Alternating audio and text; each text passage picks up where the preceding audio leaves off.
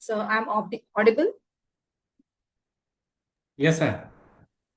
Thank you. Thank you so much. Namaskar and a very warm welcome to one and all the luminaries on the screen and the scholars in our virtual audience. Arthavyavastha, the heartbeat of a nation. It is not just about numbers, it is about the aspirations of 1.4 billion people. They say a budget is not just a collection of numbers, but an expression of values and aspirations. Today, we gather banner of Sri Venkatesh Arts, Commerce and Science College, Delgaon Raja, to decode the financial roadmap of our nation. जमीन बदली है, आसमान बदलना है. जमीन बदली है, हमें अब आसमान बदलना है. बजट के इन पन्नों से हमें हिंदुस्तान बदलना है. These line on behalf of the Department of Economic Commerce, IQAC, and Sri Venkatesh Arts, Commerce and Science College, Delgaon, I, Assistant Professor Dr. Jyoti Dhokle, am honored to anchor this interdisciplinary national e-conference analyzing the 2026, the three Kartavyas, and the path to Viksit Bharat. Our objective today is simply yet profound to understand how duty means Kartavyas serves as the fuel development means Vikas. Before we begin, I must acknowledge the visionaries whose support make this possible. I extend my deepest respect to our patrons, Honorable Raja Vijay Singh Zadav Sir, Hereditary Trustee of Sri Balaji Sansthan and President of Sri Venkatesh College, Delgaon Raja, Honorable Rani Sahib Chaya Raje Vijay Singh Zadav Madam, Management Representative of Sri Venkatesh College, our respected Principal and Guiding Force, Professor Dr. D.V. Gore Sir, whose visionary leadership continues inspire academic excellence.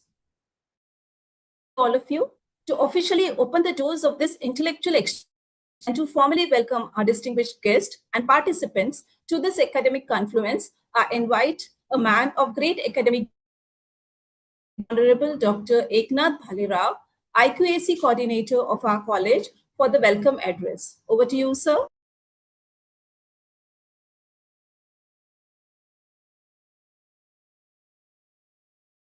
Thank you, ma'am. Respected dignitaries on the dais, esteemed speaker, honored guests, delegates, researchers, scholars, faculty members, dear participants, students, and the entire economic fraternity, a very warm and cordial welcome to all of you. It gives us immense pleasure to welcome you to this interdisciplinary National E-Conference jointly organized by Department of Economics and Commerce. In collaboration with the Internal Quality Assurance Cell of Sri Venkatesh Arts, Commerce and Science College, Delgaon. It gives me immense pleasure to welcome you to this interdisciplinary national e-conference on analyzing the central budget 2026, the three Kartavyas and the path of Viksit Bharat. This conference brings together scholars, academicians, and thinkers to deliberate on one of the most significant aspects of national development, the union budget and its broader spectrums. We are truly honored by the gracious presence of our distinguished chairpersons of this conference, Honorable Raja Vijay Jadhav Sahib, the sole hereditary trustee of Sri Balaji Sansthan Delgaon Raja and president of Sri Venkatesh Arts, Commerce and Science College Delgaon Raja. We are equally privileged to have with us our esteemed management representative, Honorable Rani Sahib Chayaraje Vijay Jadhav Madam. I extend my heartfelt welcome to our guest of honor, Honorable Raja Vijay Jadhav Sahib and Honorable Rani Sahib Chayaraje Vijay Jadhav Madam, whose constant and continued support for educational and social development truly inspire us. We are deeply privileged to have with us the esteemed inaugurator of this conference, Honorable Dr. Rekha Jain Madam, Professor, Department of Mathematics and Associate Dean, Academics and Science, Midcap University, Indore, MP. Her distinguished academic journey, rich experience, and valuable contribution to the field of education stand as a source of inspiration for all of us. We are truly grateful for her gracious presence and inaugurator of this conference. I warmly welcome our eminent keynote speaker, internationally acknowledged scholar, respected Honorable Dr. Naresh Bodke sir, Professor Dean of Academics, Appear, Gokhale Institute of Politics and Economics, Pune, Maharashtra, whose knowledge and experience will guide us through meaningful discussion. Your valuable insight will certainly enrich this academic platform. Dr. Bodke is basically from Deolga Raja, so it is our great pleasure to have him over here. We are equally honored to have with us our another esteemed keynote speaker, Honorable Dr. Megha Tapiwala Madam, Professor at the Mumbai School of Economics and Public Policy, University of Mumbai. Her profound knowledge, insightful research, and significant contribution to the field of economics and public policy have greatly enriched academic discourse. We are truly grateful for her gracious presence and look forward to her enlightening keynote address. We are privileged to have with us Honorable Principal Dr. Naneshwar Gore sir, Professor and Head Department of Economics, Sri Venkatesh Arts, Commerce and Science College, Deolga Raja, who preside over this function and delivers the presidential remark. Our loving friend Dr. Naneshwar is truly architecture of this thematic and insightful conference. His dynamic leadership, academic excellence, and unwavering commitment to the institutional growth and quality education have been truly commendable. We are grateful for his inspiring presence and look forward for his valuable presidential insight. We are pleased to have with us Honorable Dr. Narendra Shegokar sir, Associate Professor and Head Department of Commerce, Sri Venkatesh Art, Commerce and Science College, Deolga Raja, will present the introductory remarks of this conference. His dedication to the academic excellence and his valuable contribution to the department are truly commendable. We warmly welcome him and look forward to his insightful introduction. We are delighted to have Professor Dr. Jyoti Deshmukh ma'am as the anchor of this session. Her excellent communication skill, confident stage presence, and ability to conduct proceeding with the grace and clarity are truly admirable. We appreciate her willingness to take on this role and are confident that she will guide the session smoothly and effectively. The theme of this conference is highly relevant in today's context, today's scenario also. The central budget is not merely a functional document, it is a vision statement that shapes the economic future of the nation. The concept of three Kartavyas emphasizes responsibility, sustainability, and inclusive growth, which are essential for building a developed India.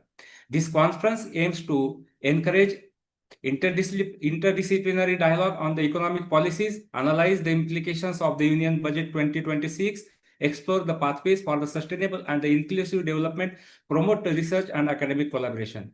I am confident that today's deliberation will generate a meaningful insight and innovative ideas that contribute to the policy of understanding nation building. I would like to take this opportunity to express my sincere gratitude to all the organizer committee members, college staff whose hard work has made this event possible. Your dedication and teamwork deserve special appreciation. Before I conclude, I once again extend my warmest welcome to all the participants. I hope this conference will intellectually stimulating and rewarding for everyone. Thank you, all of you. Have a nice day. Thank you very much. Thank you, sir. Thank you so much for that warm and gracious welcome. You have truly set a hospitable tone for this conference, sir, reminding us that while we are connected virtually, we are united in spirit and purpose. Thank you once again.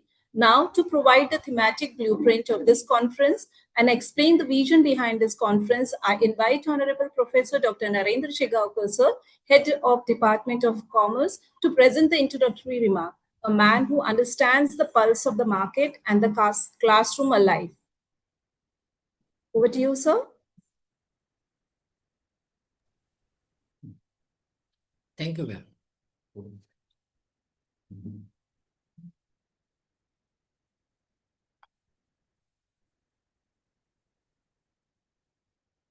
Shri Balaji संस्थान द्वारा संचालित श्री वेंकटेश कला वाणिज्य एवं विज्ञान महाविद्यालय देऊलगांव राजा जिला बुल्ढाना के अर्थशास्त्र एवं वाणिज्य विभाग तथा IQAC के संयुक्त विद्यमान से आयोजित analysing the central budget 2026 the three कर्तव्यास and three path of Viksit Bharat इस विषय पर एक दिवसीय बहुविद्याशाखीय ऑनलाइन राष्ट्रीय परिषद में उपस्थित सभी मान्यवरों का मैं नरेंद्र शिवोकार हार्दिक स्वागत करता हूं। इस परिषद में विशेष रूप से उपस्थित श्री बालाजी संस्थान के वंश परंपरागत विश्वस्त तथा श्री वेंकटेश महाविद्यालय के अध्यक्ष माननीय राजेश साहेब एवं प्रबंधन प्रतिनिधि माननीय रानी साहेब का मैं विशेष रूप से स्वागत करता हूं। एक दिवसीय बहुविद्याशाखीय ऑनलाइन राष्ट्रीय परिषद की उद्घाटक माननीय डॉक्टर रेखा जैन मैम, बीच वक्ता माननीय डॉक्टर नरेश बुड़खे सर, माननीय डॉक्टर मेधा तापीवाला मैम, महाविद्यालय के प्राचार्य तथा अर्थशास्त्र विभाग प्रमुख माननीय डॉक्टर ज्ञानेश्वर गोरे सर, एक दिवसीय बहुविद्याशाखीय ऑनलाइन राष्ट्रीय परिषद के आयोजन के पीछे की भूमिका प्रस्तुत करने वाले doctor Eknath Bhalerao sir, technical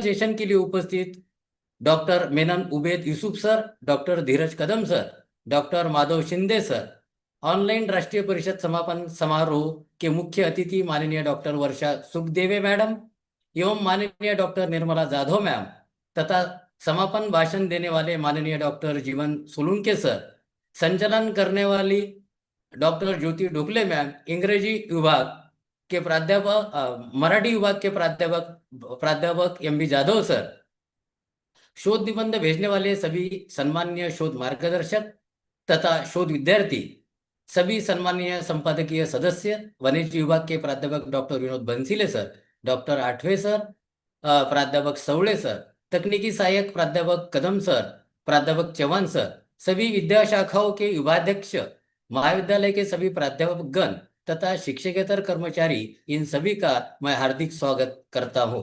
एक दिवसीय बहुविद्याशाखीय ऑनलाइन राष्ट्रीय परिषद के आयोजन के पीछे की भूमिका प्रस्तुत करने की जिम्मेदारी मुझे सौंपने के लिए मैं प्रबंधन एवं प्रशासन का हृदय से आभार व्यक्त करता हूं।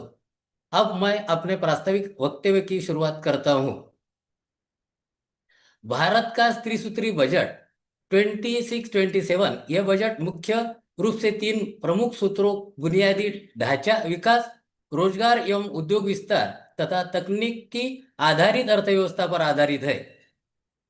इस त्रिसूत्री का पहला सूत्र है बुनियादी ढांचा विकास। वर्ष 26-27 के लिए सरकार ने पूंजीगत व्यय लगभग 12.2 लाख करोड़ निर्धारित किया है, जो पिछले वर्ष के 11.2 लाख करोड़ से अधिक है। यह व्यय देश के सकल घरेलू उत्पाद GDP का लगभग 3.1% है। दूसरा सूत्र रोजगार सृजन और उद्योग विकास। रोजगार के अवसर बढ़ाने तथा उद्योग को प्रोत्साहन देने के लिए इस बजट में कई महत्वपूर्ण घोषणाएं की गई है। सूक्ष्म लघु एवं मध्यम उद्योग MSME के लिए लगभग 10,000 करोड़ का SME ग्रोथ फंड स्थापित किया गया है। इससे नए उद्यमों को पूंजी उपलब्ध होगी और युवाओं के लिए स्वयं रोजगार के अवसर बढ़ेंगे। इलेक्ट्रॉनिक्स निर्माण क्षेत्र के लिए निधि बढ़ाकर लगभग 40,000 करोड़ कर दी गई है। इसके अलावा बायोफार्मा क्षेत्र के विकास के लिए अगले 5 वर्षों हेतु 10,000 करोड़ का विशेष प्रावधान किया गया है। इन योजनाओं से देश में उत्पादन बढ़ेगा और बड़ी संख्या में रोजगार सृजित होने की संभावना है। तीसरा सूत्र तकनीकी और डिजिटल अर्थव्यवस्था। डिजिटल इंडिया कार्यक्रम के लिए लगभग 4,750 करोड़ का प्रावधान किया गया है। वर्ष 26-27 में GDP वृद्धि दर 6.8 से 7.2 के बीच रहने का अनुमान है। वित्तीय घाटा GDP के लगभग 4.3% तक सीमित रखने का लक्ष्य रखा है। शिक्षा क्षेत्र के लिए लगभग 1.3 लाख करोड़ तथा स्वास्थ्य क्षेत्र के लिए 1.05 लाख करोड़ का प्रावधान किया गया है। कुल मिलाकर कृषि एवं उससे जुड़े क्षेत्रों के लिए लगभग 1.63 लाख करोड़ का प्रावधान किया गया है, जो पिछले वर्ष की तुलना में लगभग 7% इंक्रीज दर्शाता है। ग्रामीण विकास मंत्रालय के लिए लगभग 1.97 लाख करोड़ का प्रावधान किया गया है। पशुपालन, डेयरी एवं मत्स्य पालन क्षेत्र के लिए लगभग 8,900 करोड़ का प्रावधान किया गया है। इस बजट का निष्कर्ष, इस बजट में आर्थिक अनुशासन और संतुलन बनाए रखने पर भी विशेष ध्यान दिया गया है। यदि योजनाओं का प्रभावी क्रियान्वयन हुआ तो यह बजट वास्तव में विकास का नया राजमार्ग सिद्ध होगा, ऐसी अपेक्षा इस ऑनलाइन कॉन्फ्रेंस के जरिए मैं व्यक्त करता हूँ और मैडम के लिए फॉरवर्ड करता हूँ। Thank you, sir. Thank you so much for perfectly framing the three Kartavyas. You have provided us with the intellectual compass we need to navigate today's complex economic discussion. Thank you once again, sir. Friends, it is my distinct privilege to introduce a leader who perfectly blends academic rigor with visionary administration. Today, we are honored to have with us Dr. Rekha Jain, ma'am, Professor of Mathematics and the Associate Dean of Science at Medicaps University, Indore. Honorable Madam's influence extends far beyond the classroom. As the head of the mentorship program, she oversees a monumental initiative leading a network of over 500 mentors and 13,500 mentees. This reflects her deep-seated commitment to nurturing the next generation of scholars and professionals. Her academic journey is equally decorated, a prolific researcher with numerous publications in Scopus, SCI, and UGC index journals. She has successfully guided 4 PhD scholars to completion. Beyond research, her innovative spirit is captured in the books she has authored and patents she holds. Her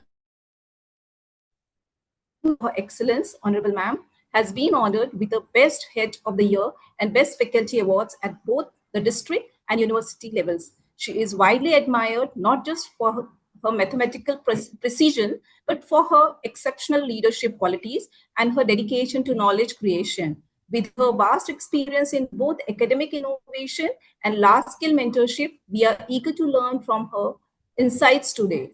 I now most respectfully request Dr. Rekha Jain, Madam, to address the gathering and share her expertise. Honorable Ma'am, please. Thank you, Madam, for a very good introduction. And good morning, all. My slides are visible on your screen? Yes, ma'am. Okay. So, respected dignitaries, Honorable Eknath Sir, Dr. Narenji, and Dr. Gore for inviting me for the inaugural session. So, my dear colleagues and dear research scholars, today we are here for the inaugural speech. And inauguration is like inaugural speech consists, कि पूरे दिन में आज हम क्या करने वाले हैं and what is this analysing the central budget 2026 the three कर्तव्यास and the path of Viksit Bharat. This title will speak throughout the day. So what are the points that is there in the tagline, like budget? What is budget? What central budget is? What are the three kartavyas that have been explained in the budget that we are going to see in my presentation? So first of all, if we will look at the topic say analyzing the central budget of 2026. So the buzzword for this is the central budget. So for budget, what do we mean by budget? As my earlier speakers explained what is budget, and they said that budget is not merely a financial statement. It is a vision document, a roadmap, and a reflection of priorities. Like in simple word, if we say a budget says how much a nation earns, right? How much is we spend and where it invests for the future. So these simple things covers in budget. For a country, a budget is like family planning. As we all do our family planning, that what should be the budget for the next holidays, what will be the budget for the our children, education, and all aspects we cover in our budgeting. Like that, in the nation, also they prepare that what kind of segments we are going to spend in the coming year. So that all covers in budget. If we don't budget, what is the need of these all? Wherever I teach something or I speak anything, then I always ask my students that always question mark, why is this? If you will understand why is this, then only we can proceed further that how important is it. So what are the 3 points that budget, if the budget will not have, then we will suffer. Resource will be wasted. Priorities will be unclear. If we don't have any priorities, then how will we budget? And our growth becomes directionless. In which direction we have to move? Whether we have to segregate our money in defense, or we have to go for the education planning, or we have to go for the infrastructure. That all we have to think, and according to the need, we have to prepare the budget. For example, if we see like war conditions आ गई अचानक से, और आपने देखा कि defence में हमारे पास कोई R&D नहीं हो रही है, डिफेंस में हमने देखा कि कोई एलोकेशन ऑफ बजट नहीं है, then how will we face these challenges. So it is always needed to have prior priorities पे रख के हमको डिफेंस बजट पे देना पड़ेगा, प्रायोरिटीज पे हमको R&D पे बजटिंग करनी पड़ेगी, प्रायोरिटीज पे हमें इंफ्रास्ट्रक्चर डेवलप करना पड़ेगा. तो ये सारी चीजें हमें बजट बनाने के पहले दिमाग में डालनी होती हैं. If we budget properly, development becomes structured, welfare becomes targeted, and growth becomes sustainable. So a budget answers 3 fundamental questions. What are these 3 fundamental questions? Number 1, where are we today? Where do we want to go? And how will we reach there? So these 3 major questions is being answered whenever we are going to have a budget. You must have heard the term economic survey, the foundation before budget. You must be knowing that the economic budget comes just before one day. You must be knowing this, right? कि एक दिन पहले एक बहुत मोटा सा document, 250 page का document सरकार जो है हमारे ऊपर पोस्ट करती है. आप जाके देखेंगे या चैट जीपीटी करेंगे तो उसके कीवर्ड्स आपके पास आ जाएंगे कि क्या क्या उसमें रहता है. तो जो इकोनॉमिक बजट होता है वो एक दिन पहले क्यों देते हैं, and why it is needed? It provides data driven insight, it highlights strengths and weaknesses, it evaluate past policies. What is the importance of that? If we have all the things that has been data driven, then we can easily take the decision. It will help policymaker to make informed decision. It will ensure the transparency, and it will provide a scientific base for budget formulation. Just like if we go to the doctor, nowadays the doctor asks, have you checked your cholesterol? Have you checked your blood sugar, average blood sugar? Have you checked on hormones? Have you checked your vitamin B12? Or have you checked your, calcium deficiency, iron? All report we have to get, and to get suggestion from the doctor. In the similar manner, the economic survey is that report of our nation, that कि हमने पिछली बार कितना allocation किया था, कितना use किया, कितना remaining है, और किस सेक्टर में हमें और अलोकेशन की जरूरत है. तो before budget this economic survey is very important, and this economic survey gives a clear cut picture that where should we allocate the budget. So we have seen that the economic survey gives us, what we have to give. I'll come to the next slide now. Without the planning, efforts are scattered, resources are wasted, goals remain unachievable. Here, I would like to connect with ancient story, ancient, हमारे जो धर्मों में कहा गया है, धर्मस्य मूलम अर्थम. इसका मतलब होता है the root of dharma is artha. ये क्या बात है बे, कि पैसा जो है वो धर्म को विचलित नहीं होने देता है. मतलब जो अगर अर्थ है आपके, अर्थ मतलब इकोनॉमिक्स, इकोनॉमिक्स मतलब पैसा, धन, ये आपको स्टेबल बनाता है, और बिना अर्थ के धन असंभव है. Let us explain this, how is it possible. Let us take an example. एक बहुत ही भूखा आदमी है जिसने 2-3 दिनों से कुछ खाया नहीं है. He has high moral values, है ना. उसने कभी चोरी नहीं की, उसने कभी झूठ नहीं बोला, लेकिन वो 3 दिन से भूखा है, बहुत गर्मी हो रही है, पानी नहीं मिल रहा है. अब चौथे दिन उसको दिखता है कि कहीं पानी है और कहीं खाना है. तो वो क्या करेगा, बिना किसी के पूछे वो खाना और पानी सबसे पहले पी लेगा, क्योंकि सर्वाइवल तो जरूरी है. कैसे वो धर्म का पालन करे. ऑल्दो इट डज नॉट कि वो जो है वो चोर है या वो किसी की सिक नहीं कर रहा है परमिशन, लेकिन रिसोर्सेज का जो अभाव है वो आदमी को अपने धर्म से विचलित कर देता है। एंड दैट इज वाई धर्मस्य मूलम अर्थम, मतलब आपके धर्म को स्टिक होने के लिए आपके पास अर्थ होना जरूरी है। अर्थ मतलब आपके पास फाइनेंस होना जरूरी है, और फाइनेंस अगर आपके पास है तो आप अपने कर्तव्य का पालन, आप अपने धर्म का पालन अच्छी तरीके से कर सकते हैं। तो that is the main thing that has come in our system. जो आप हमारे यहाँ के पुराण पढ़ेंगे या फिर आप चाणक्य की स्टोरीज पढ़ेंगे, उसमें बताया गया है कि हमारे पास धन होना कितना जरूरी है, और धन कब टिक पाएगा, जब हम इसकी पावर प्रॉपर प्लानिंग करेंगे। And that is why budget is important. एक चीज पे मैं आपका ध्यान आकर्षित करना चाहूंगी, बहुत सारे रिसर्च स्कॉलर्स हैं यहाँ पे, कि क्या होता है ना, आजकल के यंगस्टर्स जो हैं वो इजी चीजें करना चाहते हैं। जो जेनजी जनरेशन है that wanted easy shortcut, they wanted to have fast food because ये जल्दी से बन जाता है, they wanted to have quick recipes.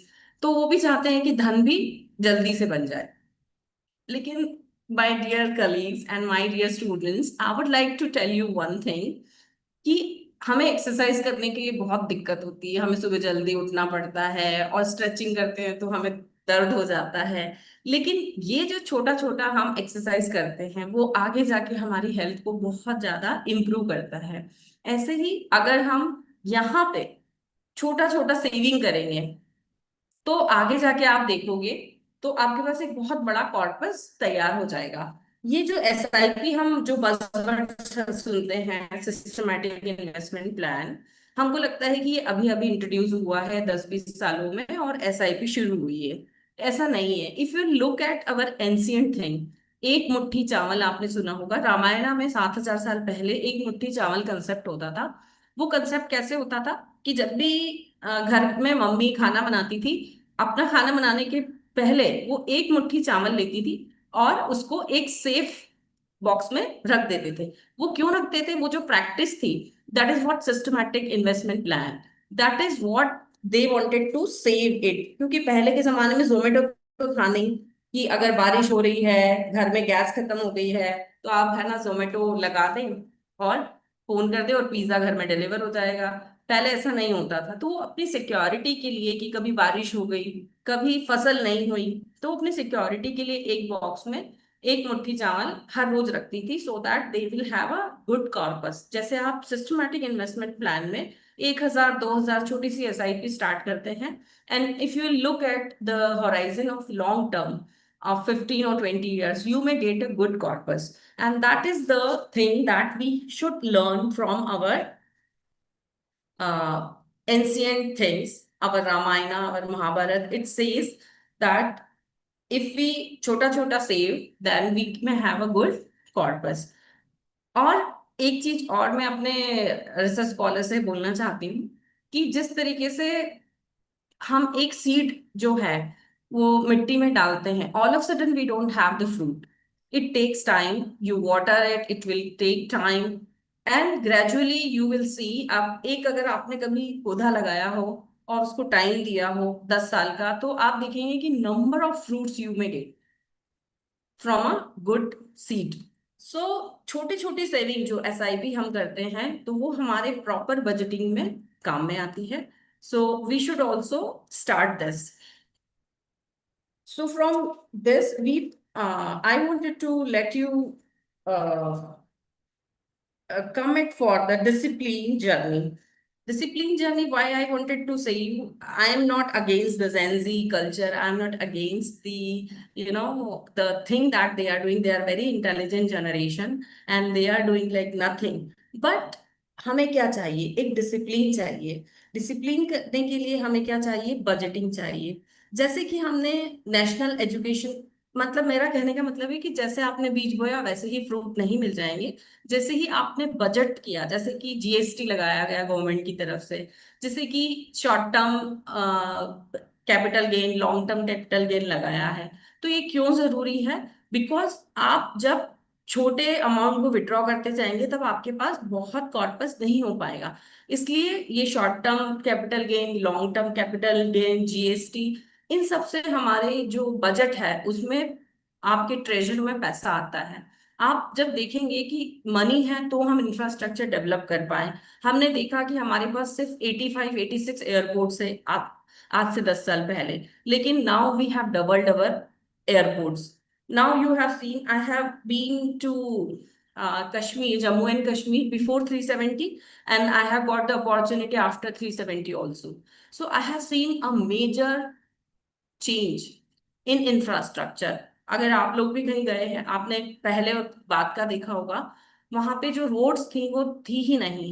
वहां पे जो टनल्स, अभी जो मैंने देखा वहां पे इतनी टनल्स हो गई हैं, और जहां पे जाने में 8 घंटा लगता था वहां पे hardly we are reaching by 1 hour. तो छोटा छोटा हम जो कंट्रीब्यूट कर रहे हैं जीएसटी के through, long term capital gain, short term capital gain, इसके थ्रू उससे बजट में कॉर्पस तैयार होता है, और कॉर्पस तैयार होने से सरकार जो है वो इंफ्रास्ट्रक्चर में, डिफेंस में पैसा लगा पाती है।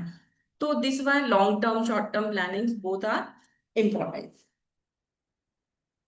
So I would like to concentrate your uh, thing on discipline first. Why discipline is needed?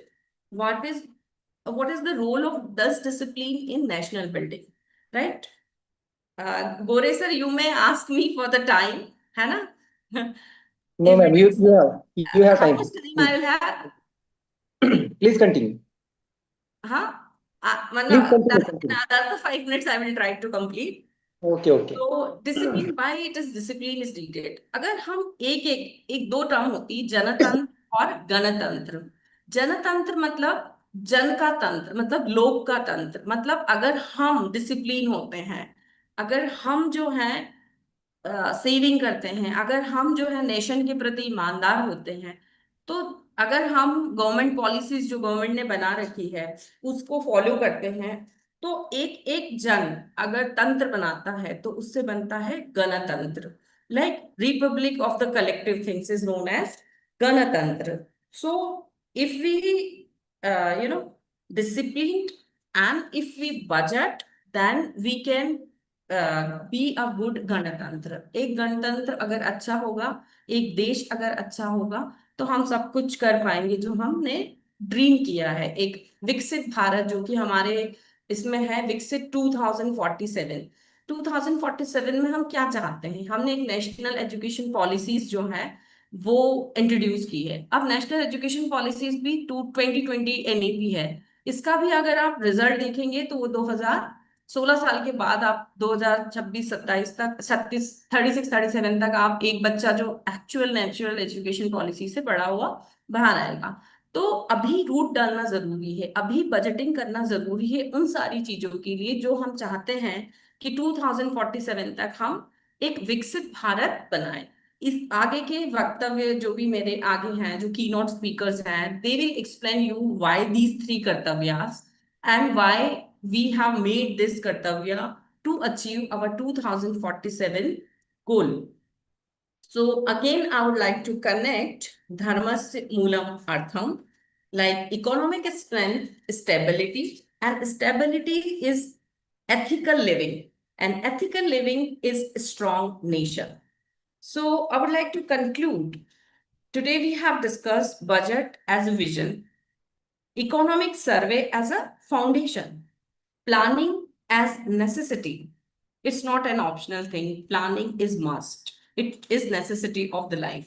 Discipline as a pathway, as I have explained deeply that discipline is must. Wherever you want to achieve, you have to plan it step by step. If after a year you want to go to, suppose Europe, then you have to plan step by step that what kind of health I need, what kind of money, how much money I will be needing, or what kind of holiday I will be having. 2 दिन का trip नहीं हो पाएगा, 10 days or 30 days I want to go to Europe. And that is how you have to plan everything. So discipline way is important. Ancient wisdom as a guidance, हमारे जो भी literature है, कुरान है, हमारे रामायण है, महाभारत है, उसमें जो आपको इकोनॉमिक लेसन्स मिलते हैं वो that we have to follow. So let me conclude with a thought. A nation does not grow by chance, it grows by choice. So let us all commit to discipline, to planning, and to responsible growth. Thank you so much. Thank you once again, Dr. Gore, Dr. Naren, and all the dignitaries for giving me opportunity to interact all the intellectual mind of future our scholars. Thank you so much. Thank you, Jyoti ma'am. Thank you, ma'am. Thank you. That was a masterful opening, ma'am. Your words have acted as the inaugural spark for this conference. You have reminded us that the path to Vikasit Bharat is paved with both innovation and academic discipline. We are deeply grateful, ma'am. Thank you once again. Friends, it is my privilege to introduce our next distinguished academician. Madam, please stop your screen sharing. Jane, madam. Yeah, just.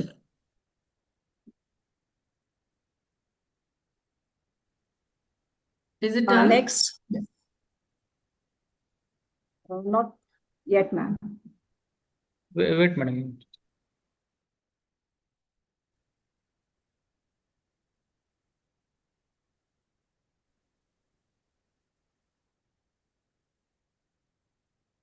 Yes, I think it's done.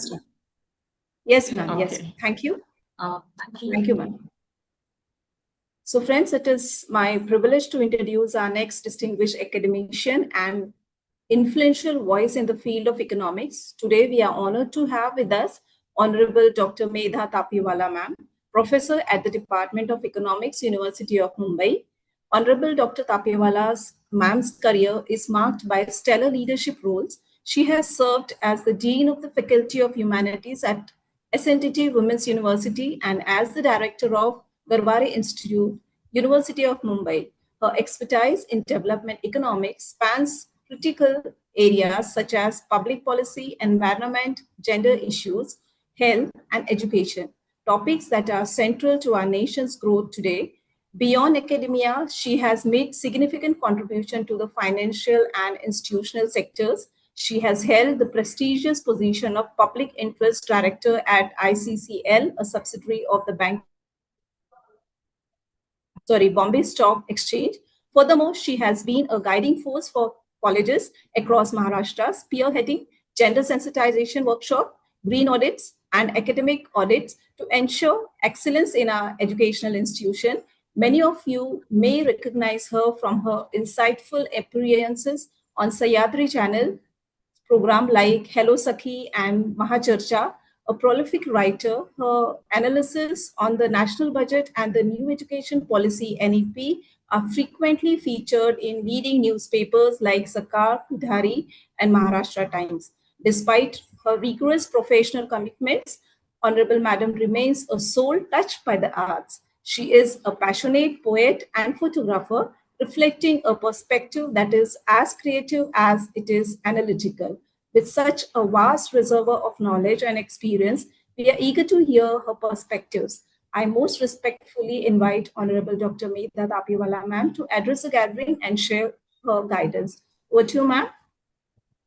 Thank you so much for these kind words, and it's my privilege to be here along with so many eminent economists, people from other faculties, research students.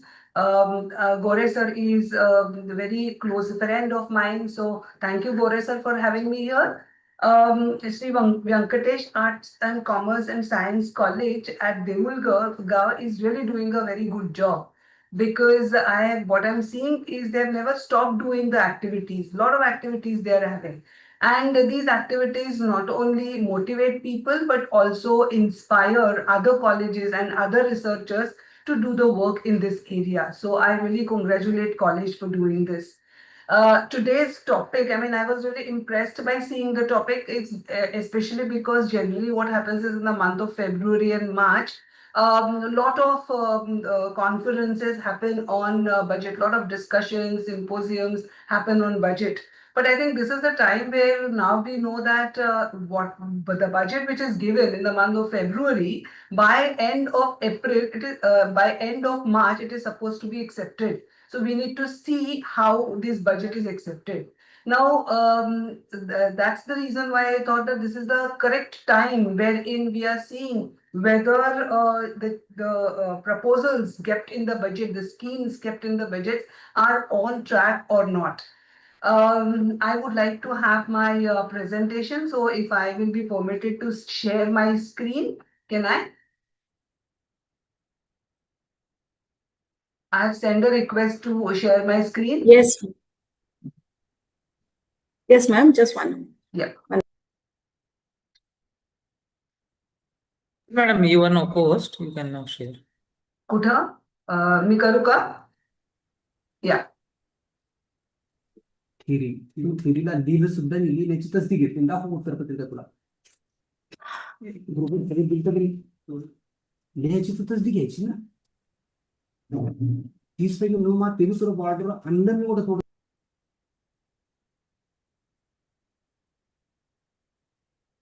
Is my screen visible?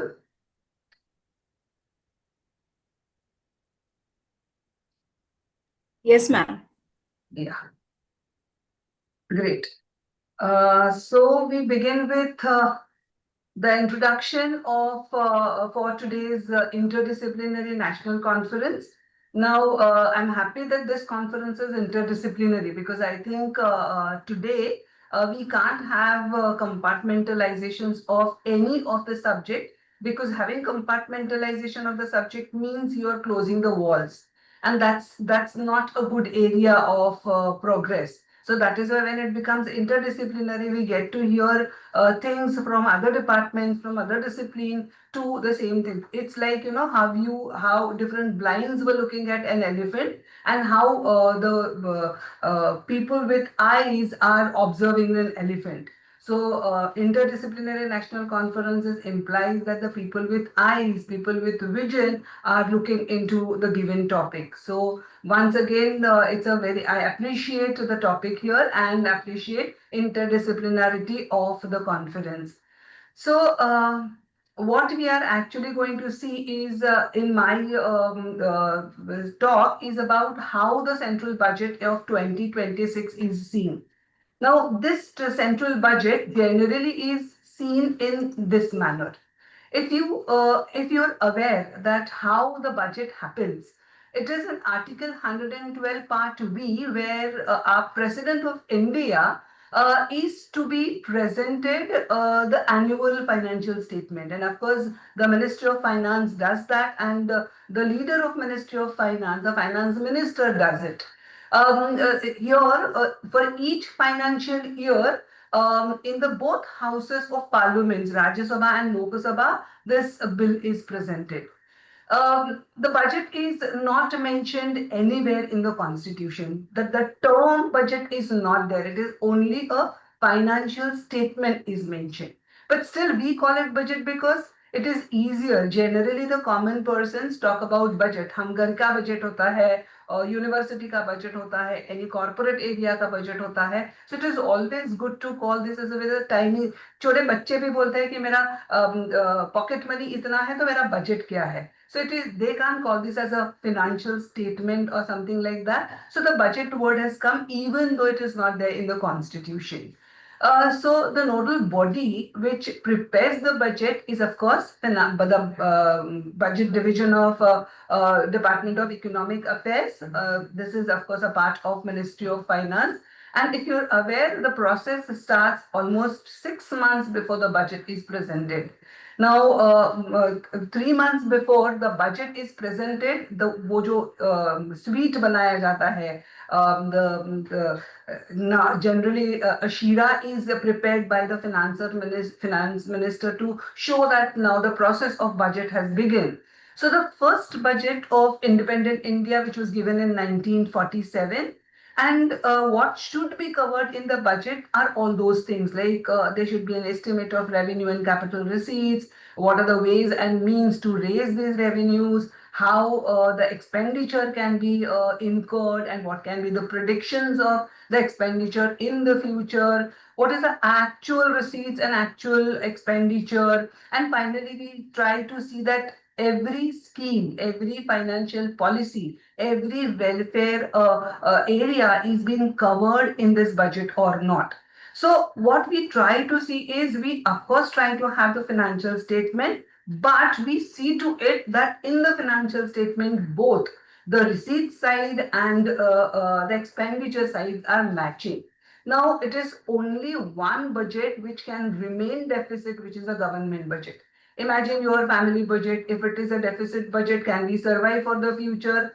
Becomes difficult because nowadays banks also would not give you, if your deficit is for a long period of time, the loan will also be issued by the bank provided you have a repaying capacity. So that is why it is only budget which can become deficit or which can remain deficit for years together, which can be the public budget. And this is like the budget which is given by the government, either central government or the state government or any PSU's budget. Till 2020, 2017, the budgets were separated for railway budget and general budget. Railway being the biggest public sector unit. Till 2017, it was separated, but from 2018 onwards, it is all together. So now we combine the railway budget is a part of our union budget now. These are the stages. I started from presentation, but as I said before presentation, it's a journey of 6 months where the preparation starts. Because as economists or as the researcher in economics, what we try to do is we collect a lot of data. Now, data from different area of how much was the expenditure last year, how much expenditure is expected for expected growth in that year. So before the presentation, almost 6 months before the preparation starts, then the presentation happens. Earlier the presentation used to happen in the month of March. Now the presentation happens in the month of February. So what happens is, it is always earlier. If I remember, the budget used to happen in the evening. And then the whole night people used to think about how the budget goes, and next economic times, different columns are filled with what was talked and all. Now what happens is the budget starts in the morning at around 11 o'clock and gets over within 2 to 2.5 hours. It depends on how long the budget is, how many, what kind of schemes are introduced. So the presentation happens. Now, after the presentation, the general discussion happens in both Rajya Sabha and Lok Sabha, and then in different departments. Now, when the schemes are given or when the estimated expenditure is given, it is needed that each department scrutinize those expenditures. So that is why scrutiny or by the different department committees happen. Then there is a voting on demand by grant happen in the parliament. And finally, after a month's time, the appropriate bill is passed. And that is why then it becomes the budget which is accepted as a financial bill. So these are the steps within which our entire budget journey happens every year. Now let us come to what happens to this year's budget. That is the introduction which I'm going to make for 2026-27 budget. If you see this red bag which I have shown here, this is the bag which is a symbol for the union budget which is given by our finance minister for a long time after almost 1951 onwards. This bag is being used. I mean, it's not the same bag, but the pattern is the same. Now, the peculiarity of this budget is that this is the first budget which is inaugurated the Kartavya Bhavan, which is a newly constructed building. So this budget is the budget which is special for this Kartavya Bhavan, and that is why the ingredients in this budget is also related to what this Kartavya Bhavan is meant for. So this budget is framed especially for Yuva Shakti driven budget. Now, why is it called Yuva Shakti? Is it because India is the country to have maximum youth dividend? I hope you understand youth dividend. जो young लोग हैं वो सबसे ज्यादा this year India में है. So as a result, I mean, even in the absolute terms, we have maximum the numbers of young people in India, and even in terms of percentage, we have maximum numbers of because now India is the first largest country of population in the world. So what we are trying to do is Yuva Shakti driven budget is meant for how we are going to make our country Vikasit by 2047. So by using today's youth, we are converting our liabilities into assets to make Vikasit Bharat by 2047. So that is the anchored in the vision of Vikasit Bharat. It reflects the guiding principles of action over ambivalence, now reforms over rhetoric, and people over popularism. I hope you understand the meaning of it. In economics, we always have a dilemma between what is idealistic and what is normative. We always have the dilemma between whether qualitative things should happen or quantitative things should happen.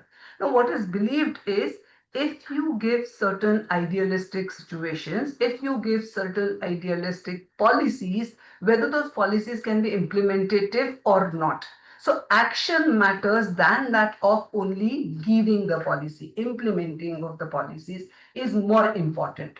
Reform over rhetoric implies that we need to have, in case if we understand that these are the wrong things which are happening, we should be able to reform the resources. We should be able to reform in that particular situation and progress with what we have. And of course, today we are not talking about only populism. We don't want to make only popular budget, but we want to, I mean, this is what is the idealistic situation, that we want every downtrodden to get the benefit of the policies, the benefit of welfare expenditure, which the budget is expected to have in the given period of time. So that is why this budget is guided by three Kartavyas. And I'm so happy that this conference is going to have proceedings on these three Kartavyas in the remaining time of this conference. So I'm sure you would be able to hear a lot of things of those three Kartavyas in the later half of this conference. But I will just give the introductions of these three Kartavyas, and then I will put my last section will be what are the cause of concern and how we can overcome these cause of concerns about this. Because understand, it's not easy for a country like India, which is so big, which is so heterogeneous, which has got so many versatilities in terms of geography, in terms of caste, in terms of class, in terms of religion. It becomes damn difficult to use all these idealistic situation in the realistic one. So this is guided by those three Kartavyas. Now, what are those three Kartavyas? These Kartavyas are to sustain economic growth is the first Kartavya, because if we are unable to maintain the growth, we will be lagging behind, which will not be suitable for a country like India, because now we are aspiring to become one of the top 5 countries in the world. Now, we were 4th largest country in the world just 2 months back, but because of reforming of measurement of national income, we have gone little behind. I mean, we're going, when I say we have gone behind, it is not in the real terms, but in the nominal terms. Now we are the 6th country of the world, but we will be coming very soon in our aspiratory numbers. So what are the fulfilling of those aspirations? The fulfilling of those aspirations implies that we need to build the capacity for the youths and citizens. We want to have the prosperities to be brought back to India. I mean, I understand that if we look behind in the history, not very recent history, but the histories of, say, 12th century or, say, 16th century, or even before that, what we have seen is India was the country with the golden smoke.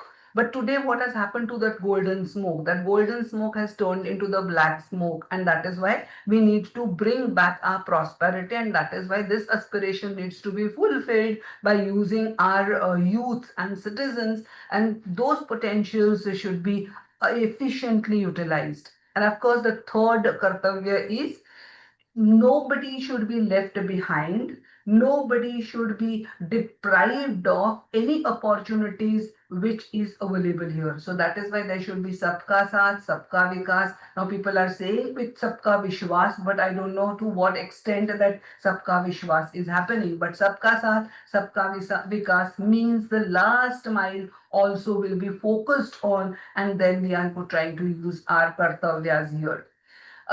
These are the kartavyas. I mean, I will not go into the details of these kartavyas because if you open the account of our financial bill and our the finance ministry website, you will have all these things. But what I want you to understand is, see now how we are changing our outlook. We are changing our outlook only by focusing on for India to become a manufacturing hub. We want to have a strategic and frontier sectors to be brought forward. Now, why are we looking for all this? Because now we have realized that it is not only the service sector which was actually pulling our growth for last few years would continue to do that. But unless we focus on manufacturing, unless we focus on those areas of manufacturing which were the areas which earlier were not looked at, and that is how we are actually going to see, for example, pharmaceuticals, for example, semiconductors, for example, textiles. Earlier we were dependent only on jewels, artifacts, agricultural factors, but now look at what are we focusing on. We are focusing on areas like the technology, digital technology, pharmaceuticals, semiconductors, so what are now we are trying to do is we are trying to improve on employment. Now, for improving employment, we need to have manufacturing, and for manufacturing, we need to focus on those industries which will not only improve the demand but also improve the supply.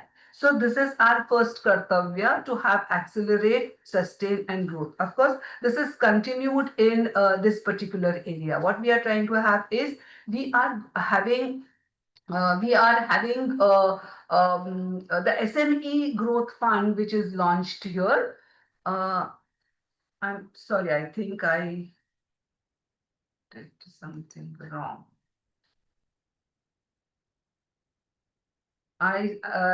Is my screen visible to you all? PPT is not visible, ma'am. You are visible. So now is it visible? Yes, ma'am. Yeah. So now what we are trying to do is not only the big pharmaceutical or big industries, which are the big industries or manufacturing industries we are focusing on, how we went for our industrial policy in 1956, but now we are also focusing on SMEs. We are also focusing on those areas where on one hand, we would have big industries progressing, and on other hand, imagine 10,000 crores for SME growth. Now, if 10,000 crores would be used for SMEs growth, to some extent, we are giving little bit push to the MSEs, and that is how we can have employment still further increase, because big industries would go for capital intensive technologies, whereas SMEs generally go for labor intensive technologies, and that is why we want SMEs also to be progressed. We have 2,000 crore fund kept for corporate mitras. Now this is the self-reliant India fund. Now huge amount of money now is being sanctioned for the first sustainable growth kartavya of India's. Now, this growth would be completely handicapped if there is no infrastructural growth. And that is why the infrastructural growth also should be funded in the budget. And that's what I think the budget has done. Budget has given those 7 high-speed rail corridors between different cities. Mumbai, Pune, Hyderabad. These are the cities where we are actually trying to see whether the development is happening with the manufacturing or no. These are the cities which are tier 2, tier 1 cities, and those cities, if are connected, maybe this will give a boost to, or in economic terms, we call this as a multiplier term, and this multiplier would further give boost to the industrial progress. Now, there's a coastal cargo promotion scheme is also happening. I hope you have read what is coastal cargo promotion scheme. This coastal cargo promotion scheme implies that the roads and rails are also helping coastal areas to get connected. So many ports are getting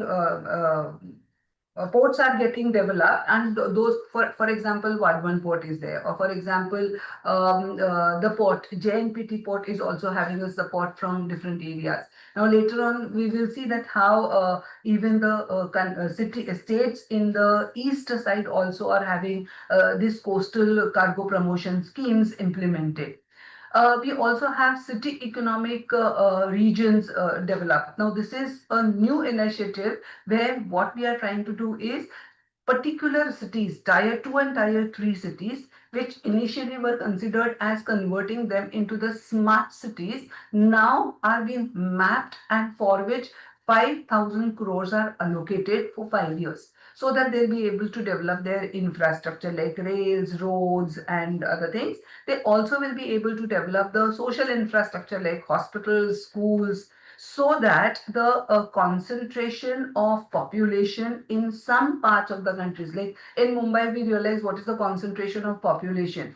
The density of population in Mumbai is somewhere like 800 people in that small area of 10 by 10. Imagine when in the entire country for one 10 by 10, there are only 2 persons is the density. Mumbai, the density is so concentrated. So, we don't want to have, because concentration means pressure on the infrastructure. Concentration means pressure on resources. So pressure on resources means unutilization or misutilization or inefficient utilization of resources.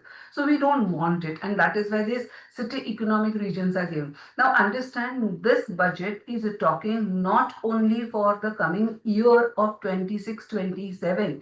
I'm talking about the financial, but it speaks about what is going to happen till 2030. You see, so maybe now we are laying down the action plan, and we are expected that the coming budgets also will follow these action plan. A scheme for carbon capture, utilization and storage, which is launched to decarbonize this area. See, basically what happens is, when we go for heavy industries, when we go for more industrialization, we are bound to have the global warming contribution, because that leads to exhalation of more carbon, and that leads to exhalation of pollution. So that is the reason why we need to be having a green growth. I'll show you in other ways. What we are trying to do is, now we don't want to use these industries dependent more on the fossil fuel. We want these industries to use green fuel. So the carbon capture would be possible. And if carbon capture is possible, we can also have a market of carbon credits, because India is still having huge amount of potentials in carbon credits too. Then what we are going to see is the next Kartavya, which is the second Kartavya, which fulfills aspirations and build capacity. Now, understand, now we are having Gen Zs.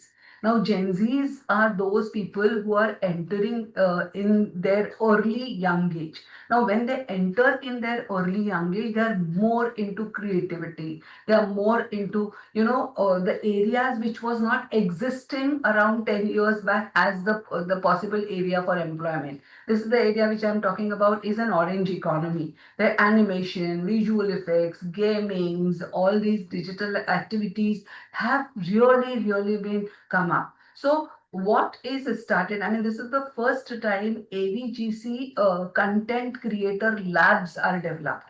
And many schools, I mean, imagine the college like yours and mine, which did not first understood the importance of animation and visual effect. Now we are compelled to have our presentations with the help of animation and visual effects.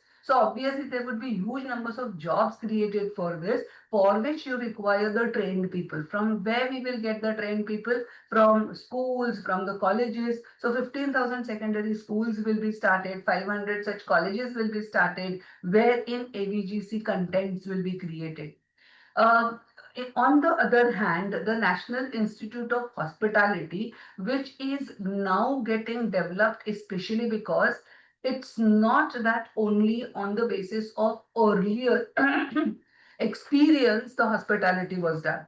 But now we are talking about the trained hospitality. So National Council for Hotel Management and Catering Technologies also are getting upgraded.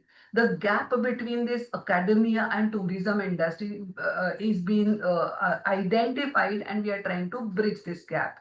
Now, besides this, we also want our people to be healthy people. Now, for people to be healthy, we need to have good sports. So, Khelo India mission is there. Building on this Khelo India mission, what we are trying to do is every school and colleges also are compelled to have participated in Khelo India mission. I don't know if your university is participating, but in our university for last 15 days, Khelo India mission is actually happening, and I'm seeing what is happening over there. People from different areas of the employment have come here. Some people are from police, some people are from SRF, some people are from colleges, some people are from corporate sector, and lot many tournaments are happening at our university. So this is under, lot of funds are being available for this. Now, this Khelo India mission was there even in last year. So the plan was given in the last year, which is now continued even this year. So with which the sports sector is trying to identify. Again, it will be on both the sides, demand as well as supply. We are developing the sportsmen, and we are also developing the sports goods. So it is like we are also, the support is given to the infrastructure of the sport, support is given to the commodities in the sports, and support is given to the HR in the sports. So this is how Khelo India mission is launched. Medical value tourism is also there. You must have heard about ABHA, Ayushman Bharat card. Now this ABHA card is being used by different people even in the villages, even in the interior parts of the rural areas, tribal areas. This ABHA is used. There are Ayush centers. Some good fund is being sanctioned for Ayush center, and with which we want to have not only wealthy but also healthy interior India, the rural India. Women in STEM was very insignificant earlier, and the speed of women coming into the STEM was not up to the mark. It is because, see, if you see the results of 10th and 12th, you would find that in the top 10 or top 100, you would find many girls. But where these girls are going? These girls are not coming into STEM. If you see in the later period, how many such girls, such women have come to the technical STEM is science, technology, and engineering and mathematics. That's the full form of STEM. So if girls are promoted to come to STEM areas, we would have huge amount of potentials which is available amongst the girls can be tapped here. So for which again the infrastructure is developed, as hostels are developed, the funds is being provided for that. Then comes the third Kartavya, Sabka Saath, Sabka Vikas, and I have added this as Sabka Vishwas.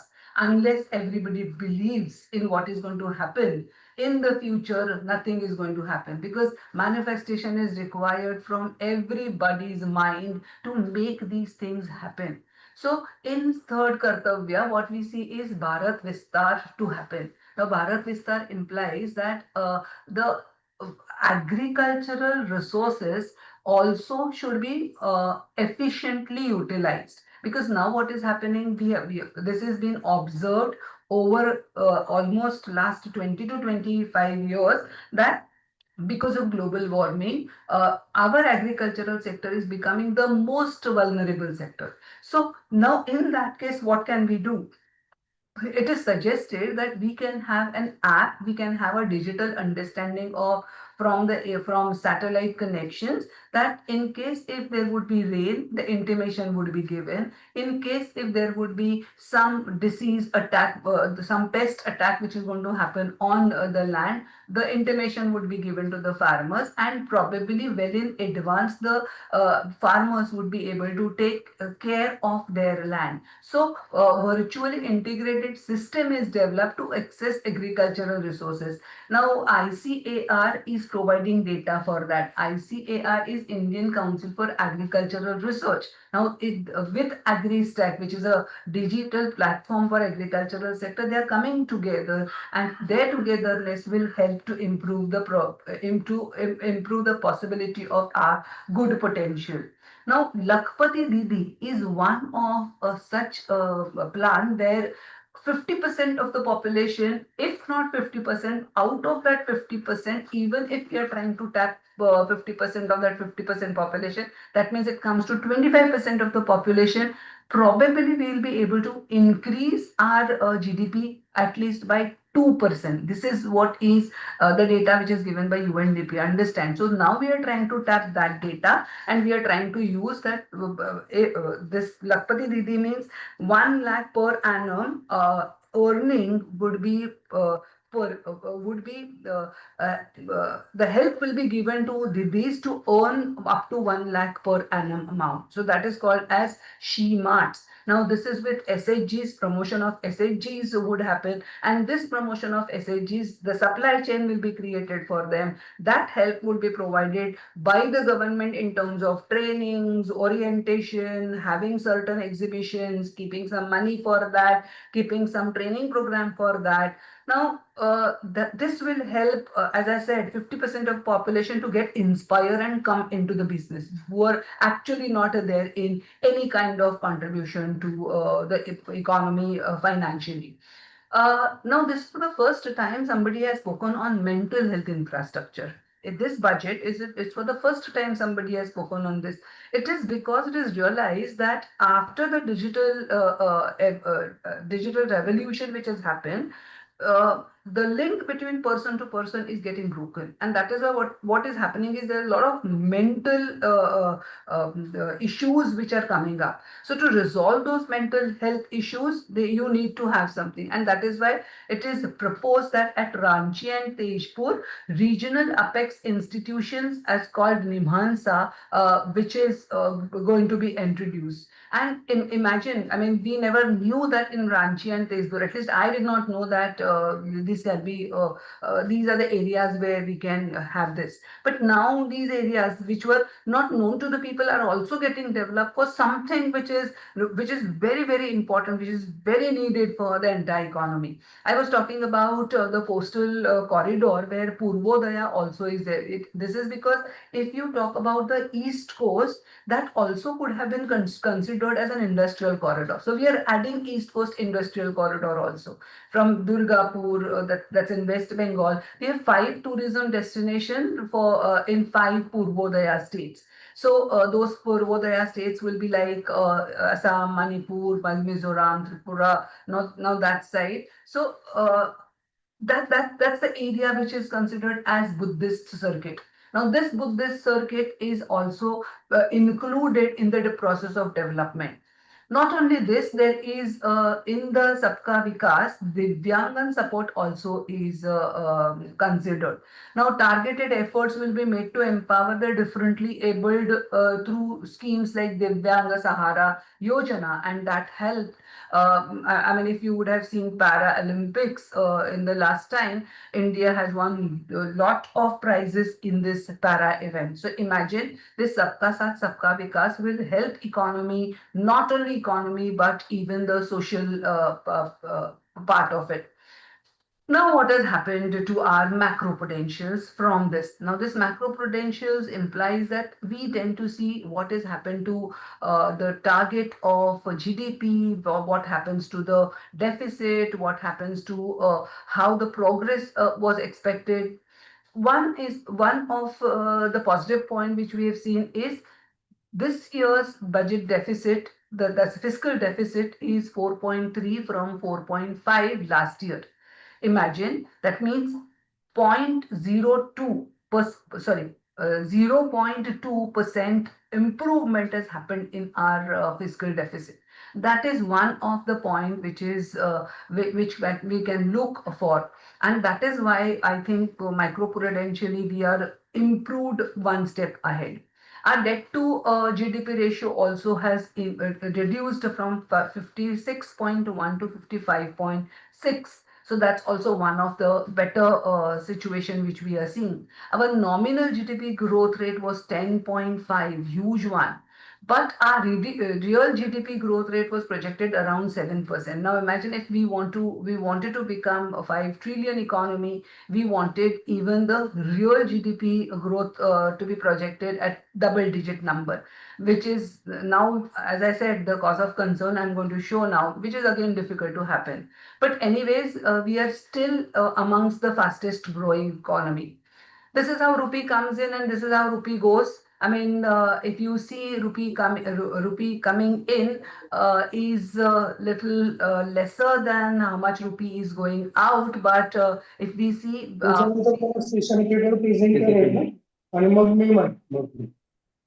I'll continue, right? So this is what rupee come and rupee goes out. Then comes the cause of concern. Now, after 2 months from the budget given, the statements given, we have realized that there's a global economic slowdown. Suddenly war started. Geopolitical conflicts have come up. Hormuz trade disruptions are very, very harmful for the entire world. Now, in that case, what are we going to do? So, it's like if there is something negative happening, how we try to control the debt, this is called as deadweight loss. So, what we try to do is we try to minimize the loss, and that only will help this trade disruption. In our budget, that provision has not made, and that is why there is a question mark that how we are going to deal with this. There's a large shortfall in the income tax and GST collection, which is because of which there's a fiscal space which is sharply reduced. So we need to work on that. Now, why income tax collection has reduced? It is because people have lost their job, unemployment is increased.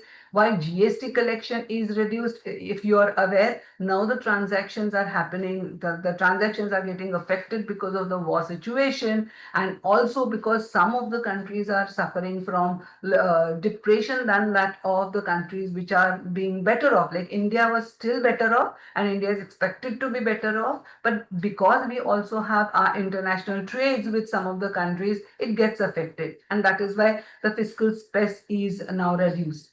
Bharat Vistar and Biopharma Shakti requires advanced institutional capacity. Understand what it means. It means that today it is started, but that doesn't mean that today itself it will take that exponential speed. It takes exponential speed only when the institutional capacity is built, and it takes time to build the institutional capacity. So maybe after 2-3 years, this institutional capacity will be built, provided the bureaucratic bottlenecks are stopped. I mean, just to move one file, if around 6 months are taken, then I think Bharat Vistar and these Bharat Biopharma Shakti would take little more time. Persistent foreign portfolio investor outflow and unclear foreign direct investment outlook. That is the reason why we are facing issues even inside. External financial stability and investor confidence in India is getting affected, especially because India has still not been prepared for such a shock which is happening. Now, what we are trying to do, I mean, just a few days back, 2 days back, there was a conference where Honorable CM spoke about how Maharashtra is going to overcome all this. And, it looked very, very supportive. It looked very, very, we can think of having these concerns which can be sorted out. The last concern, which is of our, I mean, again, close to our heart, especially because education and employment skill mismatch, because we belong to it.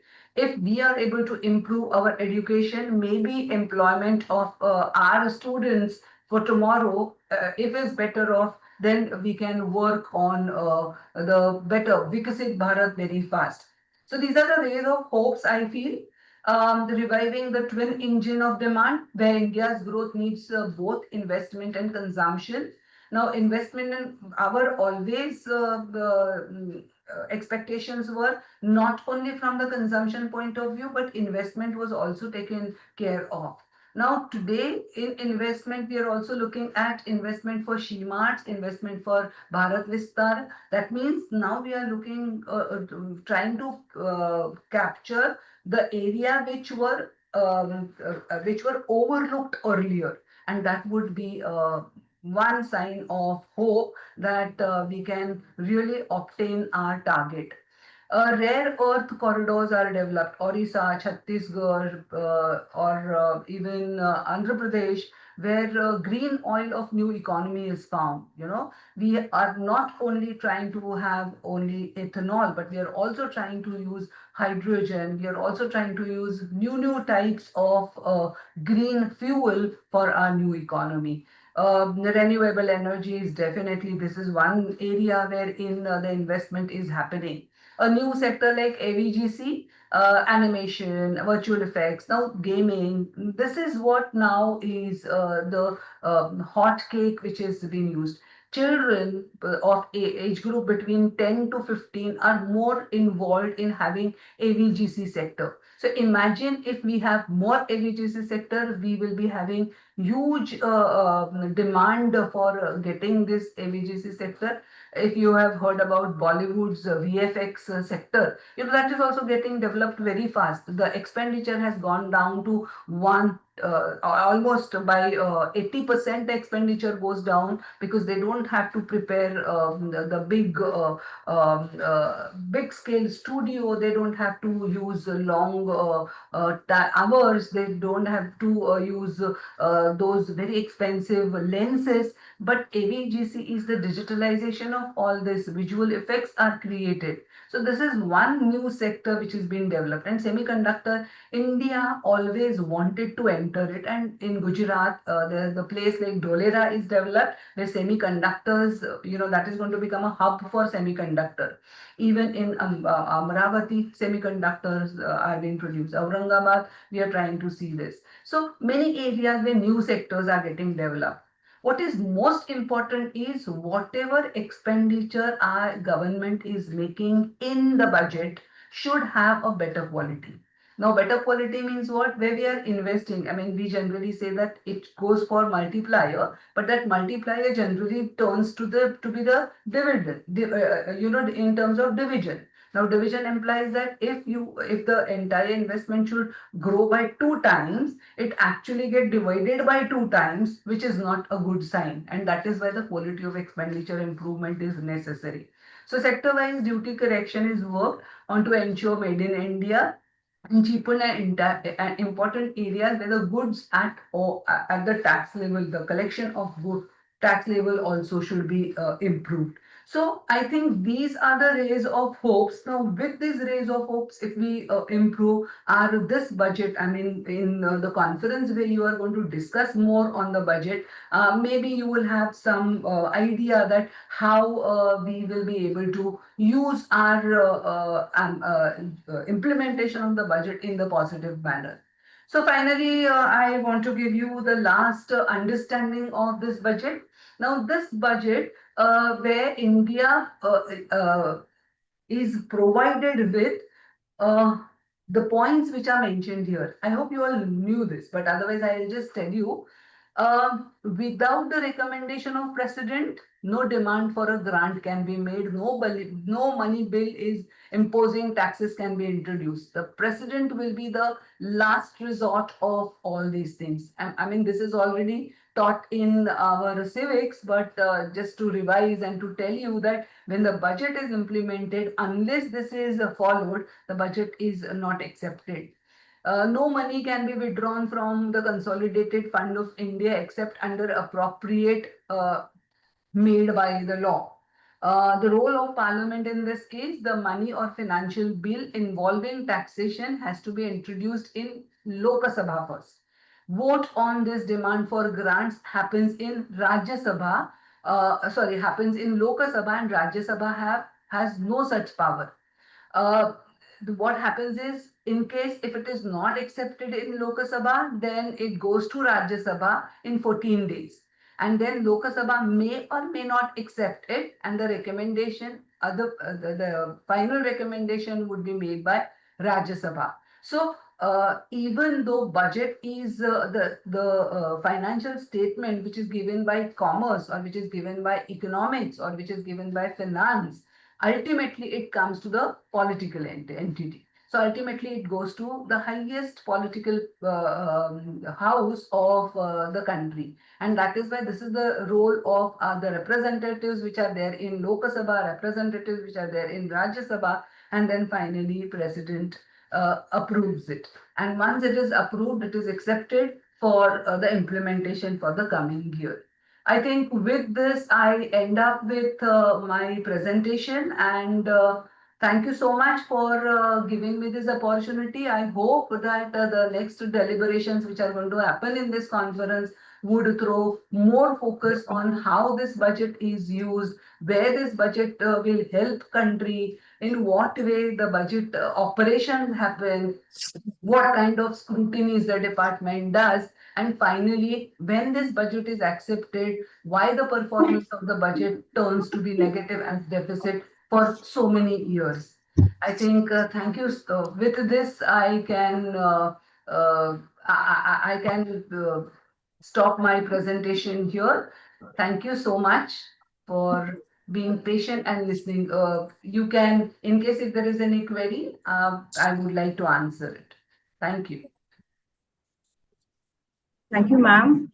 Thank you so much for those brilliant insights. Your focus on public policy and the human element of the budget was eye-opening.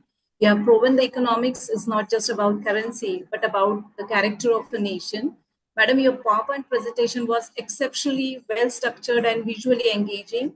The way you simplified complex data from the Central Budget 2026 made the session incredibly accessible for all our participants. We are deeply grateful for your expert guidance today. Your insights into the 3 Kartavyas and the roadmap to Vikasit Bharat have provided our researchers with a clear academic direction. On behalf of the Department of Economics and Commerce, I would like to express our sincere gratitude for such an enlightening session. Thank you so much.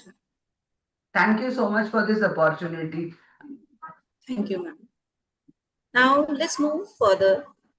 It is my pleasure and pride to introduce the president of today's inaugural valedictory program, Honorable Principal Professor Dr. Jnaneshwar Vishnu Gore sir, currently serving as the principal of Sri Venkatesh Arts, Commerce and Science College, Devgavraja. Honorable sir also leads the Department of Economics as professor and head.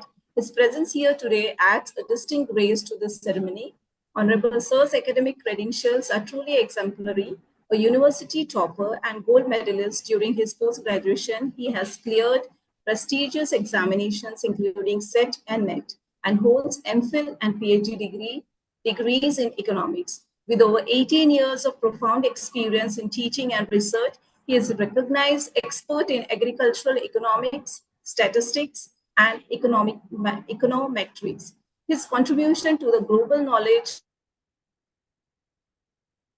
is immense, with 10 published books, over 40 papers, and his mentorship of 4 PhD scholars who are currently flourishing under his guidance.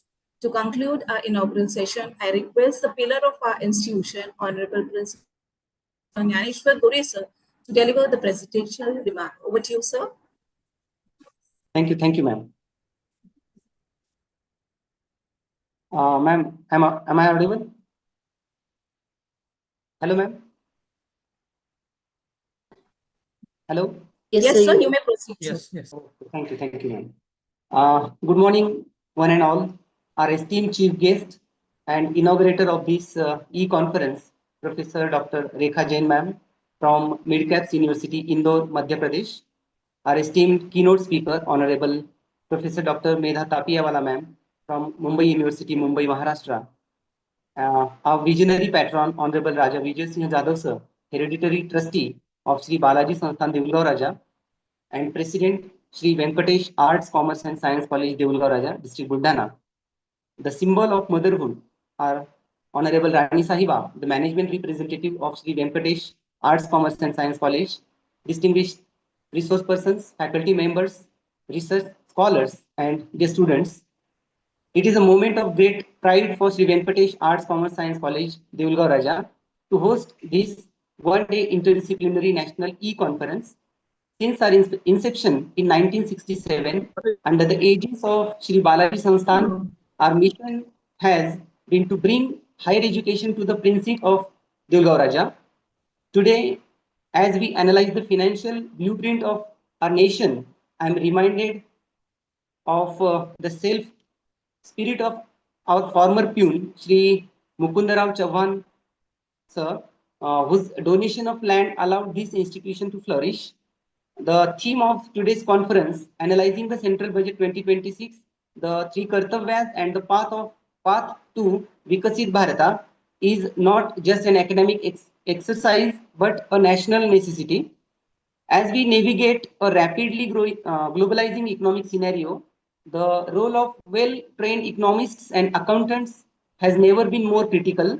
The three Kartavyas outlined in 2026 budget represents a strategic shift from incremental growth to transformational overhaul, designed to the anchor India's status as a global economic powerhouse.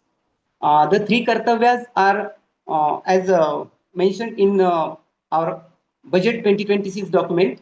The first Kartavya reimagines the farmer as an entrepreneur by moving beyond traditional subsidies.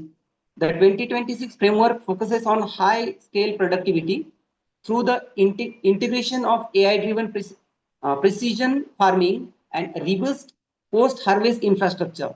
The goal is to minimize wastage and link Indian farmers directly to the global value chains, ensuring that agriculture becomes a high yield sector rather than subsistence based one. The second Kartavya aims to make India a linchpin in global supply chain. This duty focus on strategic indispensability, particularly in high-tech manufacturing, green energy components, and semiconductors by incentivizing deep tech integration and streamlining logistics through the PM Gati Shakti framework. India seeks to ensure the global economy cannot function effectively without Indian manufacturing inputs. Third and the final Kartavya recognizes that a nation is only as strong as its people. It prioritizes a dynamic skilling framework that aligns education with Industry 5.0 landscape by bridging the gap between academic theory and vocational mastery. This duty ensures that India's demographic dividend is converted into a skilled, resilient workforce capable of lending innovation on the global stage. Through our departments of economics and commerce, we have nurtured since 1967. We aim to foster scholarly dialogue. I'm pleased to see various research papers arriving from across the country, covering everything from empirical studies to the thematic analysis. I urge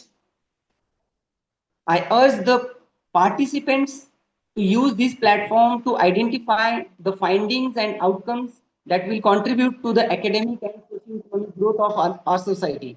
I extend my deepest gratitude to the organizing committee and the IQAC for their tireless efforts and in making this e-conference a reality. I wish all the participants of a day of fruitful deliberations and intellectual growth. With these words, I formally welcome you all to this e-conference. Jai Hind, Jai Maharashtra. Thank you. Thank you, ma'am. Thank you, sir.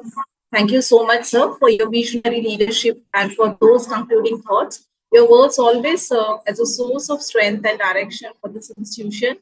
As they say, a leader is one who knows the way, goes the way, and shows the way. So thank you so much, sir, for your kind words. Now we are going to move from the policy landscape to the technical arena. This session is where research meets reality. In this technical session, our participants will present their research, the ink and ideals of our academic community. We can say data is the new oil, but analysis is the light that shows the way. So I would like to invite Dr. R. Geeta Saranya, visiting faculty from Meenakshi College for Women, Kadambakam, Chennai, Tamil Nadu, to present her research paper titled Tracing the Impact of Budget 2026 on Dairy Sector in India. Dr. R. Geeta Saranya. Is she there?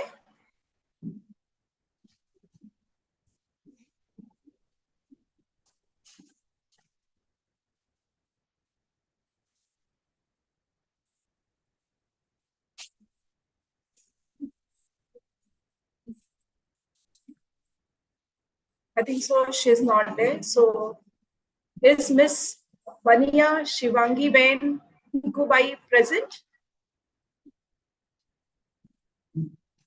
Yes, ma'am. Okay, so I would like to invite Ms. Vania Shivangi Ben Bikubai, research scholar from the Maharaja Sayaji Rao University of Baroda, Vadodara, Gujarat. Her title of research paper is Environmental Implications of CCUS Allocation in Union Budget 2026-27, Conceptual Analysis of Industrial Emission Reduction in India. You can start now, Ms. Vania. Yes, ma'am. Yes, ma'am.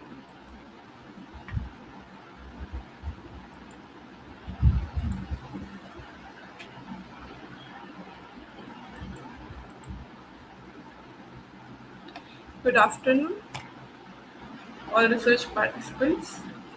Myself, Shivangi Vania. I am going to present a research paper on the topic Environmental Implications of CCUS Allocations in Union Budget 26-27, a conceptual analysis of industrial emission reductions in India. The flow of presentations are as follows, with the introduction, literature review, objectives of the study, methodology, CCUS projects and initiatives in India, policy implications, findings, conclusions, and suggestions.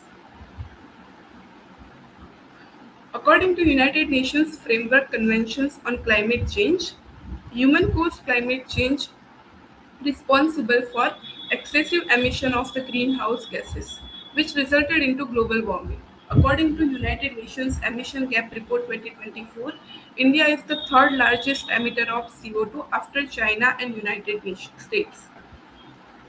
In Union Budget 26-27, our Finance Minister has announced an outlay of Rs 20,000 crores for carbon capture, utilization and storage technology. Industries such as cement, steel, chemical and power generation are considered difficult to abate sectors due to their significant and inherent CO2 emission from operational activities. As the key emitters and drivers of economic value, these businesses must take proactive steps to manage the emissions and fulfill carbon reduction strategic obligations.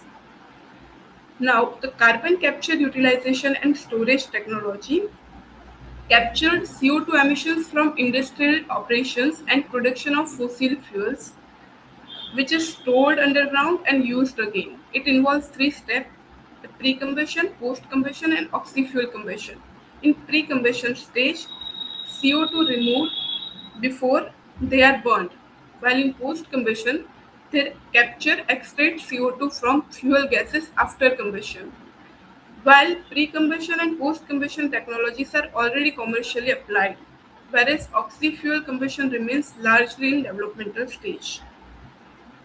In literature review, in 2025, we and others concluded that CCUS technologies show strong potential for supporting a low-carbon economy, but their large-scale adoption remains limited by high cost, regulatory gaps, monitoring challenges, and public acceptance issues. In 2025, Cheng and Deng concluded that despite of its high cost and slower than expected progress, CCUS remains an essential complementary technology for achieving net zero emissions, particularly in hard to abate industrial sectors. To examine the implications of CCUS allocations in union budget, the objectives of the studies are as follows. First, to examine the environmental implications of CCUS in reducing industrial carbon emissions in India.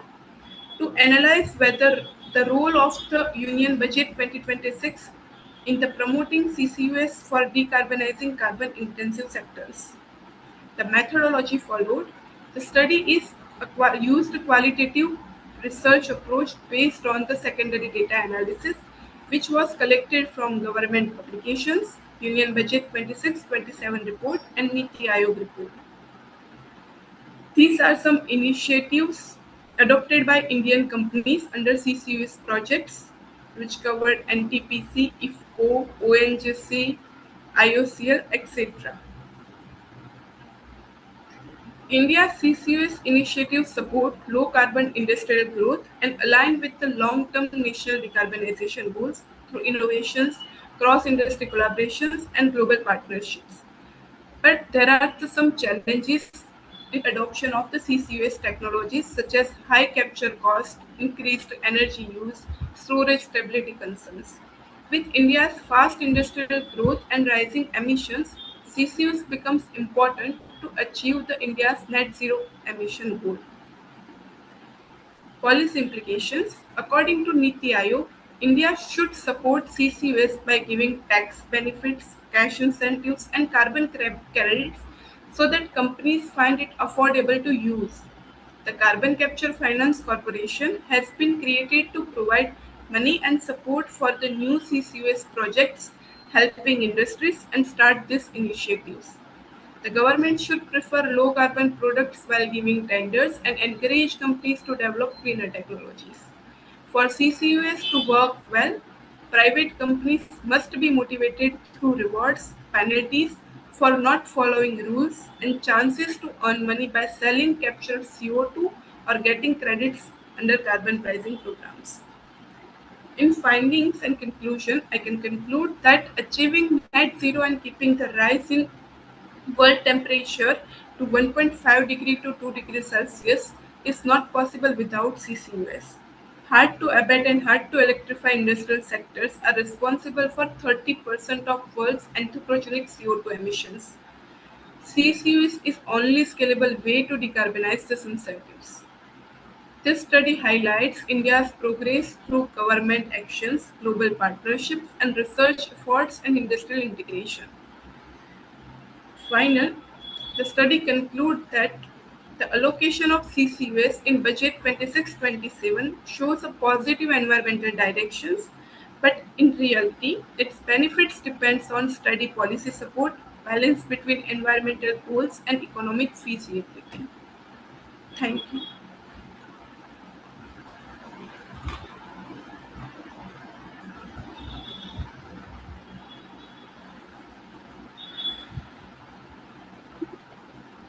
Stop your screen sharing.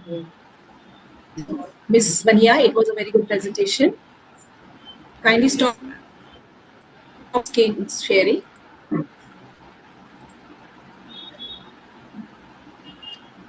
Now I invite Dr.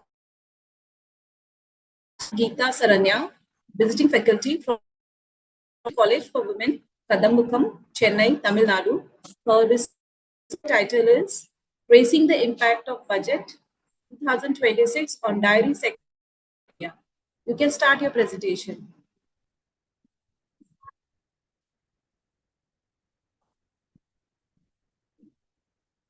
Dr. Geeta Saranya. Good afternoon, everyone. Good afternoon, ma'am. Yes, ma'am. Can I share my screen, ma'am? Sure. One second.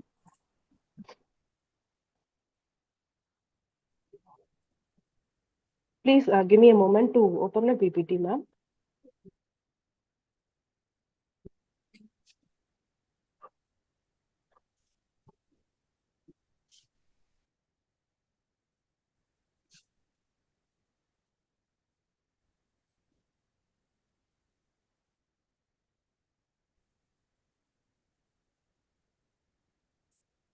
And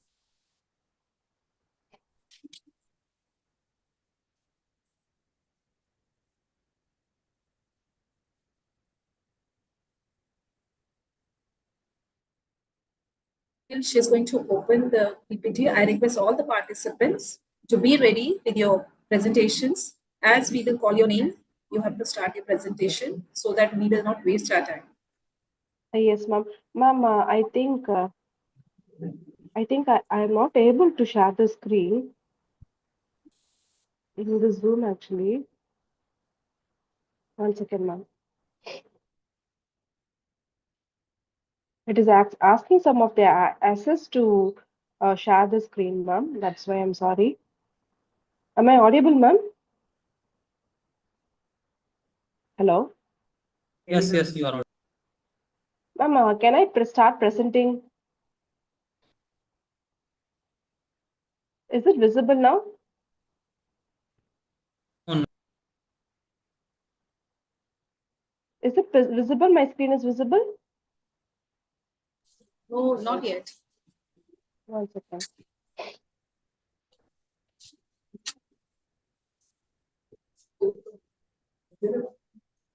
Not able to.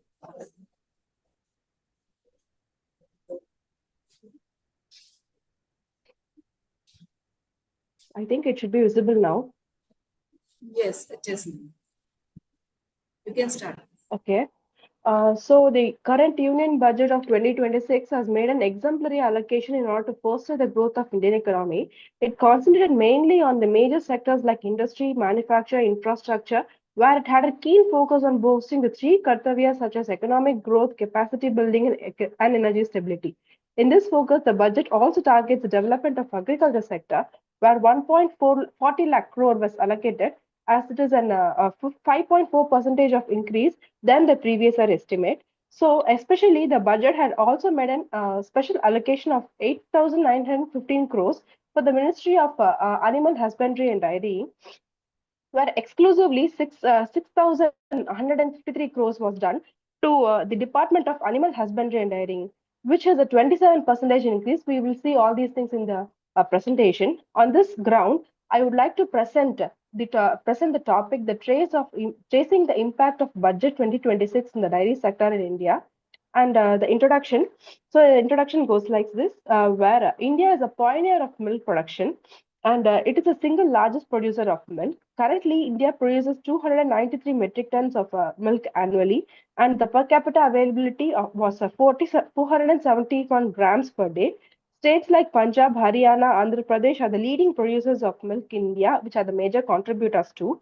And the budget not only focuses on milk production, also focuses on development of livestock, which helps in improving the processing of milk and dairy products, which also enables the technological development and promotes private participation. And through Atmanirbhar Bharat, it aims in rural household development and nutrition. The budget allocation of 2027.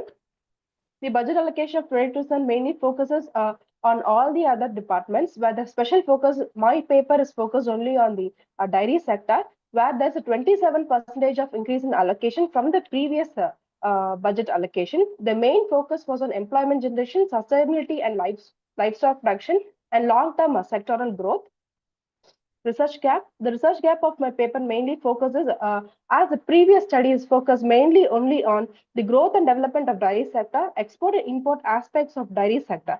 No which papers were given focus on the dairy sector allocation of budgetary aspects. Focus was only given on the budgetary aspects of agriculture sector. So my paper is found unique on this ground. The current slide focus on the objectives, where the main objective of my study are to analyze the budget allocation of the dairy sector in India under the Union Budget of 2026-2027, and to examine the budget allocation which foster the growth and development of dairy sector between the period of 2021 to 25, which is a twin quinquennial period.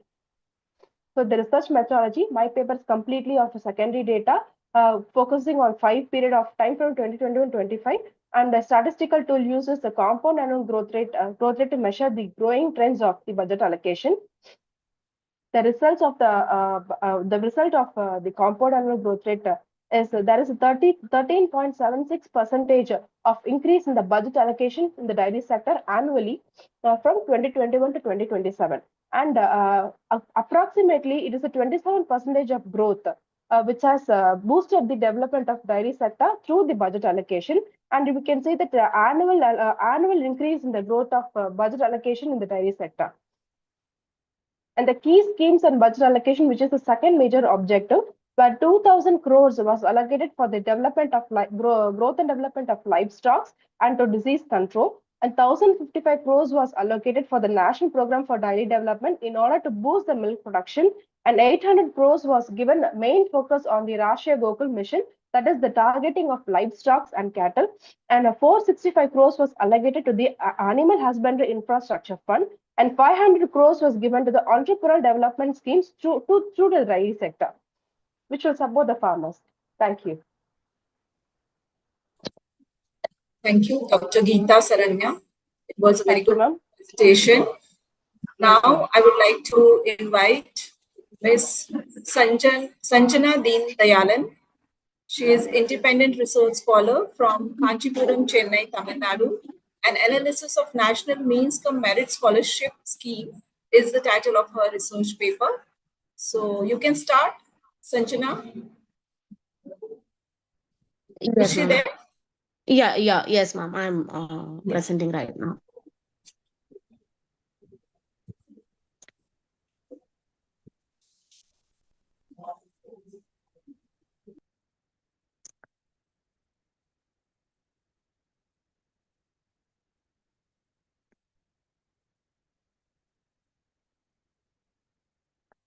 I'm just trying to share the screen.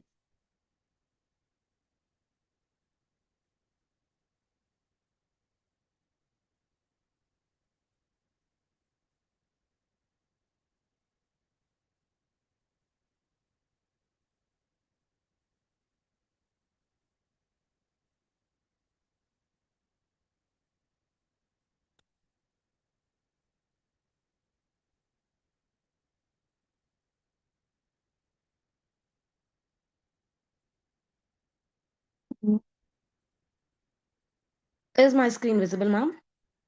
Yes, it is. I hope it is. Yes, it is. It is.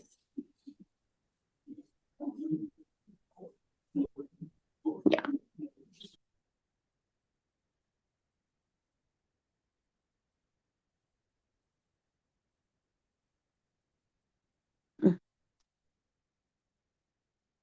Okay, ma'am.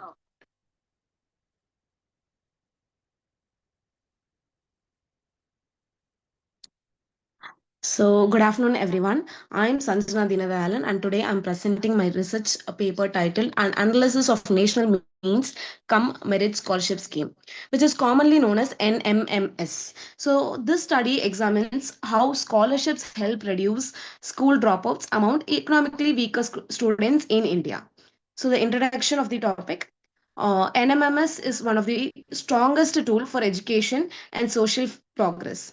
It helps individual gain skills and better employment opportunities. However, in developing countries like India, many students from low income families drop out due to lack of money for books, uniforms, transport, and fees. So, therefore, scholarship schemes are important to ensure equal educational opportunities. Okay, now let's move on to about the NMMS scheme.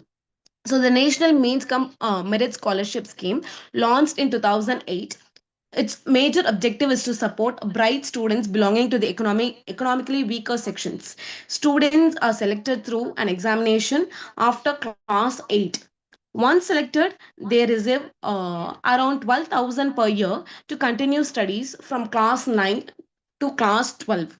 So this actually reduces the chance of dropout during this secondary education, which is in fact very important in the current society. Okay, all these things are happening, and the other thing is the problem around it. So, although all these schemes are introduced in the market, that is, although like it has been several years, but then dropout rates have not reduced drastically everywhere. So, then the problem arises. So, this raises an important policy question: is the scholarship amount sufficient?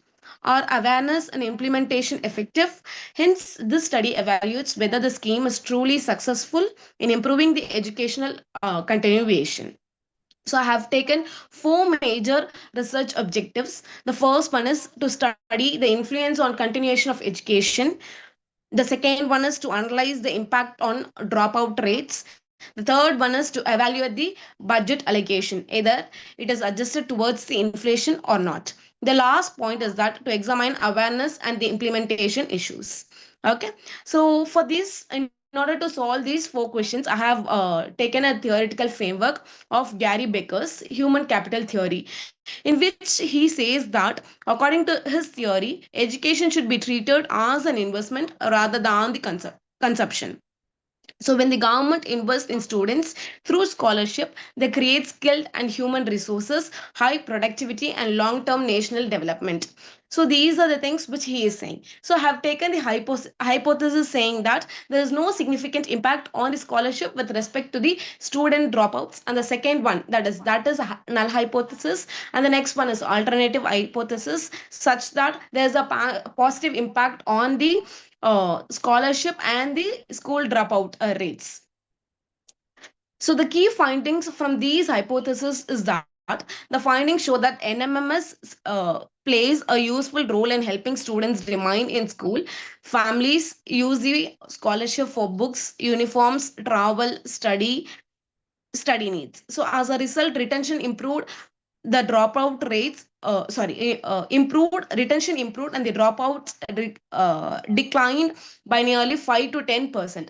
However, the impact is moderate, in fact it is very low rather than highly transformative, which is 5 to 10% is basically very low. Okay, and the next point is that the scheme success is not uniform across India as well. States or regions with better awareness program and timely disbursement show stronger outcome. Areas with delays, poor communication, or weak administration show lower benefits. Therefore, implementation quality matters greatly. The challenges which we face, the other challenges is that one major issue is that only 12,000 per year is given, which is not at all enough in order to continue the education as per the current world. Secondly, only a limited number of students receive the scholarship. The third main thing is many eligible students are unaware of the scheme itself. Lastly, delay in processing reduce effectively. So there is a delay in process in order to receive the scholarship. So these are the major challenges which is happening. So I think the suggestion would be to improve the effectiveness. I suggest increasing the scholarship amount to match the inflation. The number of scholarships should also be expanded so more students can be benefited. Awareness campaigns in schools and rural areas are necessary. Finally, the transparent and timely implementation system should be ensured. So, in conclusion, I conclude that the NMMS scheme has a positive impact on reducing school dropouts and encouraging continued education. Therefore, the alternative hypothesis is accepted. However, stronger financial support, wider coverage, and efficient implementation are required for the greater success. So, in terms of budget, there is an increment in the budget allocation, but there is not much as per the inflation is as of right now. So with this, I conclude my presentation, and thank you for giving me such a good opportunity, ma'am. Thank you, Sanjana. Thank you so much for this presentation. Now, I invite Ms. Aishwarya Jyoti Sudhir Bole, Assistant Professor from Government Vidarbha Institute of Science and Humanities, Amravati, Maharashtra. Title of the research paper, which she is going to present, is Budget 2026 and Human Capital Formation, a focus on education and skill development. You can start, Ms. Aishwarya.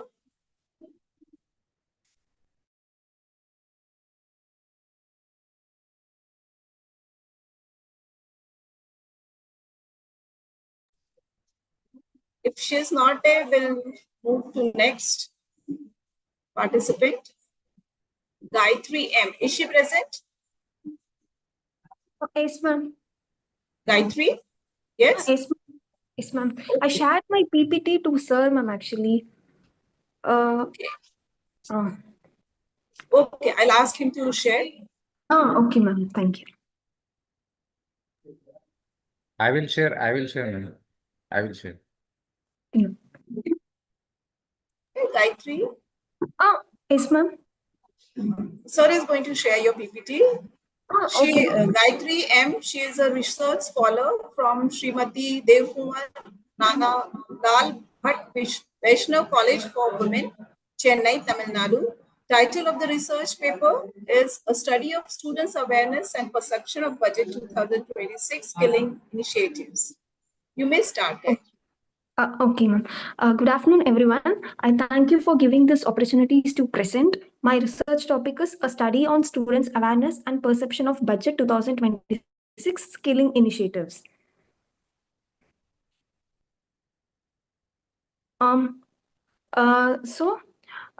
Moving to the introductions section, the union budget was allocated in 2026 for 1.39 lakhs crores for education purpose, but the students was not aware of the budget as of now. Actually, many students was aware about the budget, but they don't know how to use, or they aware about the schemes, but they don't know how to use that scheme or how to log in that scheme.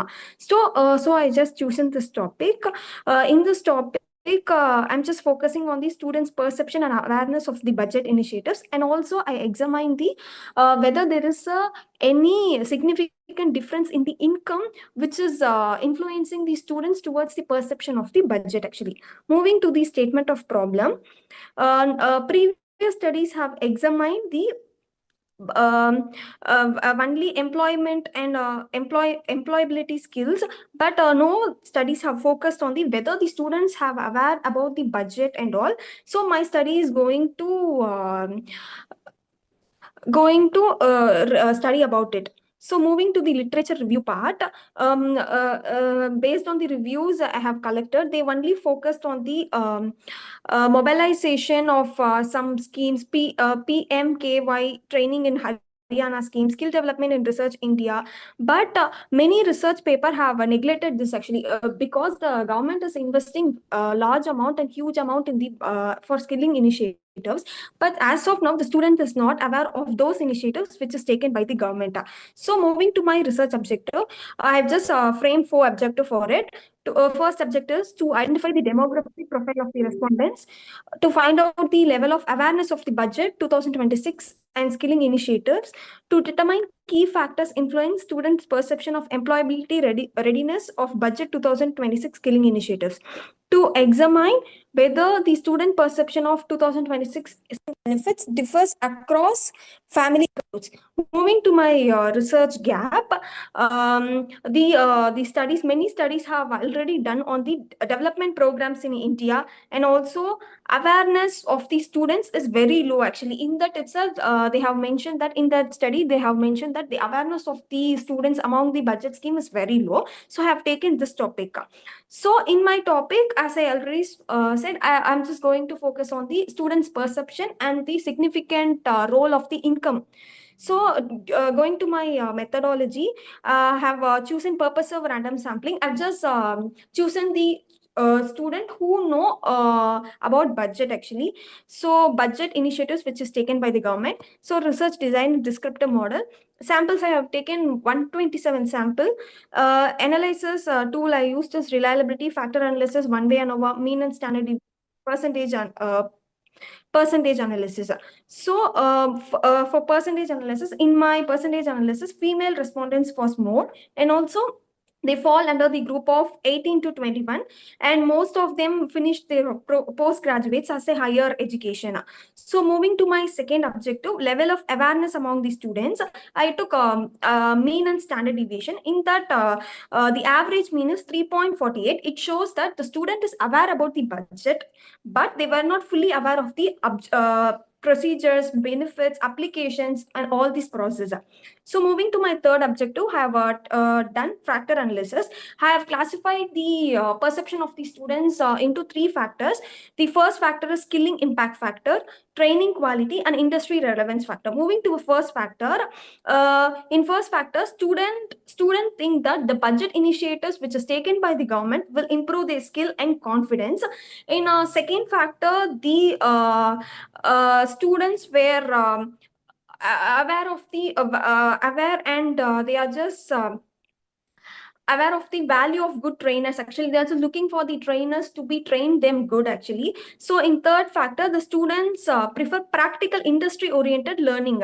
So rather than learning in a learning, actually they want to do practically. Actually, they are just seeking for the practical oriented session which is given by the government to them actually. Moving to my fourth objective, I've just chosen one way ANOVA. So my null hypothesis, there is no significant difference among family income towards skilling impact and all those factors. Alternative hypothesis, there is a significant difference actually.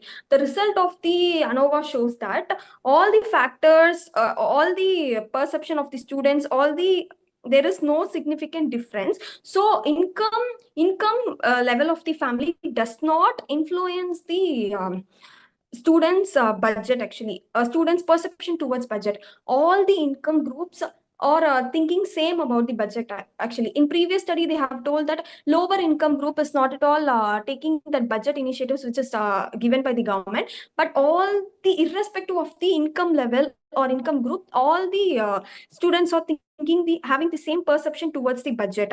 In conclusion of my study, since the awareness was very low among the students, they were aware but they don't know fully about the procedures, application process of the budget. So I just recommend the government to collaborate with the institution in order to promote the budget initiatives which is taken by them, so the students can use that effectively, because the government is investing a huge amount on skilling initiatives, but students were not fully aware of it. So my future scope of my study is it can be done with the larger population size. Comparative studies can be done because rural students will have some certain perception about budget rather than the urban students. They can do comparative study, longitudinal study can be done, and different variables can be studied. Thank you, ma'am. Thank you, Ms. Gayatri. It was a nice presentation. Now I invite Ms. Aishwarya Khadke, Assistant Professor, Department of Commerce, Ankush Rao, Tope College, Jalna, Maharashtra. Title of the research paper which she is going to present now is Comparative Study of Online Shopping Application, Meesho and Shopsy. You can start, Ms. Aishwarya. Yes, ma'am. Give me a minute.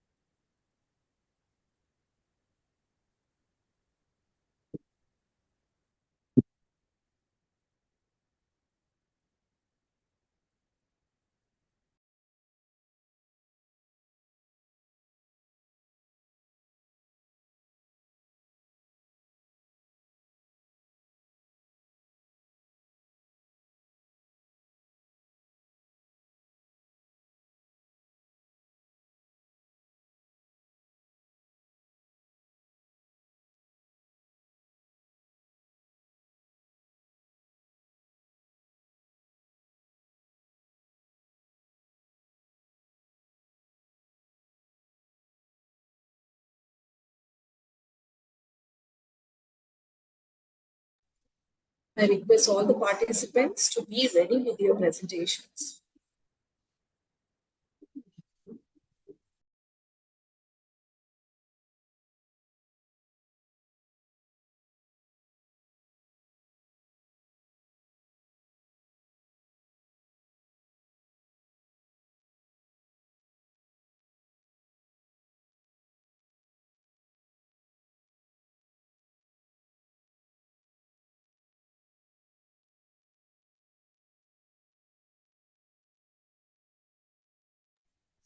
Ms. Aishwarya, are you there? Yes, ma'am. I'm here, but due to some technical issue, I'm not able to share, but I'm trying, ma'am. It's okay if you can present your paper without PPT, no problem. Okay, can I present orally? Yes, because it is not getting connected. So instead of wasting time, we can. Yes, ma'am. Good afternoon, everyone. Myself, Aishwarya Khadke. Today I am going to present my research on comparative study of two online shopping applications, Meesho and Shopsy. This study focuses on comparing the pricing, quality, and services. Let's talk about introduction. Online shopping means buying goods through the internet using mobile apps or websites. It is fast, easy, and very convenient for user. In India, online shopping is growing very rapidly because of internet access. Online shopping, smartphones, and digital payment. It plays an important role in today's modern economy. Why I selected this topic? I selected this topic because online shopping is growing very fast in India. Meesho and Shopsy are very popular among price-sensitive customers. I wanted to understand the difference between these two platforms in terms of pricing, quality, and services. This study is useful for both customer and student to make better decisions. Now, let's talk about review of literature. Review of literature, I have explained about the Parshuram in 1985, found that service quality affects customer satisfaction. Then in 2000, Giffen stated that trust is important in online shopping. In 2002, Srinivasan and co-author explained that customer loyalty depends on convenience. Then Kim and co-author in 2008 found that risk and security influence customer decision. After that, in 2019, Rahman and his co-author concluded that pricing and service efficiency are key factors. These factors are concluded in my study. Now let's talk about my abstract. The study compares Meesho and Shopsy based on important factors like price, product quality, and customer rating. The research is based on secondary data collected from online resources. The study helps to understand the strength and weakness of both platforms. Then talks about objectives. The main objective of the study are first, to compare the business model of Meesho and Shopsy. Second, to analyze their pricing strategies and product categories. Third, to study customer ratings and service quality. Slideshow shows about my methodology. This research is based on secondary data. The data is collected from website, applications, and online resources. A comparative research method is used to analyze both platforms. Data analysis. First data analysis is business model table. This table shows the business model comparison between Meesho and Shopsy. Meesho works on social commerce model where reseller sells product through social media. On the other hand, Shopsy follows a value e-commerce model and is supported by Flipkart. Meesho focuses on resellers while Shopsy focuses on direct consumer. Then talk about pricing and category table. This table shows pricing strategy and product categories. Meesho offers low price and allow reseller to add their margin. Shopsy offers very low price with high discount. Also, Shopsy provides a wider range of product, including electronics and essentials. Now, let's talk about the pricing. This shows the pricing comparison between Meesho and Shopsy provides more aggressive pricing and frequent discount. While we talk about Meesho, Meesho allows margin-based pricing. Both platforms mainly target budget customer. Then talking about customer rating table, this table shows customer ratings and feedbacks. Meesho has rating around 4.2 to 4.3, while Shopsy has slightly higher rating around 4.4 to 4.6. This indicates better customer satisfaction in Shopsy. Then rating graph. This graph clearly shows that Shopsy has higher rating. This is because of better delivery, service, and customer experience. So overall, Shopsy performs better in customer satisfaction. Service quality table. This table shows service quality comparison. Meesho provides moderate delivery and support. Shopsy provides faster delivery, easier return policy, and better customer support. This is due to its strong logistic system. Then let's talk about findings. The major finding of my study are Meesho is the strong and affordability and reseller opportunity. Shopsy is better in service quality and customer satisfaction. Both platforms are useful for budget customers. About conclusion, in conclusion, both Meesho and Shopsy plays an important role in India e-commerce growth. Shopsy performs better in service delivery and efficiency, while Meesho is better in affordability and reseller opportunity. The choice depends on user preference. Thank you for giving me this opportunity. Thank you, ma'am. Am I audible? Yes, yes. Can you start your? Okay, okay. Thank you so much, Aishwarya. Yes, ma'am. Now, thank you. I invite Ms. Aruni Tyagi, a research scholar from Department of Commerce and Management, Banasthali, Vidyapeeth, Jaipur, Rajasthan. The title of the research paper which she is going to present is Building Human Capital in India, Central Budget 2026 and Education and Skilling. You can start, Ms. Aruni. Is my screen present to everyone? Not yet. Yes, now it is. Okay. Now? Yes, you can start. It is visible. Okay, so the topic of my research paper is Building Human Capital in India, Central Budget 2026 and Education and Skilling. So, came up with the introduction. Few points I've mentioned over here, rest I'm explaining.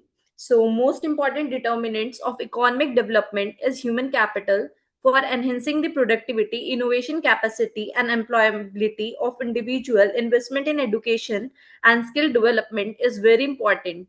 For empowering human capital in developing countries like India, it is very essential to achieve sustainable growth and global competitiveness.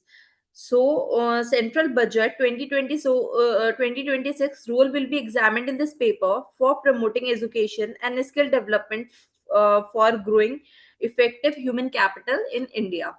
So, my research objectives are first is to examine the provisions and related to education skill development in Central Budget 2026. Second is to analyze the role of initiatives in strengthening human capital in India, and third is to identify challenges and suggest measures for improving these initiatives for education and skill development. So now come up with the literature review. So the importance of education and skill developed as major forces behind economic growth and productivity is highlighted by human capital theory. And investment in education and training improves people abilities, knowledge, and productivity, which eventually promotes economic growth, according to Garius Becker. He given this theory in 1993. Therefore, through public spending and policy reforms, government plays a significant role in advancing education and skill development. The importance of public education spending in enhancing the development of human capital has been highlighted in the number of studies. According to Slutcher in 1961, education is an investment that raises people potential for productivity and greatly boosts the growth of the national economy. In similar vein, research by Eric A. Hansik and Woosman in 2015 shows a strong correlation between increased economic productivity and long-term economic growth and increasing in educational quality and learning outcomes. In the Indian context, increasing access to educational opportunities has been largely dependent on government initiatives and budgetary commitments for education. Increased spending for education appears to improve student performance, teacher preparation, and school infrastructure, according to the studies looking at India's education policy reforms by Tilak in 2018.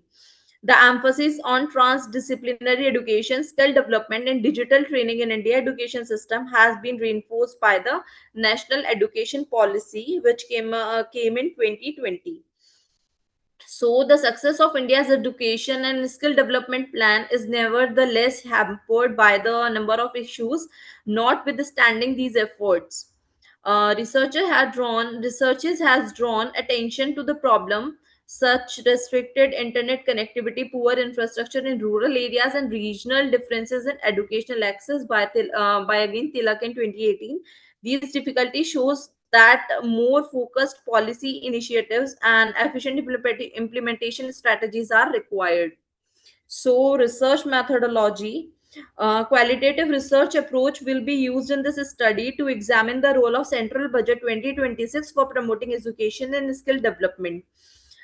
And secondary data will be collected for this paper from government publications, budget documents, policy reports, academic journals, and reports from international organizations like World Bank and OECD, whose data are available online. And data analysis will focus on grabbing major education skilling initiatives, emphasizing the role of Central Budget 2026 and analyzing their impact on human capital development.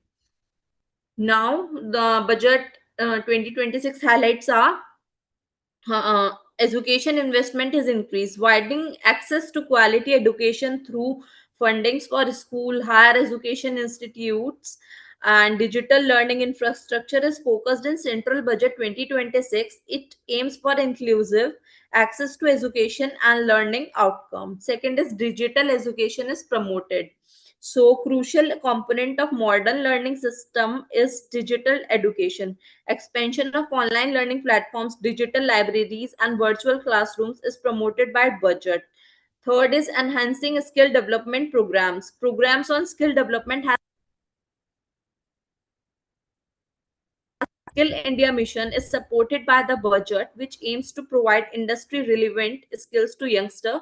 So, the key focus areas are vocational training programs, industry centric certificate courses, and apprenticeship opportunities. And fourth is collaboration of industry and academia. In budget, the need of stronger collaboration between educational institute and industries is highlighted with labor market requirement and practical learning experiences. Industries partnership helps align educational curricula.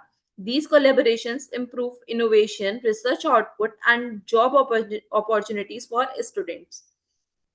So, education and digital initiatives, investment in school and higher education, promotion of multidisciplinary education, growth of online platforms and e-learning, digital libraries and virtual classrooms, and aims to reduce rural-urban educational gap. And skill development focus, strengthening role of India's mission, industry-relevant vocational training programs, certification and long-term courses, and apprenticeship and practical learning. And fifth point is, it is not visible to me. Wait for a second.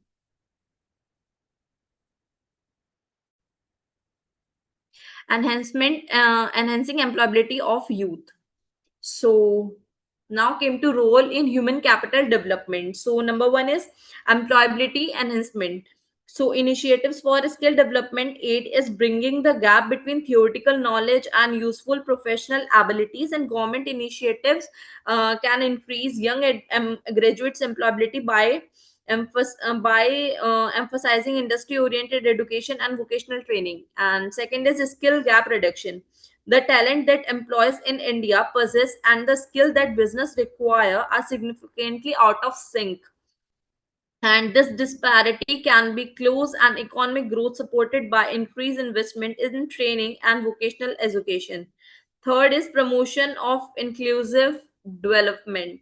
So, programs for education skill development are crucial for fostering social inclusion. So, government programs frequently concentrate on giving women, rural residents, and marginalized people access to education. And fourth is economic growth support.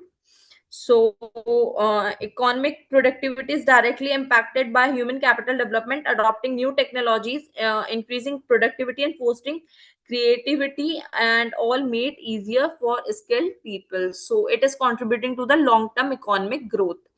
So, now challenges and suggestions. Does the administrative inefficiencies and the lack of coordination between the federal and state government policies ideas frequently encounter challenges during the implementation? Second is regional disparities. Different part of India have different access to high quality education and skill development. In adequate infrastructure and training facilities are common in rural areas. Third is industry skill inconsistency or mismatch, we can say. So graduates from many training programs lack the necessary skills because they are not sufficiently aligned with industry demands. Fourth is digital divide. Many children in remote areas still struggle with internet connectivity and access to digital devices, despite the growth of digital education program. So I came up with certain suggestions.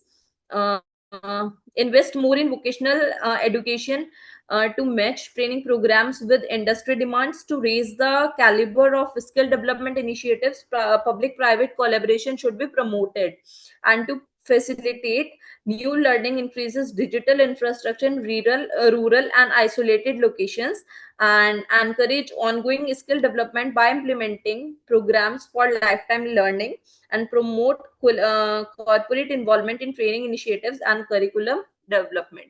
So that's all from my side. Thank you so much. Thank you, Ms. Aruni. Thank you so much.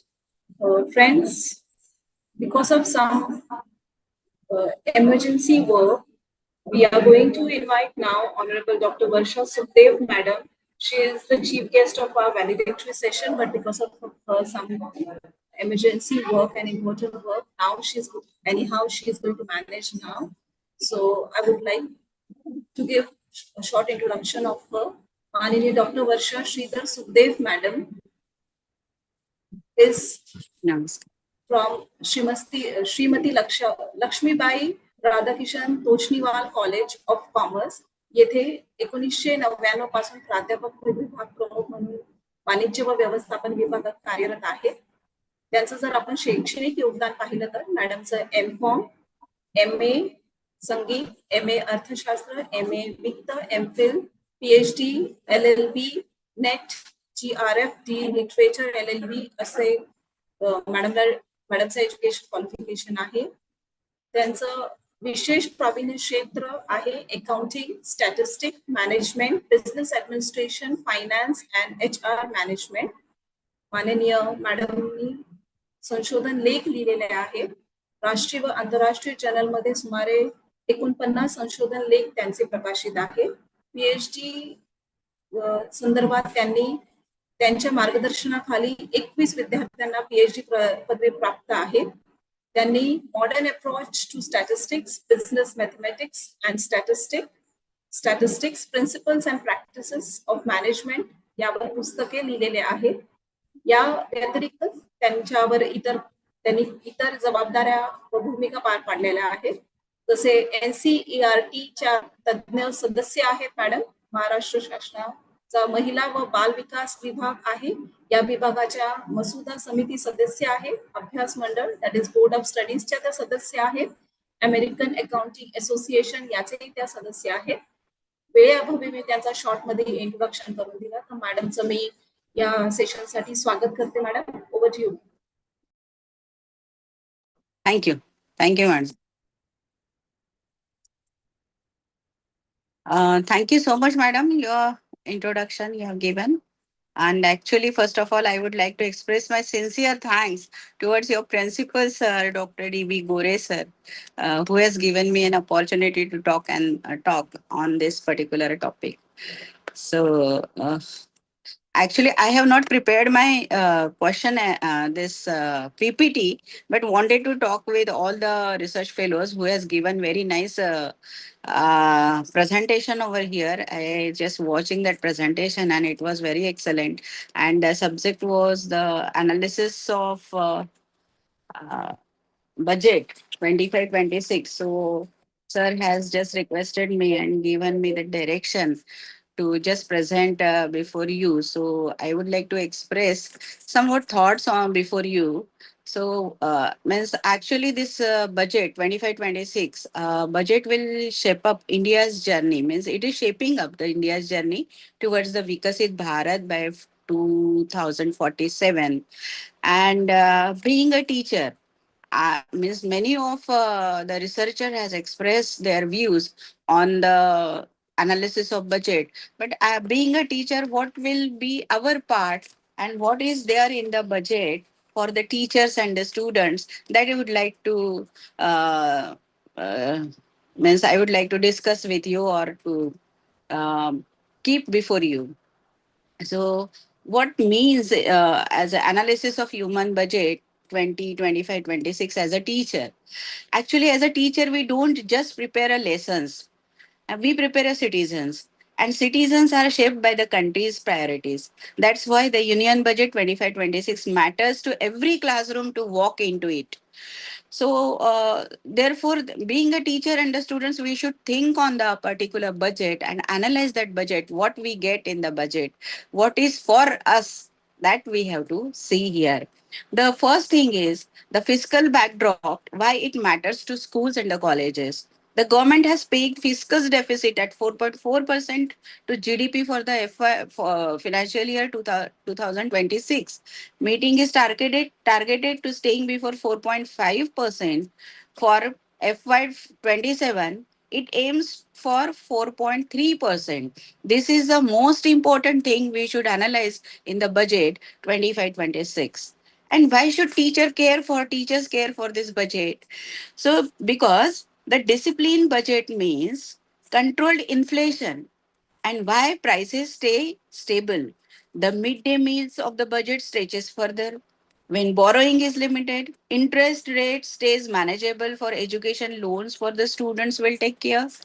Importantly, the capital expenditure is held at 3.1% to GDP, while revenue spending is contained to 10.5%. The revenue expenditure to capital outlay ratio is 4.4. In the simple term, the government is still building assets, schools, labs, digital infrastructure, instead just spending on the salaries. Why this budget means to the education and to the youth of the India. This year, the budget rests on the four engines that are the agriculture, MSME. Many of the researchers has expressed, means they have expressed their views over here. So agriculture, MSME, investment and exports. But the underlying theme is the Vikasit Bharat by 2047. And that runs through our key education key education system, right? So what are the key education takeaway from the government? The IIT expansion has been given funding to add 6,500 more students across the 5 IITs started after 2014. Research push 10,000 PM research fellowships will enhance support at IITs and skilling rupees 5 lakhs credit cards for micro enterprises. 2 crores term loans for first term women, first time women SC ST entrepreneurs. Means see, this is the budget has given. This budget has given 2 crores terms loans to first time woman entrepreneur. Those who are applying for as a woman entrepreneur to the government, then they can get that 2 crores term loan. Then SC STs entrepreneurs. Many of these will be our farmer students starting their businesses with this. So digital and AI also the budgeted. So here the budget specifically mentioned boosting semiconductor and AI industries. That's the world we are preparing the children for. Health in a school, daycare cancer centers in all districts, hospitals in 3 years, 200 in 3 years, hospitals in 3 years, and healthier communities means the better attendance in the classrooms. The government is expecting the better attendance in the classrooms. So here the income, the middle class relief angles, if we can see here to the budget, the Vikasit Bharat for 2047, here the income up to rupees 12 lakhs is now tax free for all salaried people. Those who are generating their income or they are earning their income more than 12 lakhs or more than that. So income up to rupees 12 lakhs is now tax free under the new regime. 12.5 lakhs rupees for salaried with standard deduction of rupees 75,000. inputs. This puts roughly rupees 1 lakh crore back into the households. So this is the middle class relief angles we can see to this budget. For teacher, this means two things. More importantly, many of us will see the higher take home pay. Parents in our students will have more disposable income potentially for the books, coaching, or higher education. Concern we are discussed as an educator. What concerns we have to discuss in this budget 25-26? We all are knowing no budget is perfect, and we cannot say that this budget is perfect, this government has presented a very nice budget, or this government has given the exact and accurate budget. So there is no budget is perfect. So as a teacher we must look critically also. So first critical thing I have identified in the budget is, the first is agriculture employees 40 to 45% of India, but gives only 15 to 16% of GDP. So this is a critical thinking. Being a teacher, we should think on that, think on or analysis on this budget. The budget gives credit and missions for pulses and the cottons, but the structural reform is slow down nowadays.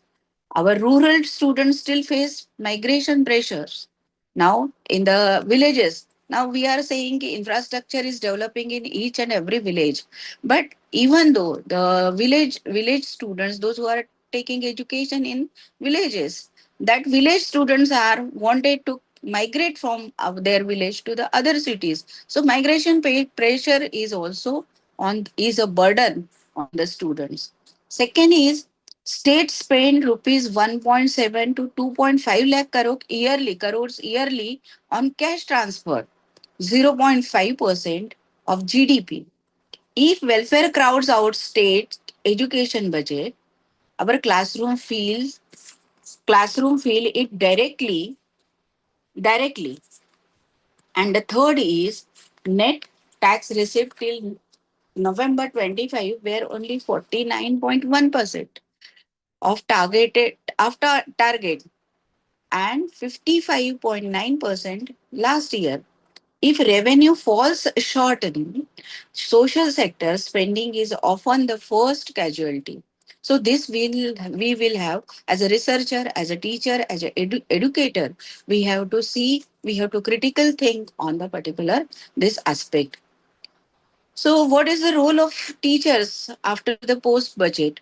So, my dear friends, my dear research students, this allocation, budget allocated money, but we allocated meaning. We teachers allocated the meaning to the students' uh, life. So, what meaning we have to give? That we have to think on. Budget is allocating the money, but we have to think on the meaning to the students' life. This government has given the fiscal stability, tax relief, and push for skilling and research. Our job is to ensure the student can use all these things. Teach financial literacy to the students. Being a teacher, we should teach financial literacy to the student so they use tax savings wisely. Build a scientific temper so they can grab those 10,000 fellowship what government has declared now. Dr. Mrs. Sitaraman, Nirmala Sitaraman has declared now. If you have seen the parliamentary discussion, 10,000 fellowship she has declared. So build the scientific temper so they can grab those 10,000 fellowships. Then again, we have to, being a teacher, we have to encourage entrepreneurship. So they use those MSME scheme. Now government has providing the MSMEs.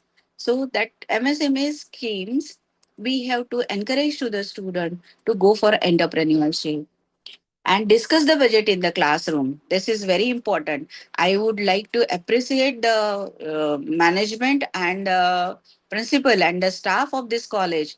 That very nice topic they have chosen for the this discussion for the conference, and definitely this will come up with this discussion will come up with the flying colors and what somewhat concrete decision our conference management means the principal and the management will send to the government what we had discussed over here.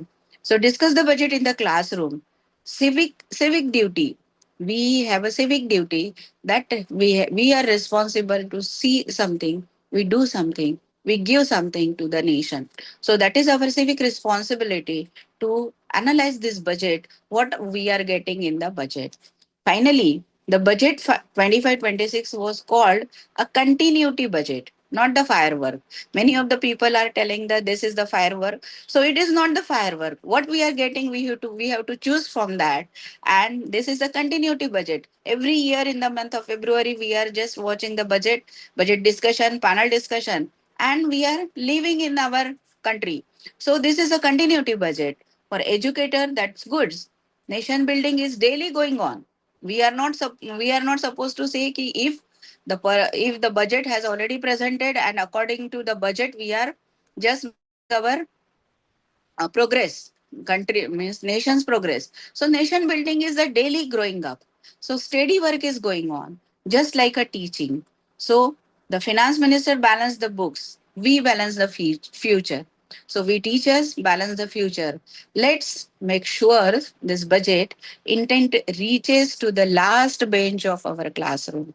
If we are making that, so that will be the meaningful budget for all of us. So thank you so much for giving me this 15 minutes, this opportunity to talk with you and share my views to all of you. So being the chief guest, I'm very sorry, I'm in between just talking with you, uh, between the conference student, the paper presenter, but because of my some medical emergency, I am just leaving this. And thank you once again to the management and the principal for giving me that opportunity to present myself before you. Thank you so much.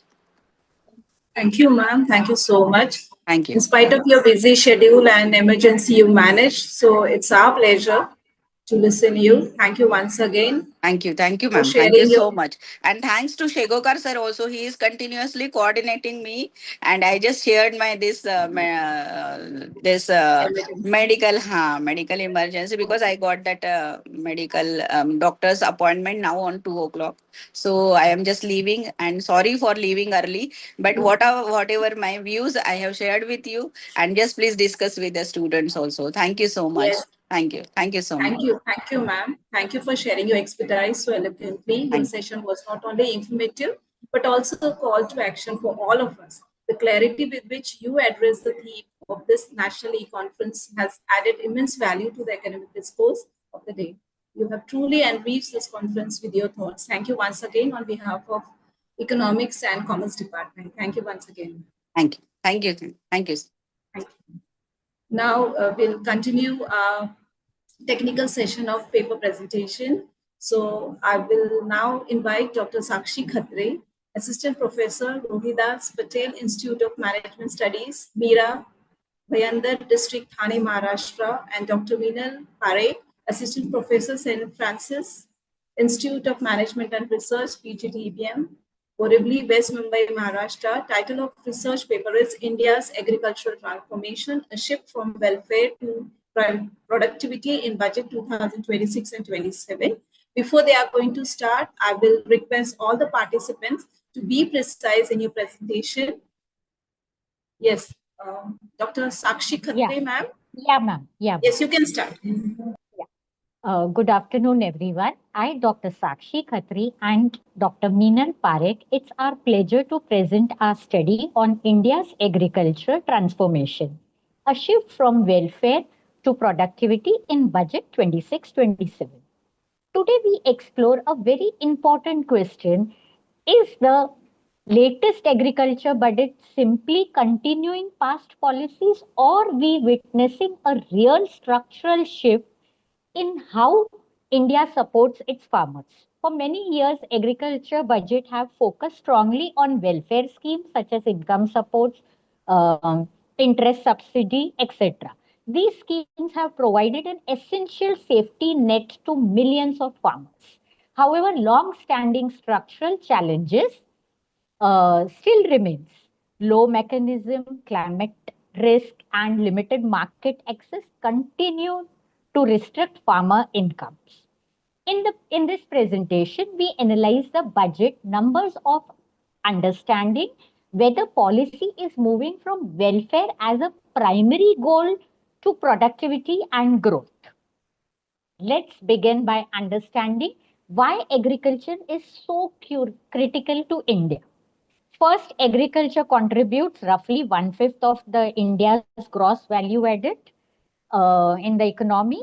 Second, 46.1% of India's workforce depends on agriculture. Nearly half of the working Indians earn their livelihood from this sector. Third, the union budget 26-27 allocated 1.40 lakh crores to Minister for Agriculture Farmers. This represents 5.4% increase from the previous years. Basically, these numbers shows that agriculture policy is not just about farming. It is directly affects the employment, food security and rural livelihood. India's agriculture sector is unique because of its scale and diversity. It supports almost half of the workforce and contributes significantly to the national food security.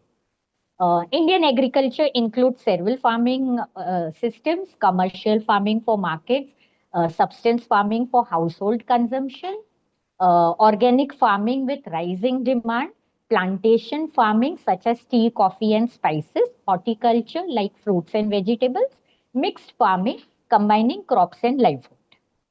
That is why growing focus on technology and high value agriculture in new budget becomes particularly important.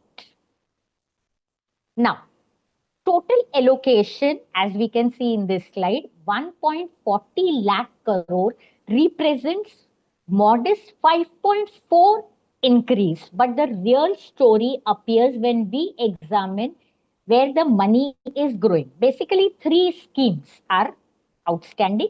NAMO drawing DD increased by 57.6.9%.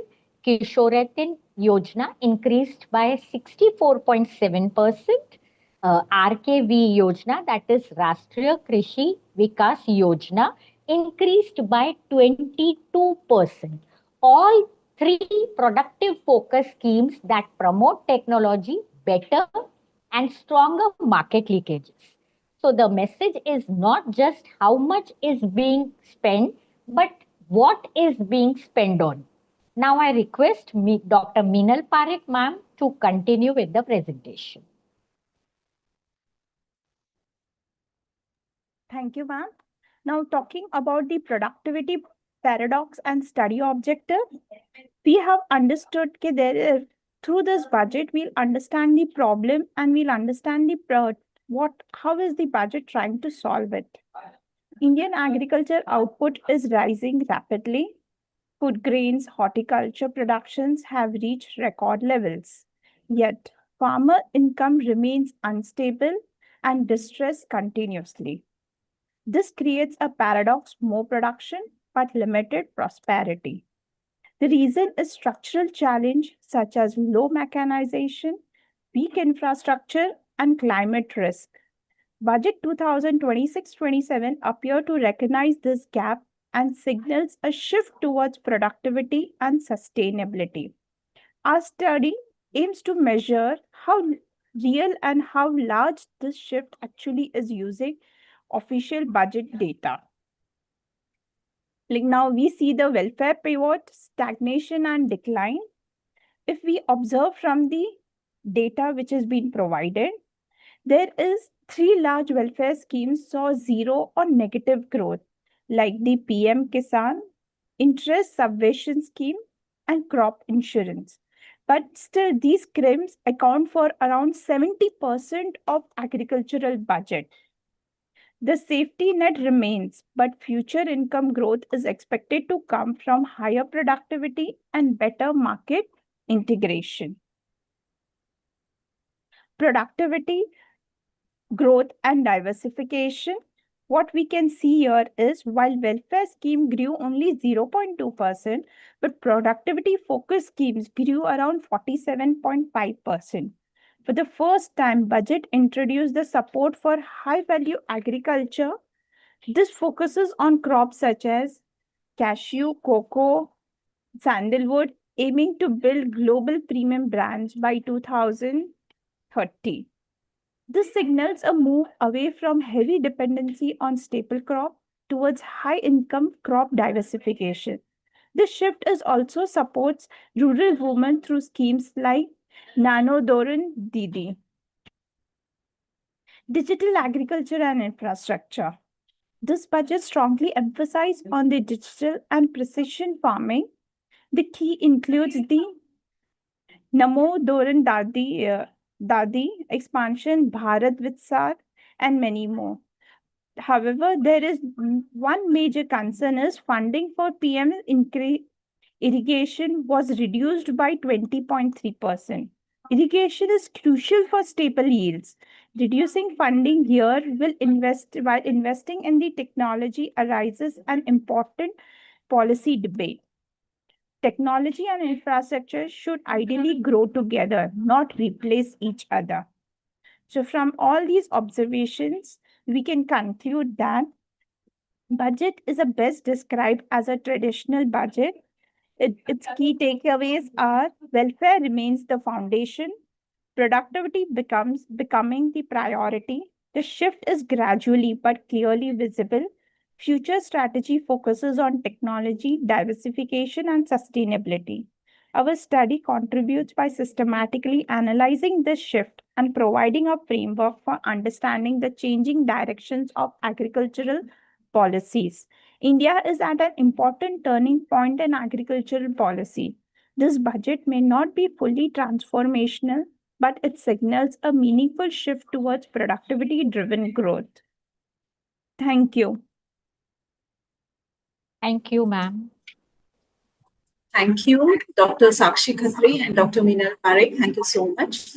Now I invite Ms. Mukampika Ramkrishna Sharma, a research scholar from Guru Nanak College, Velanchery, Chennai, Tamil Nadu. The title of the research paper is Education Spending in Budget 2026. Is India moving toward human capital or just increasing allocation? Yes, you can start, Ms. Mukampika.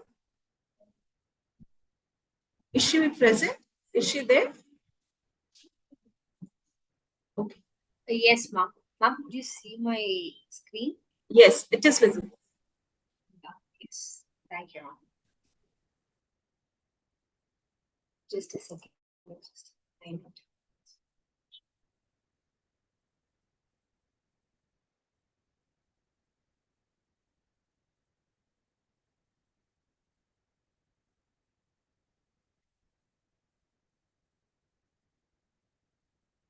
Hello all, I am Mukampika Ramakrishna Sharma.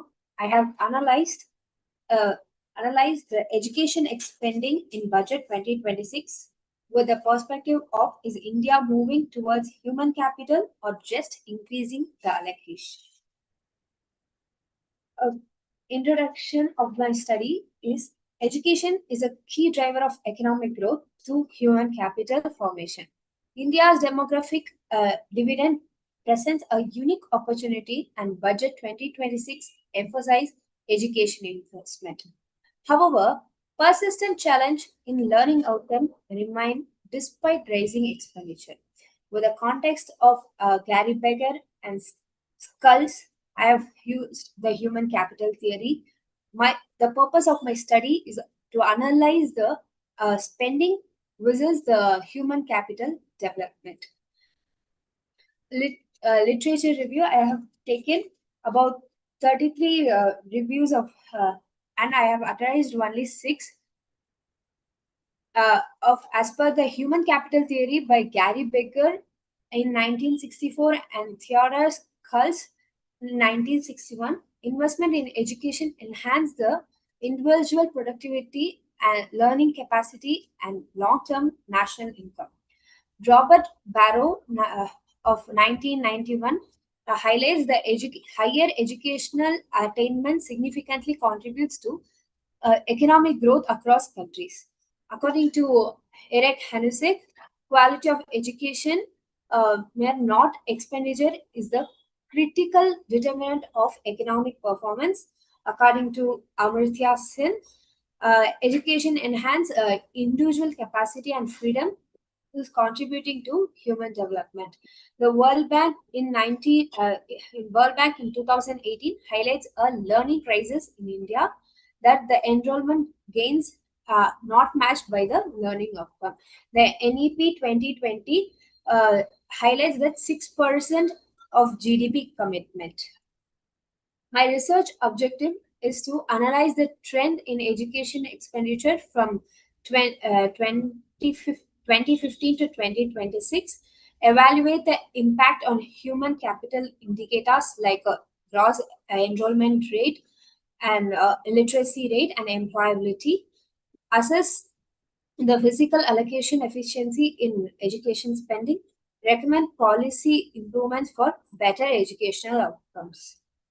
I have used a econometric regression analysis with a diagnostic refinement. So my hypothesis is education spending has no significant impact on human capital outcome, and alternative is education spending has a significant impact on the human capital outcome. This is my data. The data overviews that the education spending has increased from 86,000 crore from 2015 to 1,39 crores to 2026. The GDP has a growth of 13.7 trillion to 33 trillion. The population has increased from 1.3 billion to 1.47 billion. And the gross enrollment ratio is also changed to 24.5 to 29.8. My methodology is the econometric model is employed to analyze the spending impact. YT, the human capital indicator, that is the gross enrollment rate, as a dependent variable, and education expenditure, GDP, and population are the independent variable. This was my original model. When I formulated the original model, there is a high severe multicollinearity is detected, due to which I have refined my model with a log-log model. So in this refinement, there is a 93.73% with highly significant F statistics. The coefficient of a ratio of education expenditure with GDP is minus 0.49, indicating that 1% increase in the education spending ratio correlates with the 0.49 decrease in the GR. This negative elasticity suggests that systematic inefficiencies and a delay impact of spending on outcome. The positive impacts of the discussion is there's a strong theoretical foundation grounded in human capital economics by Beger, Skulls, and Sen. Timely and relevant focus on India's budget 2026 education policy context, econometric diagnosis including multicollinearity detection and model refinement, critical identification of spending inefficiency despite increased allocations, emphasis on governance quality and outcome-based approaches rather than quantity alone. The limitations and challenges are this study acknowledged several constraints like potential omitted variable bias from unmeasured factor affecting the outcome, a small sample size only of 12 years limiting the statistical power, GR is serving as a limited proxy for comprehensive human capital measure, interpretation complexity of the negative coefficient, time series data challenges not fully addressed through the advanced techniques, and a reliance on approximate data with reporting limitations. My key findings, there are the education expenditure increased, but the original model distorted by the multicollinearity. Revised model shows the significant negative relationship between the spending ratio and GER. Spending level alone insufficient, needs a focus on effective and quality. These findings highlights a systematic inefficiency in fund utilization and allocation of effectiveness. My policy recommendations before my conclusion is to improve fund utilization, efficiency, and governance mechanism, emphasize quality, accessibility, and skills aligned with NEP 2020, enhance monitoring and accountability, and outcome-based evaluation. I conclude that India's education budget has risen steadily, particularly in budget 2026, yet learning outcome continues to lag. The negative elasticity between the spending ratio and GER signals systematic inefficiency and structural barrier requiring urgent policy reforms. Thank you, ma'am.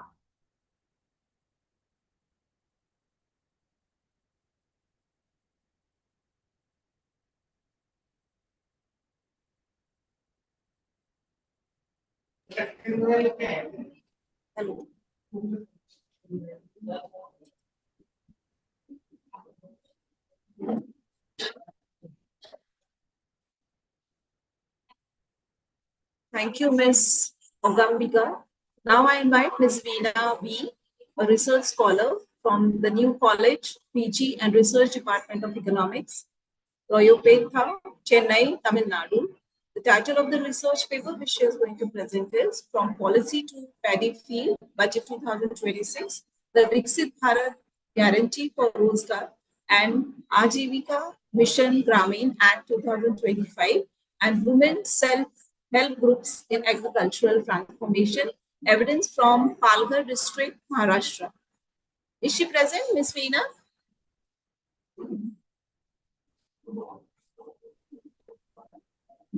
Yes, ma'am. Am I audible? Yes, you're audible. I request you also and other participants also present who are going to present the paper. Please try to finish in 5 minutes due to lack Okay, of okay. time. Okay, okay, ma'am. You may Let me share. Okay, ma'am. Let me share my screen.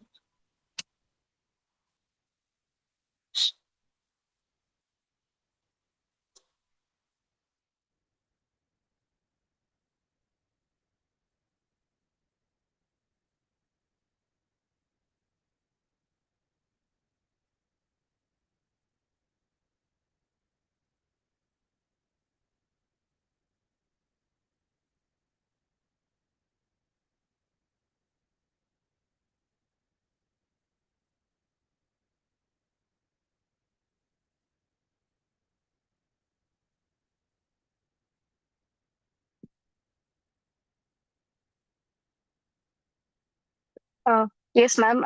I'm trying to connect my screen.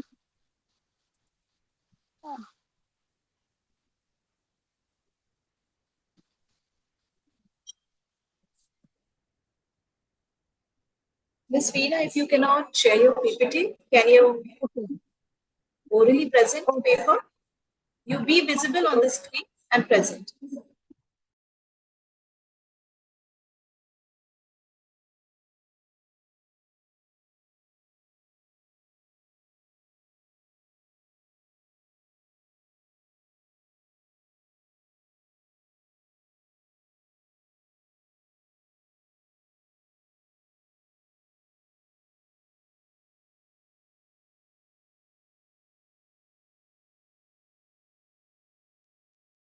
Ma'am, am I audible? Yes, you're audible. Please start. Oh, okay, ma'am. I will start my PPT. Yes. Okay. So my topic is From Policy to Paddy Field, Budget 2026, VBG Ramji Act of 2025 and Viksit Bharat Gramin Rozgar and Ajivika Mission Gramin Act of 2025 and Women Self-Help Group in Agricultural Transformation and evidence from Palghar District, Maharashtra.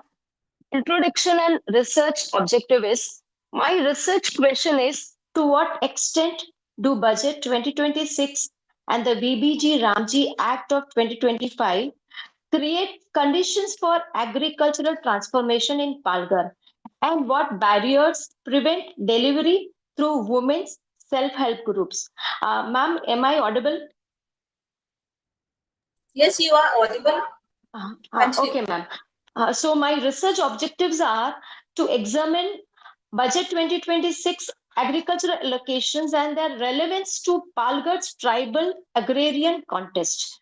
And my second objective is analyze key provisions of the VBG Ramji Act of 2025 and their applicability in tribal districts. My third objective is assess women self-help groups in Palghar as delivery agents of agricultural transformation.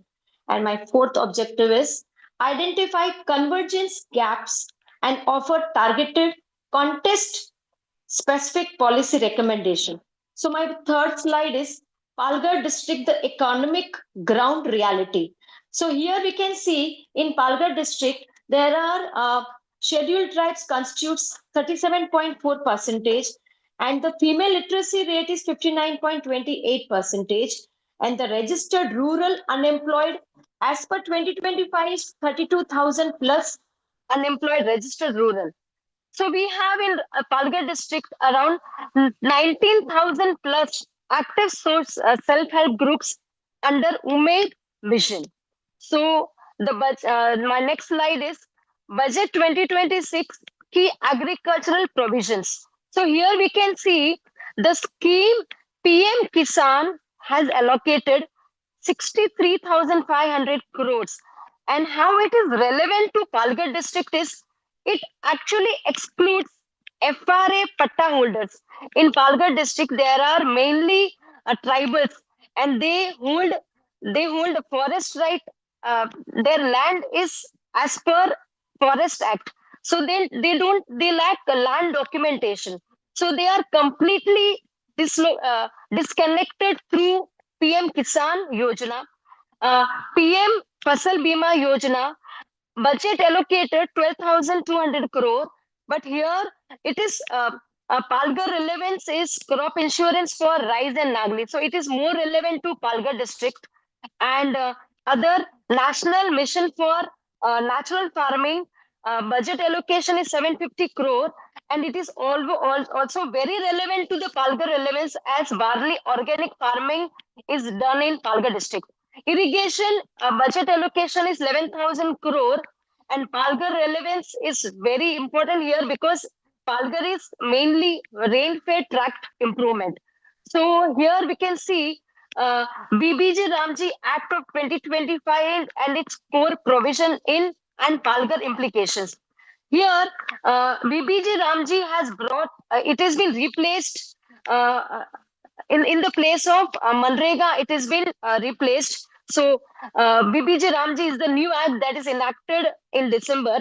So what is the new provision it has brought is 60 days agricultural pause.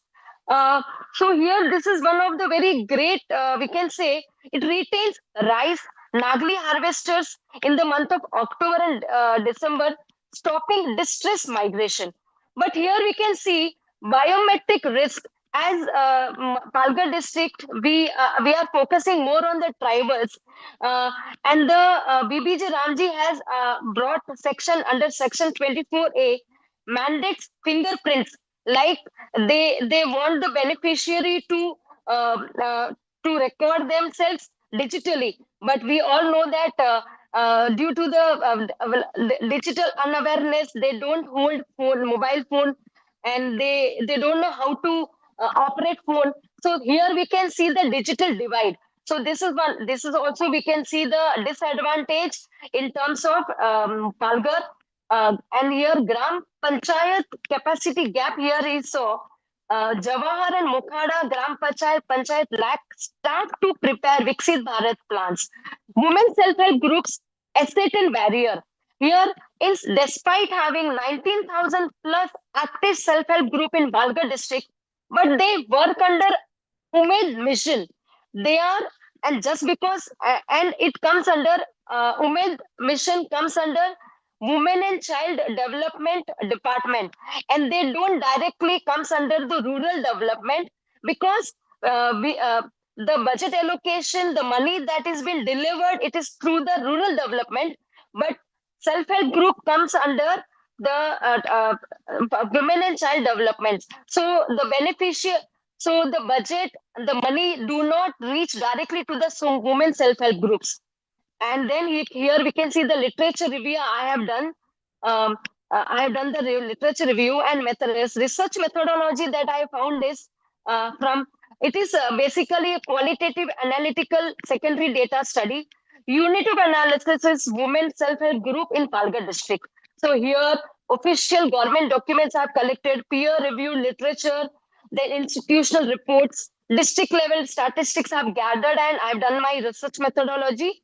And what I found is the penetration, the findings are the convergence gap framework, the penetration paradox, increased spending fails to reach the most marginalized. Three sequential filters excludes them, like land documentation, because normally Palghar district people are hold a forest act. They are having the land under forest land holding, so they lack documentation. And again I said digital infrastructure gaps and language barrier. Mostly these tribals speak Warli, but all the documentation are in Marathi. And the second finding is architectural advance versus institutional deficit. BBG Ramji Act is legislatively superior to Manrega, but effectiveness depends on preconditions absent in Palghar. Gram Panchayat capacity, biometric authentication risk, and the third finding is self-help group under integrated despite high density. 90,000 plus self-help group exist but remain outside rural development delivery channel. So designing Umid Mission Federation as intermediaries needs only an administrative notification. So policy recommendation can be done on the basis of convergence cells. Here there are different departments are working differently, like a tribal department, rural department, the rural development department, and then uh, uh, women and child development. So these all department can converge together to give the proper so that the budget allocation can reach to the beneficiaries. So there is a convergence cell, and the second is FRA Patta eligibility. Extend PM Kisan to tribal FRA Patta holder via Maharashtra State Executive Order. No legislative change needed, only administrative follow through. And the third policy recommendation is self-help group formal designation, like formally notify Umid Mission Self-Help Group Federation as implementing intermediaries under BBG Ramji Act for demand registration and first direct grievance redressal. And my last policy recommendation is multilingual outreach. Produce all awareness material in Varli language, audiovisual format for distribution through self-help group meetings and community radio in Johar, Mukhada, and Vikramgarh. So the conclusion is stronger laws do not reach a Varli farmers in Johar unless systems connecting policy designs to household delivery are built with equal core. So there are some key references. Thank you so much, madam. Thank you, ma'am.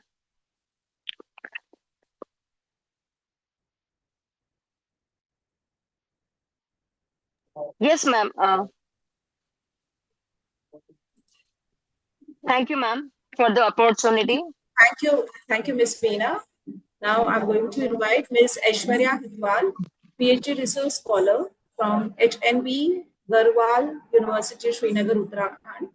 Title of the research paper is Industrialization and Economic Growth in India, a time series analysis. I request Ms. Aishwarya to present your topic in 5 minutes.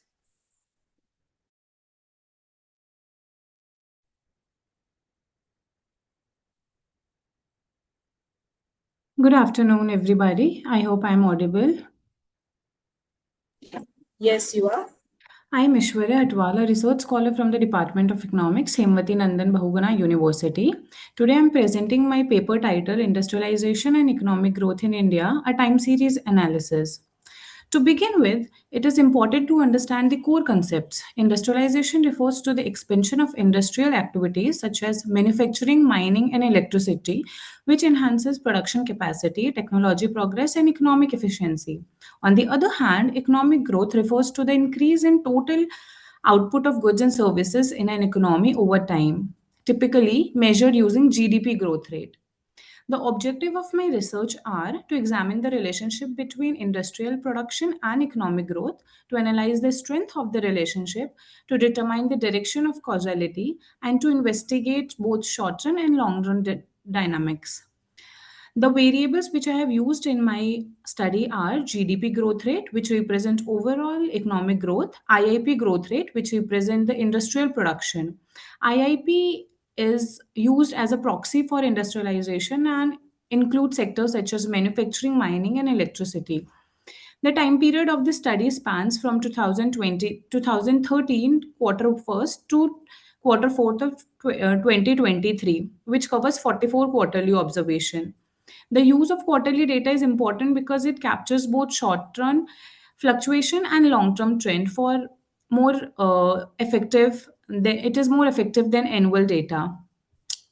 Before conducting regression analysis, it is necessary to check whether the data is stationary. A stationary time series is one whose statistical properties such as mean and variance remains constant over time. So I have used augmented decay Fuller test for this purpose. Then the null hypothesis for augmented decay Fuller test states that the series is non-stationary. The result shows that both GDP and IIP are stationary at levels, meaning the null hypothesis is rejected, and we can confirm that the data is stationary. To examine the relationship between variables, an OLS model is used. In this model, IIP, which represent industrial production, it is considered as dependent variable and GDP is considered to be an independent variable. The R-squared value is 0.91, which means almost 91% of the variation in industrial production is explained by GDP growth rate. To determine the direction of causality between variables, a granular causality test is applied. This test examines whether past values of one variable can predict another values. The test is conducted with lags length of 2 using quarterly data. It helps in identifying whether GDP causes IIP or IIP causes GDP. And we have found in our result that it is the GDP who causes IIP.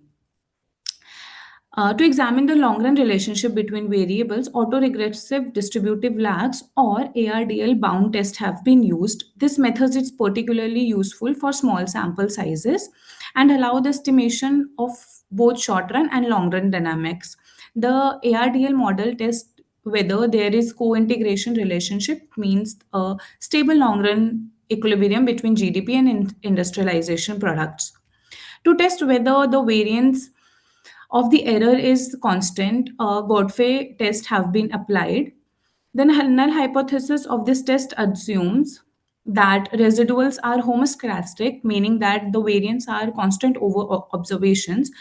But the result shows that p-value for the F statistics observed R-square and scaled explained sum of squares are greater than 0.05. Therefore, we fail to reject the null hypothesis and we can conclude that the variance of the residual remain constant over time.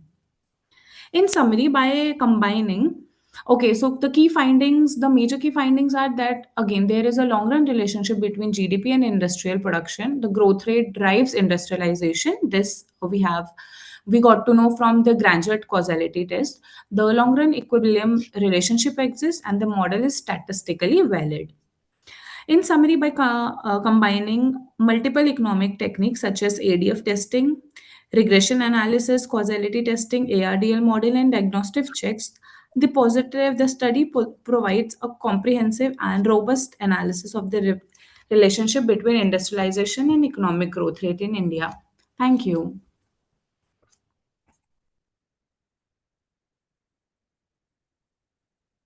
You are not audible, ma'am. Thank you, Ms. Aishwarya, for this precise presentation. Is Srimati Meenakshi Ganesh Sunavane present? She's there. हो madam. Okay. Are you there? हो madam, मी आहे, उपस्थित आहे. मी आता श्रीमती मीनाक्षी गणेश सोनावणे यांना आमंत्रित करते, ज्या एक रिसर्च स्कॉलर आहे, जनता कला वाणिज्य महाविद्यालय मलकापूर महाराष्ट्र ते रिप्रेझेंट करतात आहे. त्याच्या रिसर्च पेपरचं टायटल आहे बदलत्या हवामान काळात प्रधानमंत्री पीक विमा योजनेचे शेती क्षेत्रातील महत्व आणि योग. तुम्ही स्टार्ट करू शकता. Yes. Good afternoon madam. Good afternoon.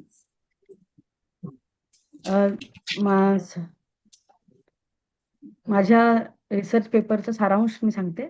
सध्या हवामान बदलाची समस्या संपूर्ण जगालाच भेडसावत आहे. हवामान बदलाचा शेती क्षेत्रावर होणारा परिणाम नकारात्मक आणि गंभीर स्वरूप दर्शवितो. ज्याचा अन्न उत्पादनावर मोठा परिणाम होण्याचा धोका असतो, ज्यामुळे अन्न सुरक्षा धोक्यात येऊ शकते. शेती क्षेत्र हे पावसाच्या पाण्यावर अवलंबून असल्याने खात्रीशीर उत्पन्न मिळण्याची शाश्वती नसते. तसेच नैसर्गिक आपत्तीमुळे होणाऱ्या नुकसानीवर काही उपाययोजना करणे आवश्यक आहे. याकरिता भारत सरकारद्वारा राबविल्या जाणाऱ्या प्रधानमंत्री पीक विमा योजनेचा शेतकऱ्यांना किती लाभ होत आहे, त्यांच्या आर्थिक स्थितीमध्ये काय परिणाम होत आहे, हे अभ्यासणे उपयुक्त ठरते. ही योजना भविष्यामध्ये अधिक प्रभावीपणे राबविण्यासाठी तसेच योजनेच्या त्रुटी दूर करण्याकरिता उपाययोजना सुचविणे देखील आवश्यक ठरते. प्रस्तावना. हवामानातील बदल आणि हवामान बदलातील होणारी वाढ हा सध्या जागतिक पातळीवरील चर्चेचा विषय आहे. वातावरणामधील बदलामुळे अवेळी पाऊस, गारपीट, कडाक्याची थंडी, अतिउष्णतेची लाट, अवकाळी पाऊस, ज्यामुळे ओला व कोरडा दुष्काळ या सर्व बाबींचा पिकांच्या उत्पादनावर प्रतिकूल परिणाम होतो. प्रतिकूल हवामानामुळे होणारे दुष्परिणाम त्यामुळे शेतकऱ्यांचे होणारे नुकसान कमी करण्याकरिता पीक विमा हवामान बदलाच्या काळात शेतकऱ्यांसाठी पीक विम्याची आवश्यकता व गरज. भारत हा जगातील सर्वात मोठी आणि हवामानाच्या दृष्टीने वैविध्यपूर्ण कृषी राष्ट्रांपैकी एक आहे. भारतातील शेतकरी बहुसंख्येने सीमांत व लहान शेतजमीन असणाऱ्या शेतकऱ्यांची संख्या मोठ्या प्रमाणावर आहे. शिवाय शेतकरी आत्महत्या मोठ्या प्रमाणावर होताना दिसतात. माझ्या संशोधनाची उद्दिष्टे आहेत: हवामानातील बदलाचा शेती क्षेत्रातील होणारा परिणाम अभ्यासणे. दुसरं, प्रधानमंत्री पीक विमा योजनेमुळे शेतकऱ्यांच्या आर्थिक व सामाजिक स्थितीमध्ये झालेल्या बदलाचा अभ्यास करणे. माझ्या संशोधन पेपरमध्ये मी वापरलेली संशोधन पद्धती प्रस्तुत संशोधन लेखामध्ये प्रामुख्याने द्वितीय स्रोतांवर आधारित माहितीचा उपयोग केला आहे. त्याचबरोबर विविध बजेटमध्ये पीक विमा योजनेसाठी जी काही आकडेवारी आहे ती आपल्यासमोर मी सादर करते. त्याचबरोबर माझ्या संशोधन रिसर्च पेपरमधील काही शिफारशी व निष्कर्ष: नैसर्गिक व मानवनिर्मित आपत्तीमुळे शेतकऱ्यांच्या उत्पन्नाचे नुकसान भरून काढण्यासाठी आणि कृषी उत्पादनासाठी सहाय्यभूत व प्रभावी अशी प्रधानमंत्री पीक विमा योजना अत्यंत महत्त्वाची असल्याचे दिसून येते. आधीच्या पीक विमा योजनेपेक्षा निश्चित प्रधानमंत्री पीक विमा योजना ही अधिक व्यापक व प्रभावी अशी योजना म्हणून सिद्ध झाली आहे. सदोष जमीन वाटप, तसेच खराब जमीन अभिलेख आणि भ्रष्टाचार, शेतीतील समस्या ही काही परिचित आव्हाने आहेत व ही योजनेच्या अंमलबजावणीमध्ये सुद्धा अडथळा देखील ठरणारी आहेत. त्यामुळे सरकारच्या वतीने या योजनेवर कठोर पर्यवेक्षणाची गरज भासून येते, जेणेकरून सर्व प्रदेशातील शेतकरी समुदायाला या योजनेचा लाभ मिळू शकेल. धन्यवाद मॅडम. धन्यवाद मीनाक्षीजी. यानंतर मी Roshni Saguna Dattatray Sonawane, research student from people's college Nanded येथून आहे, यांना आमंत्रित करते. त्यांच्या पेपरचं टायटल आहे अर्थसंकल्प 2026 आणि महिला सक्षमीकरण योजना व आर्थिक परिणामाचे विश्लेषण. मॅडम, तुम्हाला रिक्वेस्ट आहे की कृपया 5 मिनिटात आपलं पेपर प्रेझेंट करावा. नमस्कार, आवाज येतोय मॅडम माझा? हो येतोय. हॅलो. हो येतोय मॅडम, तुम्ही सुरू करा. ठीक आहे मॅडम. Good afternoon everyone. माझ्या रिसर्च पेपरचं नाव आहे अर्थसंकल्प 2026 आणि महिला सक्षमीकरण योजना व आर्थिक परिणामाचे विश्लेषण. यामध्ये प्रस्तावनेमध्ये मी भारतीय अर्थव्यवस्थेच्या सर्वसमावेशक विकासासाठी महिलांचा सहभाग अत्यंत महत्वाचा आहे. त्यामध्ये महिलांचा आर्थिक सहभाग अद्याप अपेक्षेपेक्षा कमी आहे. या पार्श्वभूमीवर अर्थसंकल्प 2026 मध्ये महिलांच्या विविध योजना जाहीर करण्यात आल्या आहेत. या संशोधनामध्ये त्या योजनांचा आर्थिक परिणामाचा अभ्यास करण्यात आलेला आहे. उद्देशमध्ये मी अर्थसंकल्प 2026 मधील महिलांसाठीच्या योजनांचा अभ्यास करणे, नंबर 2 कौशल्य विकास व रोजगार परिणाम पाहणे आणि नंबर 3 आर्थिक विकासावर या योजनांचा प्रभाव समजावून घेणे हे उद्देश मी मांडलेले आहेत. यामध्ये मी संशोधन पद्धतीचा अभ्यास करताना द्वितीय माहितीचा वापर केला. यामध्ये अर्थसंकल्प, आर्थिक सर्वेक्षण, सरकारी अहवाल, संशोधन लेख तसेच अर्थसंकल्पीय भाषण इत्यादीचा आधार घेण्यात आलेला आहे. यामध्ये मुख्य भाग घेताना किंवा की फायडिंग मध्ये अभ्यासातून असे दिसून येते की महिलांच्या सीमाट, लखपती दिदी, कमी व्याजदरातील कर्ज, पोषण 2.0 यासारख्या योजना राबवण्यात आल्या. या योजनामुळे रोजगाराच्या निर्मिती तर वाढल्याच, उत्पादन क्षमता सुद्धा वाढली, महिलांचे उत्पन्नही वाढले, जीडीपीवर सकारात्मक परिणामही झालेला यात दिसून आलेले आहे. माझ्या टॉपिक मधील रिसर्च गॅप आहे जो या अभ्यासामध्ये प्राथमिक माहितीचा अभाव आहे. ग्रामीण आणि शहरी महिलांमधील तुलना मर्यादित आहे. योजनांच्या अंमलबजावणीमधील प्रत्यक्ष अडचणीचा सखोल विश्लेषण नाही आणि तसेच दीर्घकालीन परिणामाचा अभ्यास करण्यात आलेला आहे. म्हणूनच या सर्व बाबीचा सखोल अभ्यास होणे आवश्यक आहे. म्हणून वरील संशोधनातील उणीवा लक्षात घेऊन मी महिलांच्या आर्थिक सक्षमीकरणावरील अर्थसंकल्पनाचा नेमका परिणाम समजून घेण्यासाठी हा विषय निवडण्यात आलेला आहे. एकूणच अर्थसंकल्प 2026 मध्ये महिलांच्या सक्षमीकरणासाठी सकारात्मक परिणाम दिसून आले, परंतु प्रभावी अंमलबजावणी आणि अधिक निधीची आवश्यकता यामध्ये आहे. महिलांच्या सक्षमीकरण हे केवळ सामाजिकच नाही तर आर्थिक विकासासाठी अत्यंत महत्वाचे आहे. एवढंच बोलते. Thank you. Thank you, Rohini. Ms. Rohini. Now I request Ms. Aishwarya Jyoti Sudhir Bole, Assistant Professor from Government Vidarbh Institute of Science and Humanities, Amravati, Maharashtra. Title of the research paper is Budget 2026 and Human Capital Formation, a focus on education and skill development. I request you to present your topic in 5 minutes. Ms. Aishwarya. Yes, ma'am, you are audible. Yes, please start. Yes. Good afternoon, everyone. This is Aishwarya Bode, and my topic name is Budget 2026 and Human Capital Formation, a focus on education and skill development. Education and skill development plays a vital role in shaping social economic progress of the nation in rapidly evolving global economy driven by technology, innovation, and knowledge. Investment in the education are no longer limited to literacy, but extend to the employability, digital competitions, and lifelong learning. In India, the emphasis on strengthening the education has been reflected through.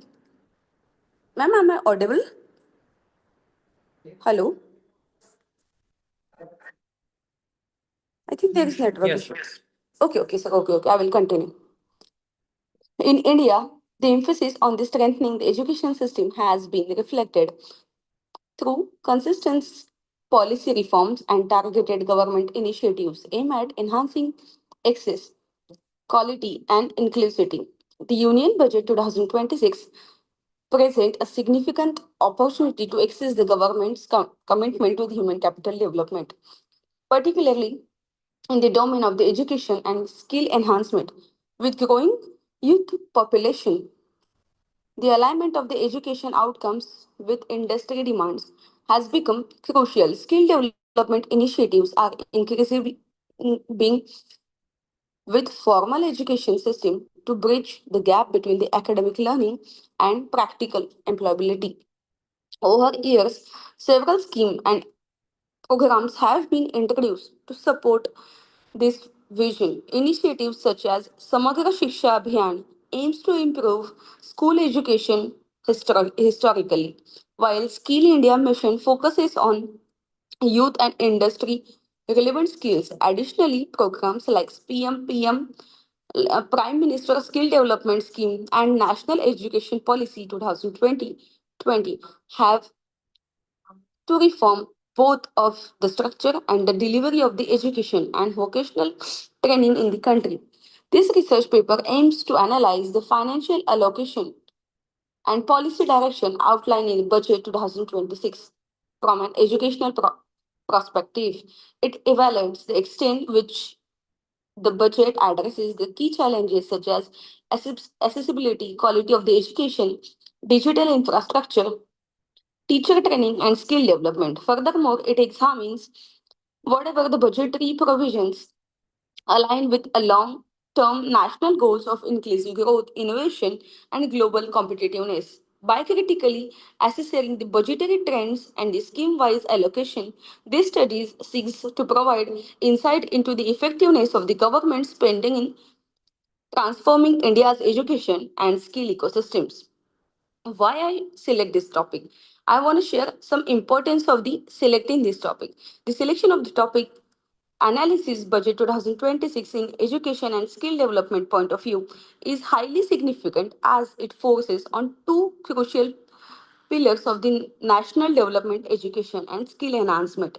These areas play a vital role in shaping quality of human capital, improving employability, and supporting long term economic growth. This topic is important because the union budget reflects the government's priorities and allocation of resources for key sectors. By studying Budget 2026 from the educational perspectives, it becomes possible to understand how effectively financial provisions are being made for improving education system, enhancing infrastructure, and promoting skill learning. Another reason for selecting this topic is its relevance to current policy frameworks such as the National Education Policy 2020 and skill development initiatives like the Skill India Mission. These schemes emphasize the integration of education with the vocal training to improve employability and bridge the gap between the education and the industry requirements. Furthermore, this topic allows for the crucial for critical analysis of whether budget allocations are sufficient and effectively utilized for the programs like Samagra Shiksha Abhiyan and other skill development initiatives. It helps in identifying the strength, gap, and areas that required improvement in the education and training sector. Thus, selecting this topic is important as it provides the insight into the government's financial commitment towards the education and skill development and helps to impact on national progress and youth employment. Objectives to study this topic.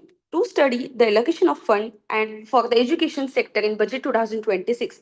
To analysis government's focus on skill development and in the budget to examine effectiveness of major educational skill-based schemes such as National Education Policy 2020, Skill India missions and Samagra Shiksha Abhiyan to assess whether the budget supports digital education, infrastructure development and quality improvement in education to evaluate the role of government expenditure in bridging the gap and the education and in industry requirements to identify strength and limitations in the budgetary provisions related to the education and skill development to suggest possible improvements for enhancing the effectiveness of education and skill development initiatives.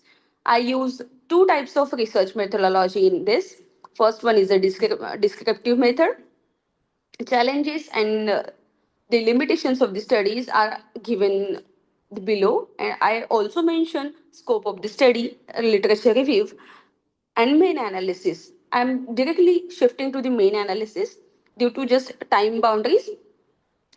Budget 2026 allowed substantial resources to the education sector with estimated outlay of approximately 1.39 lakhs crore, reflecting the government's continuous commitment to the strengthening human capital development. This allocation highlights a balanced and strategic approach towards improving foundational learning in school education, expanding the scope and the quality of higher education, and promoting skill development initiatives to enhance. By focusing on these key areas, the budget aims to align educational outcomes with the evolving demands of the economy, thereby supporting sustainable economic growth and long-term national development. I'm directly shifting towards the recommendation. My first recommendation is to increase focus on skill development. Second one is strengthen industry academic collaboration. Third one is enhance quality of the education, school education. Fourth one is to promote digital and rural education access. Fifth one, to ensure effective utilization of the fund. And sixth one, education with the future demand skills. This is all about today. Thank you. My timing is ending now. Thank you everyone for giving me this opportunity and to listen to me. Thank you, Aishwarya. Thank you so much. Friends, this session was and is chaired by Honorable Dr. Madhav Shinde, and he's from Ahmednagar College. I welcome him. I also welcome our resource persons, Honorable Dr. Dheeraj Kadam, sir, from Nagpur University, and Honorable Dr. Memon Ubaid Yusuf from Chhatrapati Sambhaji Nagar. It is my pleasure to introduce our first resource person for this session. We are joined by a scholar whose academic versatility is truly remarkable. Honorable Dr. Memon Ubaid Yusuf, sir, is an accomplished academic with over 16 years of teaching experience at Sir Syed College, holding a PhD, MBA, and MA in economics. He specializes in finance, accounting, and IT. Honorable Sir has authored 5 books and published 161 research papers. Honorable Sir has successfully guided 6 PhD students and holds 4 patents. I'm happy to tell you all that His Excellence is recognized by 7 prestigious honors, including the Mahatma Jyotiba Phule International Award. Additionally, he serves as a subject expert and Board of Studies members for Dr. Babasaheb Ambedkar Marathwada University, Chhatrapati Sambhaji Nagar. Given today's focus on analyzing the central budget, Honorable Sir's intersectional expertise in finance and economics is exactly what we need to decode the complexities of our national fiscal path.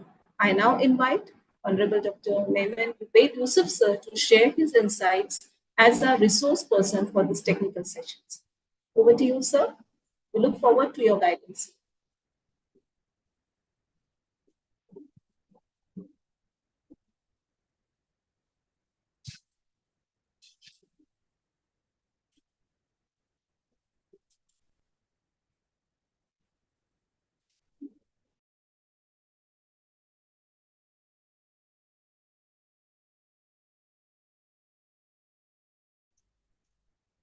Am I audible, ma'am?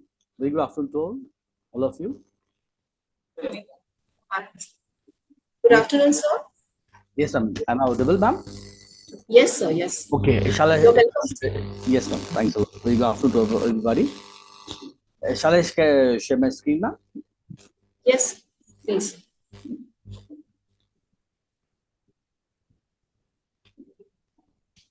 It's visible. Visible? Okay.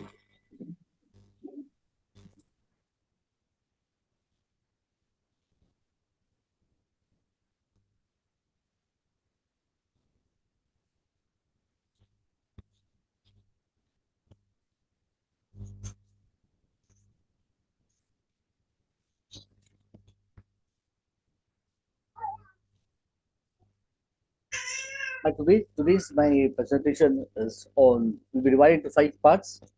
Firstly, the union budget and the SMEs. My presentation will be divided into 3 parts. Firstly, union budget 2026 and MSMEs from survival to champions. Secondly, the 3 Kartavyas and the path to Vikasit Bharat. Thirdly, the women empowerment, the unstoppable fire fueling India's inclusion growth. And lastly, overall impact opportunities and challenges and positive impacts of the budget. And lastly, the challenges and interdisciplinary research agenda, along with the conclusion.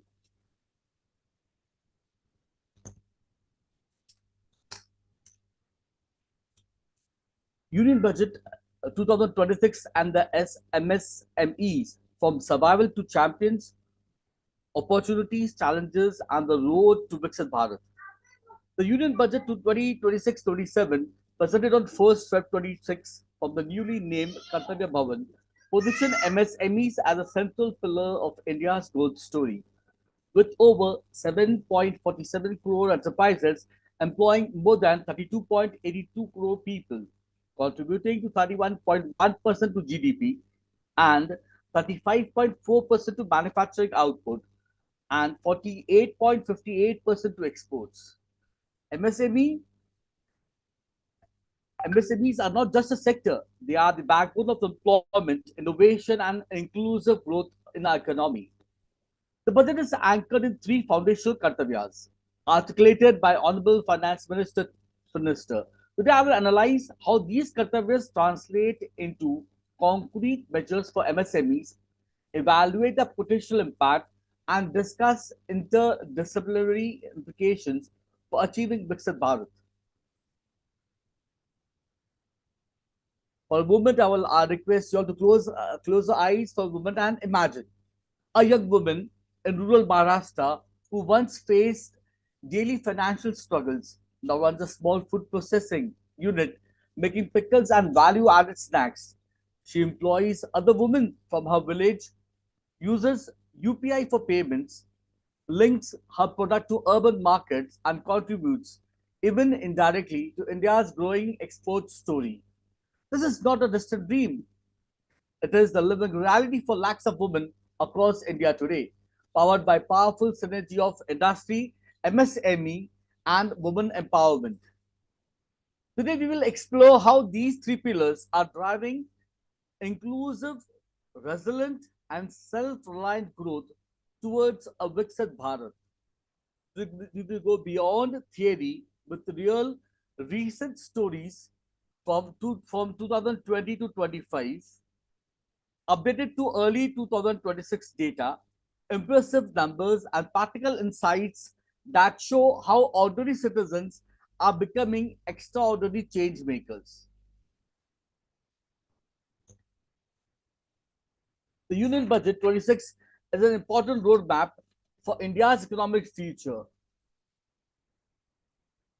It is not just a list of income and expenses, it's a national vision document. It tells us where the government wants to invest money, which sectors need support, and what future India should look like. Budget 2026 was presented with the focus on jobs, on growth, jobs, manufacturing, infrastructure, social welfare, and economic discipline. India is one of the fastest growing major economies in the world. In the budget 2026, the government estimated India's real GDP growth around 7.4%, which is strong compared to many countries facing slowdown. The budget aims to continue growth while controlling fiscal deficit. It tries to balance spending and savings. For example, more roads and railways are planned. Manufacturing sectors like semiconductors are promoted. Farmers and MSMEs are supported. Youth skills and employment are encouraged. This shows India wants growth along with long-term stability. Industry, the powerful engine and the scale and innovation. Large-scale industry transforms raw potential into national strength. It creates quality jobs, builds infrastructure, boosts exports, and sparks technology advancement. Why industrial growth is crucial now? Firstly, generates large-scale formal employment, develops robust supply chain logistics, drive exports-led growth, accelerate innovation and skill development. Conceptualizing the budget and MSMEs. The budget maintains the fiscal produce with the targeted fiscal deficit of 4.3% of GDP for the financial year 26-27 improved from 4.4% in the last year and record public capital expenditure of 12.2 lakh crores. This infrastructure push through freight corridors, waterways, high-speed rail, and city economic regions directly benefits MSEMEs by lowering logistic costs, improving supply chain efficiencies, and opening new markets, especially in Tier 2 and Tier 3 cities.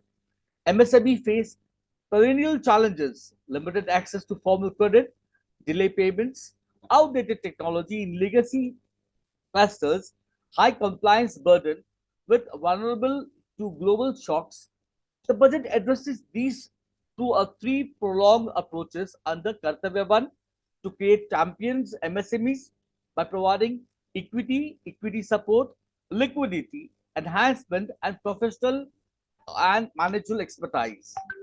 This shift from mere survival to scaling up aligns with the vision of making India MSMEs global competitive. What does Viksit Bharat? Right? Viksit Bharat means a developed nation by 2047. When India completes 100 years of independence, a developed nation means high per capita income, better healthcare, strong educational system, modern cities and villages, good jobs for youth, strong exports and industries, clean environment, equal opportunities. India is already becoming a digital leader through UPI payments, Aadhaar online governance, and startup growth. These are the signs of progress towards Viksit Bharat. Budget 2026 supports this mission through infrastructure, technology, youth empowerment, and industrial expansion. Why this central budget is important? Why this importance of the budget of 2026? It has so many reasons to it, right? One is because it affects every citizen. The budget has an impact on every citizen. If government increases spending on roads, construction, job increases. If tax reduces, people save more money, more disposable income, more saving, more investment, more capital. If farmer receives support, food production rises. If industries receive incentives, jobs are created. Recent example of budget 2026 proposed 12.2 lakh crore public capital expenditure, which means a huge investment in infrastructure. This can create jobs in construction, cement, steel, transport, and logistics sectors. So budget directly impacts employment, prices, business growth, and development. This is the importance of the central budget, right?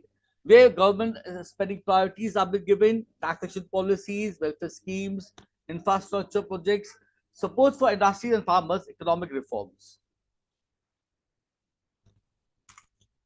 The three Kartavyas of the budget. The budget highlights the three Kartavyas, right? The first Kartavya is accelerate and sustain economic growth, equity, liquidity, and competitiveness for champion MSMEs. The first Kartavya focus on productivity, competitiveness, and resilience. For MSMEs, this translates into structural support for scaling and integration into global value chains. Key announcement with direct impacts. Number one is equity support. A dedicated 10,000 crores MSMEs growth fund to incentivize high potential MSMEs based on criteria such as productivity, formalization, job creation, and export readiness. This equity style funding aims to help promising units becoming national and global champions. Additionally, a 2,000 crore top up to the Self-Reliant India SRI fund provides risk capital, especially to micro entrepreneurs. The second is liquidity support. Building on rupees 7 lakh plus crore already facilitated through the TREDS platform, four major reforms are proposed. Mandatory TREDS usage for CPSE purchases for for MSME, integrating of GEM and PREDS for faster financing against government orders, credit guarantee support via CTT MSE for invoicing discounting, and development of secondary markets asset-backed securities for MSME receivables, enhanced credit guarantee cover under CGT MSE raised to 10 crores for micro and small enterprises. This reduces collateral requirements. Thirdly, the cluster and technology upgradation, revival of 200 legacy industry cluster to infrastructure and technology modernization to improve cost competitiveness. Incentives in the sector like electronic companies, 40,000 crore scheme, container manufacturing, and duty-free imports for inputs in leather, footwear, and textiles directly aid MSME suppliers. Export boost. Removal of rupees 10 lakh value cap per consignment for Korea exports, benefiting small exporters, artisans, and startups. These measures expect to ease working capital constraints, encourage formalization, and integrate MSMEs into domestic and global supply chain. From an economic perspective, they can crowd in private investment and enhance manufacturing depth. Management scholars may study how equity funds and cluster revival affect firm level productivity and innovation. It focuses on the weaker sections, basically of affordable housing, food security schemes, free healthcare, employment support, rural development programs. Garib Kalyan reduces poverty and improves standard of living. The second Kartavya is fulfilling aspiration and building capacity, skilling, employability, and professional support.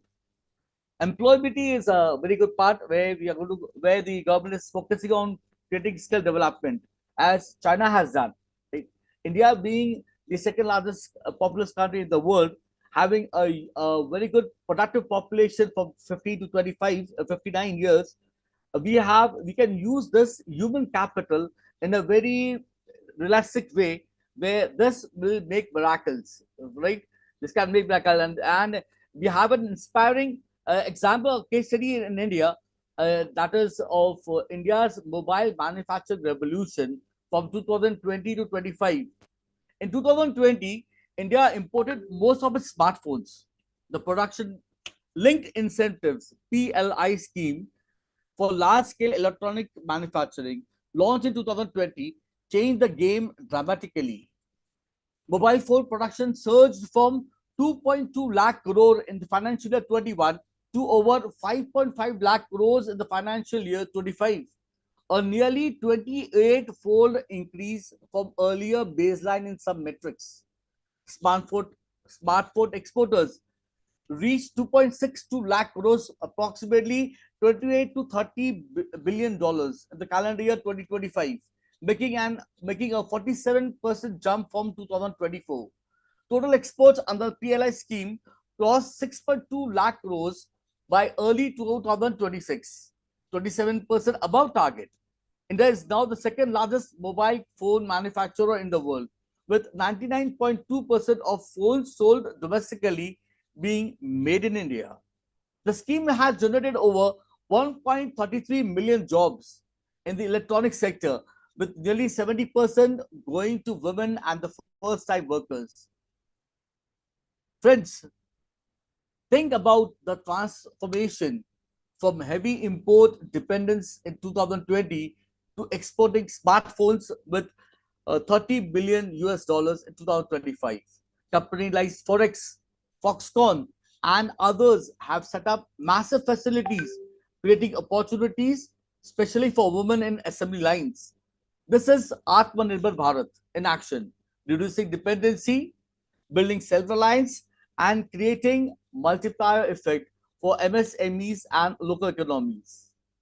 Where industry scales with smart policy support, it uplifts entire ecosystem, including MSMEs and women workers. MSMEs is the true backbone and a silent heroes of the economy. They are not just small in impact, they are gigantic engines of inclusions, employment, and resilience. Latest impressive data as on 25-26 earlier, 2025 and early 2026. Over 7.16 to 7.47 crores MSME units are registered on the Udyam portal, employing 31 to 32.82 crore people. They contribute from 30 to 31.1% to India's GDP, 35.4% to manufacturing output, and 40 to 48.58% to exports. They bridge rural-urban divide, support large industries as ancillaries, and provide flexible, inclusive jobs, especially in the challenging times. MSME's economic powerhouse with a human touch. A real-life case studies. Digital transformation of Kirana stores post 2020. This is a real example. After COVID-19 disruptions of 2021, lakhs of small Kirana shop across India, including in Maharashtra, adopted digital tools like UPI, PhonePe, Google Pay, and QR codes. Many now access formal credit based on their digital transaction history. A real example of is a neighborhood shopkeeper who once dependent on only on cash is now a digitally empowered micro entrepreneur, securing loans faster, managing inventory better, and serving customers more efficiently. Technology turned crisis into opportunities. This is the impact: enhanced financial inclusion, better efficiency, and stronger resilience. MSME as backbone. The new Inspire case study. Women-led food processing as self-help groups enterprises, Maharashtra and rural India from 20 to 25. Across rural Maharashtra and other states, self-help groups of women have scaled into successful MSMEs in food processing, producing pickles, snacks, value-added millet products, or preserved fruits, vegetables using simple technology like solar dehydrators. Example, a group of 8 to 12 women started with modest collective savings from 200 to 15,000 initial investment per member of the group, and small loans. They adopt better packaging, hygiene standards, and digital tools. Many now generate 30 to 40,000 plus per month income group. Supply to local towns or cities like Mumbai, Pune, reduce post-harvest losses, and employ additional women. Under scheme like Prime Pradhan Mantri formalization of micro food processing enterprises, launched in 2020, such units have gained branding, credit, and market linkages. Now imagine 8 women in a village pooling small savings to start a pickle or snack making unit. Through unity, hard work, and support from government schemes, they scale up, sell beyond the village, and create steady income. These enterprises shows that MSME thrive on collective effort, local resources, and innovation, building resilience and connecting rural producers to wider markets without needing huge capital. Grassroots MSMEs, especially in food processing, turned local produce into economic value while empowering communities. Women empowerment, the heart and soul of inclusive growth. Women empowerment means giving women economic independence, decision-making power, skills, and equal opportunities to participate fully in the growth. When women earn and lead, entire families and community rises. But women empowerment is a game changer because women empowerment leads to what? Number one, it increases household income and savings. Secondly, it improves children education, nutrition, and health, reduces poverty and more effectively, drives faster, more equitable GDP. A powerful case study from Pradhan Mantri Mudra Yojana. The transformative scheme provides collateral-free loans to micro entrepreneurs and has been a lifeline for women. Over 52,000 crores, 52 crore loans worth more than 30 to 35 lakh crores disbursed since inception, with the strong momentum post 2020. And the financial year 2025 alone, sanction crossed 5.550 lakh crore across 5.46 crore accounts. Women constitute 68 to 71% of beneficiaries, making a truly women-centric success stories. Many have started or scaled tailoring units, beauty services, food businesses, or small shops. Picture a woman who once hesitated to handle finances, now taking a mudra loan to launch her dream businesses.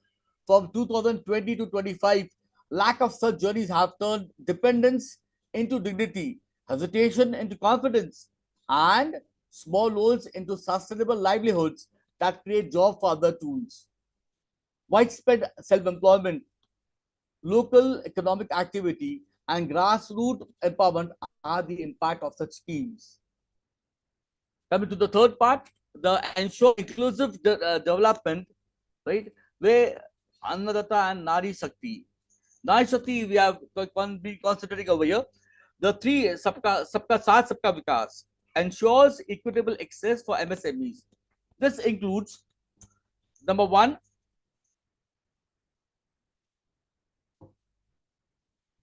targeted support for women-led entrepreneurs, STSC owned units, and rural agri-linked MSMEs.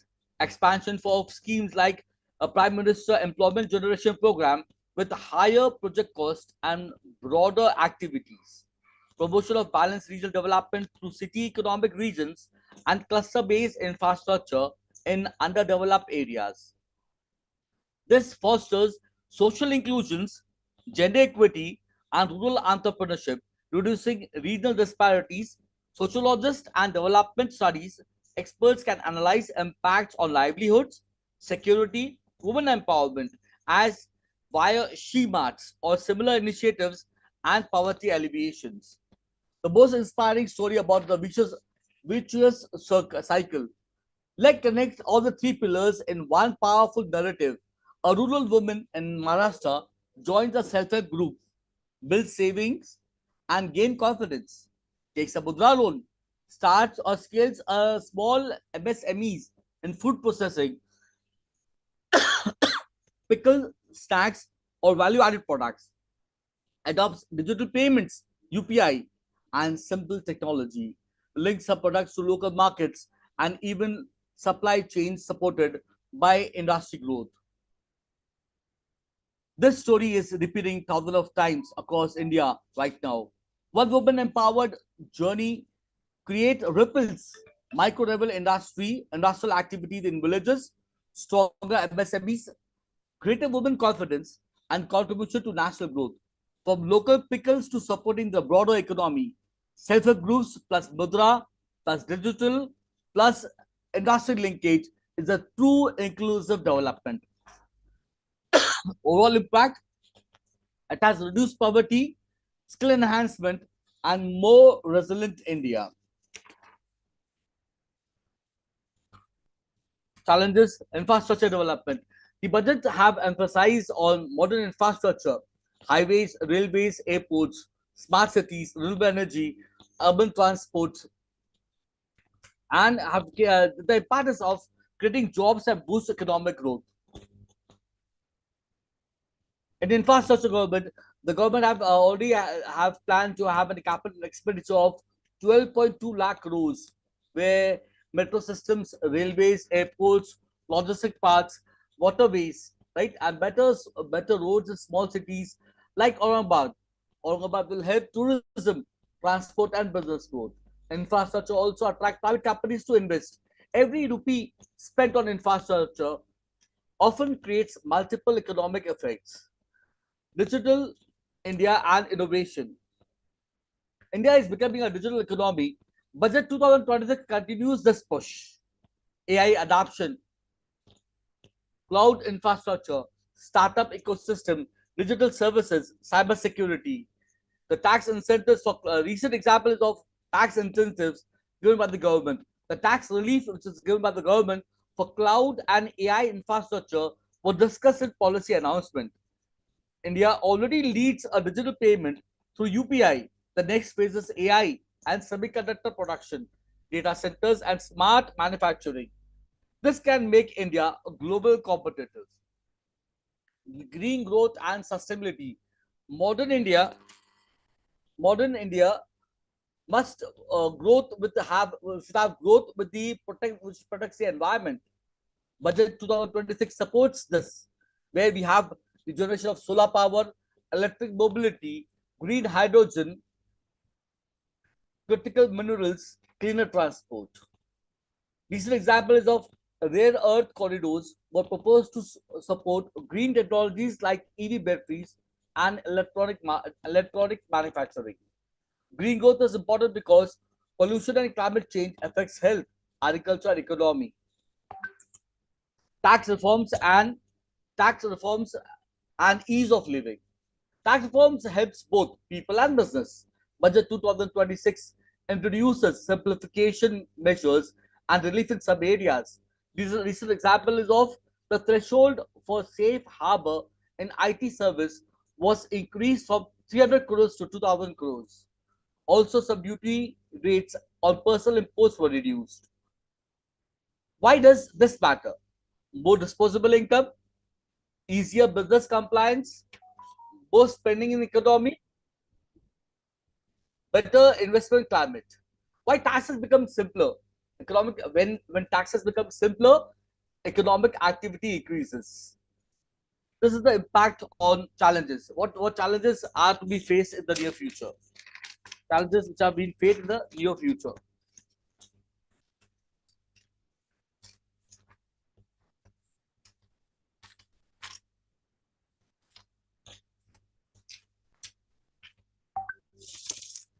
The number one challenges, right? A challenge and interdisciplinary research agenda. One is implementation effective and at the state at state and ground levels. Absorption capacity of funds. Many micro units may lack readiness for equity or cluster modernization. Global risk, trade attention, input cost volatility, monitoring metrics, actual job creation, export growth, and productivity gains from these measures. The opportunities for India have unnumberable opportunities of India. India being a land of masses, a land of the seventh largest country in terms of land, can utilize the unmatched resources and untapped resources. There are still so many untapped resources left to be tapped, which will be used in the effective and utilized properly, mobilized properly, can make miracles from normal people to expertise, right? And this can become a game changer. We have so many positive impacts on a positive for India. The number one is the young population. What China has done, China has used its young youth for production and had become a giant in the world. The whole world is scared of China. So young population, India has a young population where this can be used productively by skilling, developing them, making them employable. Then next is growing digital economy. India has got a very good growth in the digital economy. And thirdly, the larger market. We are the local markets is also very good for us, and we are going to tap the other markets of the world. And secondly, the rising global influence and manufacturing potential what India has. Right, this can accelerate Vikasit Bharat mission. The challenges ahead. We have the challenges ahead. Now, the challenges which we have, which India needs to face, is one, inflation, rising prices. These hurt families. Global slowdown affect exports. Oil prices. India imports crude oil. Unemployment.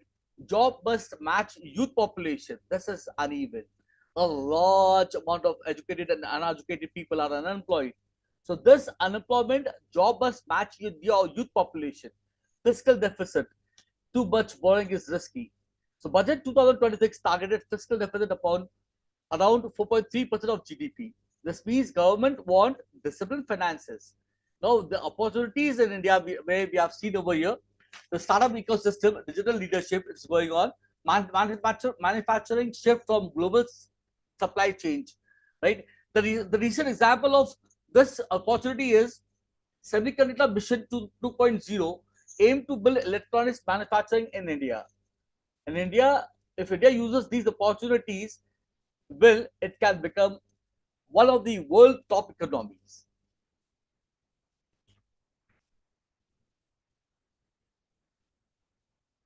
Energy and now we are going to have a glimpse of the last part over here. Industry provides scale, technology, and global reach. MSMEs delivers breadth, resilience, and grassroots depth.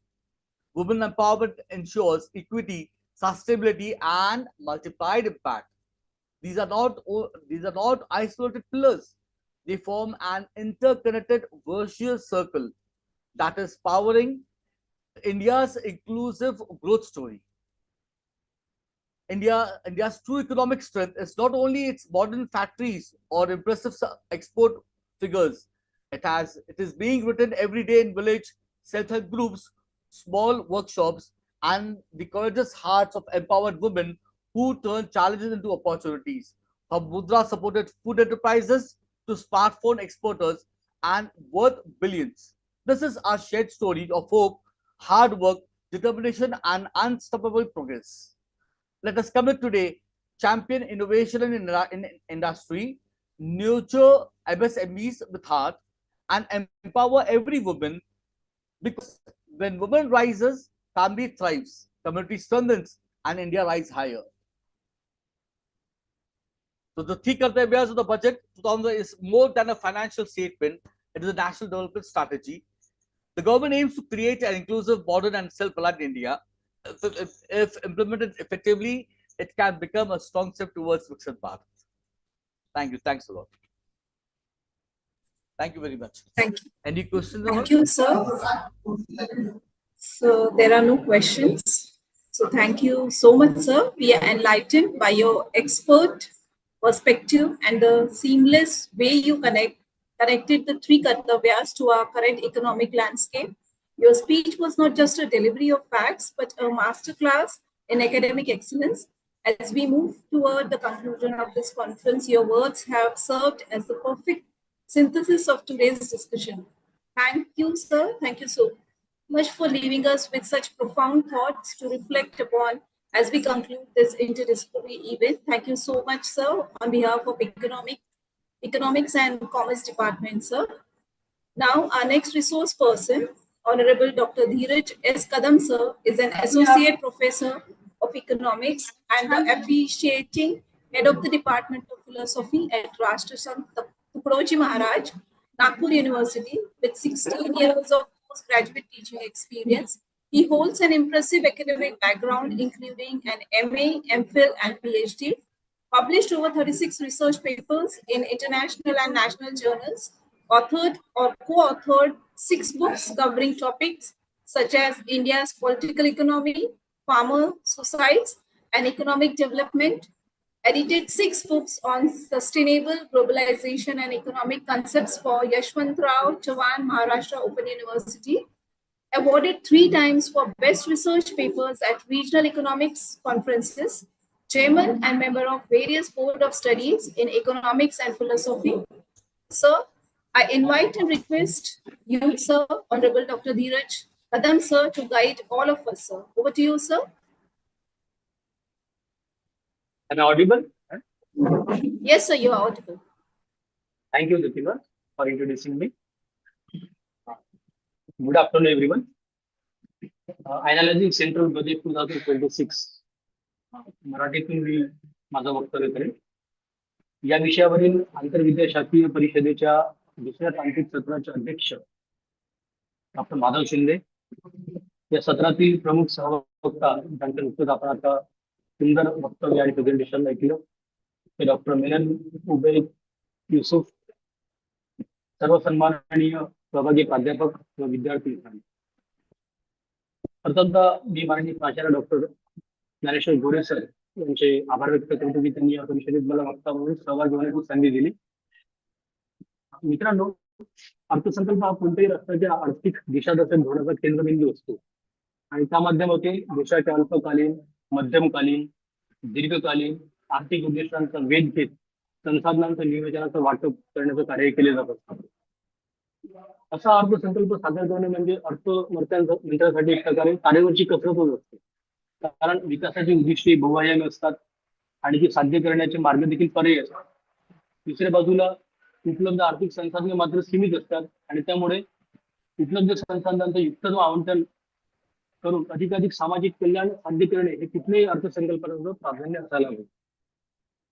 अर्थात विद्यमान शासन किंवा सत्ताधारी आर्थिक विकासाच्या प्रश्नाकडे कुठल्या दृष्टिकोनातून बघतो आणि त्यांची प्राधान्य क्षेत्रे कुठली असतात याचं प्रतिबिंब सातत्याने आपल्याला अर्थसंकल्पनामध्ये उमटताना दिसतं. त्यामुळे या दृष्टिकोनातून जेव्हा आपण केंद्रीय अर्थसंकल्प 2026-27 कडे बघतो तेव्हा अर्थमंत्र्यांनी नमूद केल्याप्रमाणे हा अर्थसंकल्प केवळ आर्थिक दस्तावेज नसून विकसित भारत या दीर्घकालीन राष्ट्रीय ध्येयाच्या पूर्ततेसाठीचा एक महत्वपूर्ण टप्पा म्हणून मांडण्यात आलेला आहे. स्थैर्य, गुंतवणूक, सुधारणा आणि समावेशकता या 4 आधारस्तंभावर या अर्थसंकल्पाची रूपरेषा ठरवण्यात आली आहे. जागतिक पातळीवर भूनैतिक जे तणाव आज आपण बघतो आहे, व्यापारातील संरक्षणवाद आणि त्यातून उद्भवलेली आर्थिक अस्थिरता या पार्श्वभूमीवर अर्थसंकल्प सादर करत असताना अर्थमंत्री निर्मला सीतारामन यांनी भारतीय अर्थव्यवस्थेबाबत विश्वास निर्माण करण्यावरती भर दिलेला दिसून येतो.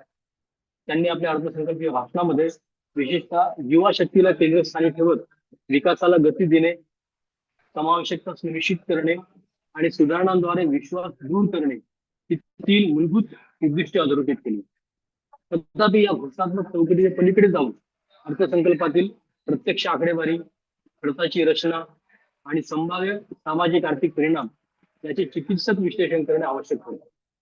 आणि त्यामुळे त्या दृष्टिकोनातून मी या बजेटचं चिकित्सा किंवा समीक्षा करण्याचा प्रयत्न करणार. अर्थसंकल्पाच्या अंमलबजावणीवर नैसर्गिक आपत्ती, जागतिक आर्थिक घडामोडी आणि अनपेक्षित संकट यांचा परिणाम हा होत असतो आणि त्यामुळे त्याची प्रत्यक्ष तरतुदी आणि वास्तविक त्याचे परिणाम यामध्ये तफावत निर्माण होऊ शकतात. आणि याच कारणामुळे अर्थसंकल्पाच्या पूर्वी सादर होणारा जो आर्थिक सर्वेक्षण, तो इकॉनॉमिक सर्वे असतो, तो हा प्रत्यक्ष घडामोडींवरती आधारित असल्यामुळे अभ्यासकाच्या दृष्टीने तो अधिक विश्वसनीय मानला जातो. संसदेतील चर्चेनंतर अर्थसंकल्पात आवश्यकता दुरुस्त्या करण्याची लोकशाही पद्धत असली तरी प्रबळ बहुमताच्या पार्श्वभूमीवर विरोधी मतांचा प्रभाव मर्यादित राहण्याची शक्यता नाकारता येत नाही. आणि त्यामुळे अशा परिस्थितीत धोरण निर्मितीची त्रुटी किंवा अंमलबजावणीतील उणिवा यांचे परिणाम हे दीर्घकालीन स्वरूपात प्रकर्षाने समोर येऊ शकतात. आणि म्हणूनच त्याचे मूल्यांकन करताना अर्थसंकल्पातून केवळ आकडेवारीवर न थांबता आर्थिक धोरणाची सुसंगती, प्राधान्यक्रम आणि त्यांचे व्यापक सामाजिक परिणाम याचा चिकित्सक आढावा घेणे हा महत्वाचा ठरतो. या बजेटचा जो अंतरंग आपण जर बघितलं तर आपल्याला असं दिसतं की या बजेटची आर्थिक चौकटी व्यापक आहे. त्यात विधीचा आशावाद आहे आणि शिस्तीचा आग्रह देखील मांडण्यात आलेला आहे. म्हणजे बजेटमध्ये जो एकूण सरकारी खर्च आहे तो 53.47 लाख कोटी इतका प्रस्तावित असून त्यापैकी 12.31 लाख कोटी रुपये हे भांडवली खर्चासाठी तरतूद करण्यात आलेली आहे. प्रभावी भांडवली खर्च, ज्याला आपण इफेक्टिव्ह कॅपिटल एक्सपेंडिचर असं म्हणतो, तो 17.14 लक्ष कोटी इतका असून तो पायाभूत सुविधा, वाहतूक, ऊर्जा आणि औद्योगिक विस्तार यांना चालना देणारा महत्वाचा घटक आहे. महसुली प्राप्तीच्या दृष्टीने देखील सातत्यपूर्ण वाढ आपल्याला दिसून येते. म्हणजे 24-25 मध्ये महसुली प्राप्ती 30.27 लाख कोटी होती. 25-26च्या सुधारित अंदाजानुसार ती 33.42 लाख कोटी झाली आणि 26-27 मध्ये ती आता 35.33 लाख कोटी पर्यंत पोहोचण्याचा अंदाज व्यक्त करण्यात आलेला आहे. म्हणजे जवळपास सुमारे 5.7% वाढ त्यामध्ये अपेक्षित आहे. तथापि एकूण प्राप्तीत सार्वजनिक कर्जाचा मोठा वाटा कायम असून कर्ज उभारणीमध्येही सुमारे 9% वाढ अपेक्षित आहे. आणि खर्चाच्या रचनेत व्याज देयकाचा भार हा प्रकर्षाने जाणवतो. व्याजावरील खर्च हा मागील वर्षाच्या 12.74 लाख कोटीवरून 14.04 लाख कोटीवरती जाण्याची शक्यता असून तो एकूण खर्चाच्या 26.25% इतका आहे. म्हणजे याचा अर्थ असा की शासनाच्या उत्पन्नातील एक मोठा हिस्सा हा भूतकाळातील कर्ज फेडीसाठी वापरला जातो आहे. परिणामी विकासात्मक खर्चासाठी उपलब्ध संसाधनांवर मर्यादा येण्याची शक्यता निर्माण होते. राजकोषीय तूट हे 25-26 मधील 4.4% वरून 26-27 मध्ये 4.3 पर्यंत कमी करण्याचा प्रयत्न हा विश्वास शिस्तीचा संकेत मानला जाऊ शकतो. तथापि उच्च व्याज देयकाचा भार आणि कर्जावरील वाढत्या अवलंबित ही निश्चितच चिंताजनक बाब आहे असं आपल्याला म्हणावं लागेल. यावर असं दिसून येते की सरकार वित्तीय शिस्त राखण्याचा प्रयत्न करत असले तरी त्यासाठी सामाजिक क्षेत्रातील खर्चावर मर्यादा येत नाही ना, हा एक मूलभूत प्रश्न या ठिकाणी उपस्थित होतो. या अर्थसंकल्पामध्ये वृद्धीचे इंजिन म्हणून मुख्यतः पायाभूत सुविधा आणि उत्पादन क्षेत्रावरती भर देण्यात आलेला आहे. म्हणजे आर्थिक वृद्धीचा प्रमुख आधार म्हणून भांडवल गुंतवणुकीला केंद्रस्थानी ठेवण्यात आलेले आहे. पायाभूत सुविधांचा विस्तार हा दीर्घकालीन आर्थिक प्रगतीचा कणा मानला जात असल्यामुळे रेल्वे, बंदरे, रस्ते, बहुआयामी लॉजिस्टिक कॉरिडॉर्स, ऊर्जा प्रकल्प तसेच संरक्षण उत्पादन यासारख्या क्षेत्रांना प्राधान्याने निधी करून देण्यात आले. विशेषतः सेमी कंडक्टर 2.0 सारख्या उपक्रमाद्वारे उच्च तंत्रज्ञान उत्पादन क्षेत्राला चालना देण्याचा प्रयत्न दिसून येतो. त्यामुळे जागतिक पुरवठा साखळीत भारताची भूमिका अधिक मजबूत करण्याचा उद्देश स्पष्ट होतो. या गुंतवणुकीमुळे केवळ भौतिक पायाभूत सुविधा उभारणीच नव्हे तर रोजगार निर्मिती, उत्पादकता वाढ आणि औद्योगिक स्पर्धात्मकता यांनाही चालना मिळण्याची अपेक्षा व्यक्त केली जाते. उत्पादन क्षेत्राला बळकटी देण्यासाठी आयात शुल्कातील सवलती, विशेषतः स्पेशल इकॉनॉमिक झोनसाठी प्रोत्साहनपर धोरणे आणि संरक्षण व विमान निर्मिती क्षेत्रासाठी कर सवलती जाहीर करण्यात आलेल्या आहेत. या उपाययोजनांचा उद्देश अर्थातच देशांतर्गत उत्पादन वाढवणे, आयातीवर अवलंबित्व कमी करणे आणि मेक इन इंडिया उपक्रमाला गती देणे हा आहे. औद्योगिक धोरणाच्या दृष्टीने पाहता ही पावले गुंतवणूक आकर्षित करण्यास आणि तंत्रज्ञान हस्तांतरणाला प्रोत्साहन देण्यास निश्चितच उपयुक्त ठरू शकते. तथापि या संपूर्ण प्रक्रियेची जर चिकित्सा आपण केली तर एक मुद्दा प्रामुख्याने समोर येतो, तो म्हणजे मोठ्या उद्योगासाठी धोरणात्मक व वित्तीय वातावरण अधिक अनुकूल होत असताना लघु मध्यम उद्योग, ज्याला MSME सेक्टर म्हणजे आता युसुफ सरांनी जे आपल्याला स्पष्ट केलं ज्यावरती, त्या क्षेत्राची प्रत्यक्ष सक्षमता ही त्यांच्या कर्ज सुलभता, तांत्रिक आधुनिकीकरण, कौशल्य आधारित मनुष्यबळ आणि सगळ्यात महत्वाचं म्हणजे बाजारपेठेतील मागणी या घटकांवरती ते अवलंबून आहे. त्यामुळे केवळ आर्थिक तरतुदी जाहीर करून किंवा प्रोत्साहन घोषणा करून चॅम्पियन्स MSME निर्माण होणार नाहीत. त्यासाठी समन्वित धोरण, संस्थात्मक पाठबळ आणि स्थिर बाजार व्यवस्था आवश्यक आहे. त्यामुळे भांडवल गुंतवणुकीवर आधारित वृद्धीचे हे प्रारूप दीर्घकालीन आणि समावेशक ठरावे यासाठी मोठ्या उद्योगांबरोबरच किंबहुना त्यापेक्षाही MSME क्षेत्राला अधिक प्राधान्य देणे आवश्यक आहे. त्या दृष्टीचा मात्र या अर्थसंकल्पामध्ये अभाव आपल्याला जाणवतो. आता अर्थसंकल्पाचं मूल्यांकन करत असताना मला असं वाटतं की अर्थसंकल्पासमोरील जे मूलभूत प्रश्न आहेत, ज्याकडे प्राधान्याने पाहण्याची गरज आहे, त्या प्रश्नांना हा अर्थसंकल्प कसा डील करतो या दृष्टीने त्याचं मूल्यांकन करणं मला वाटतं अधिक संयुक्त ठरेल. शेवटी अर्थसंकल्प हा केवळ आर्थिक तरतुदींचा दस्तावेज नसून तो सामाजिक न्याय, प्रादेशिक समतोल आणि सर्वसमावेशक विकास या व्यापक उद्दिष्टांचा परावर्तक असतो. त्यामुळे देशातील सर्व राज्यांना तसेच जाती, धर्म, वर्ग आणि प्रदेशांच्या पलीकडे जाऊन या सर्व घटकांना न्याय मिळावा ही अपेक्षा असणे स्वाभाविक आहे आणि ती सरकारची मूलभूत जबाबदारी आहे. परंतु जर अर्थसंकल्पात काही निवडक क्षेत्रांना प्राधान्य देऊन इतर मूलभूत क्षेत्रांकडे दुर्लक्ष केले गेले किंवा केले जात असेल तर त्याची प्राधान्यताही कमी होते. याच संदर्भात अर्थव्यवस्थेसमोरील काही दीर्घकालीन व संस्थात्मक प्रश्नांचे परीक्षण करणे प्रभावप्रद ठरते. तर त्यामधला मला वाटतं पहिला जो मूलभूत प्रश्न आहे तो म्हणजे शेती आणि ग्रामीण अर्थव्यवस्थेतील संरचनात्मक दुर्बलता आहे आणि हा आपल्या अर्थव्यवस्थेसमोरचा दीर्घकालीन प्रश्न आहे. शेती व शेतकरी कल्याणाच्या दृष्टीने विविध योजना जसं की प्रधानमंत्री किसान सन्मान निधी, पीक विमा योजना, नैसर्गिक शेती उपक्रम आणि तंत्रज्ञानाचे ड्रोन निधी योजना इत्यादी सुरू ठेवण्यात आलेल्या आहेत. या योजना शेतकऱ्यांना काही प्रमाणात निश्चितच सहाय्य पुरवतात, तथापि त्या प्रामुख्याने तात्पुरत्या दिलासादायक स्वरूपाच्या आहेत.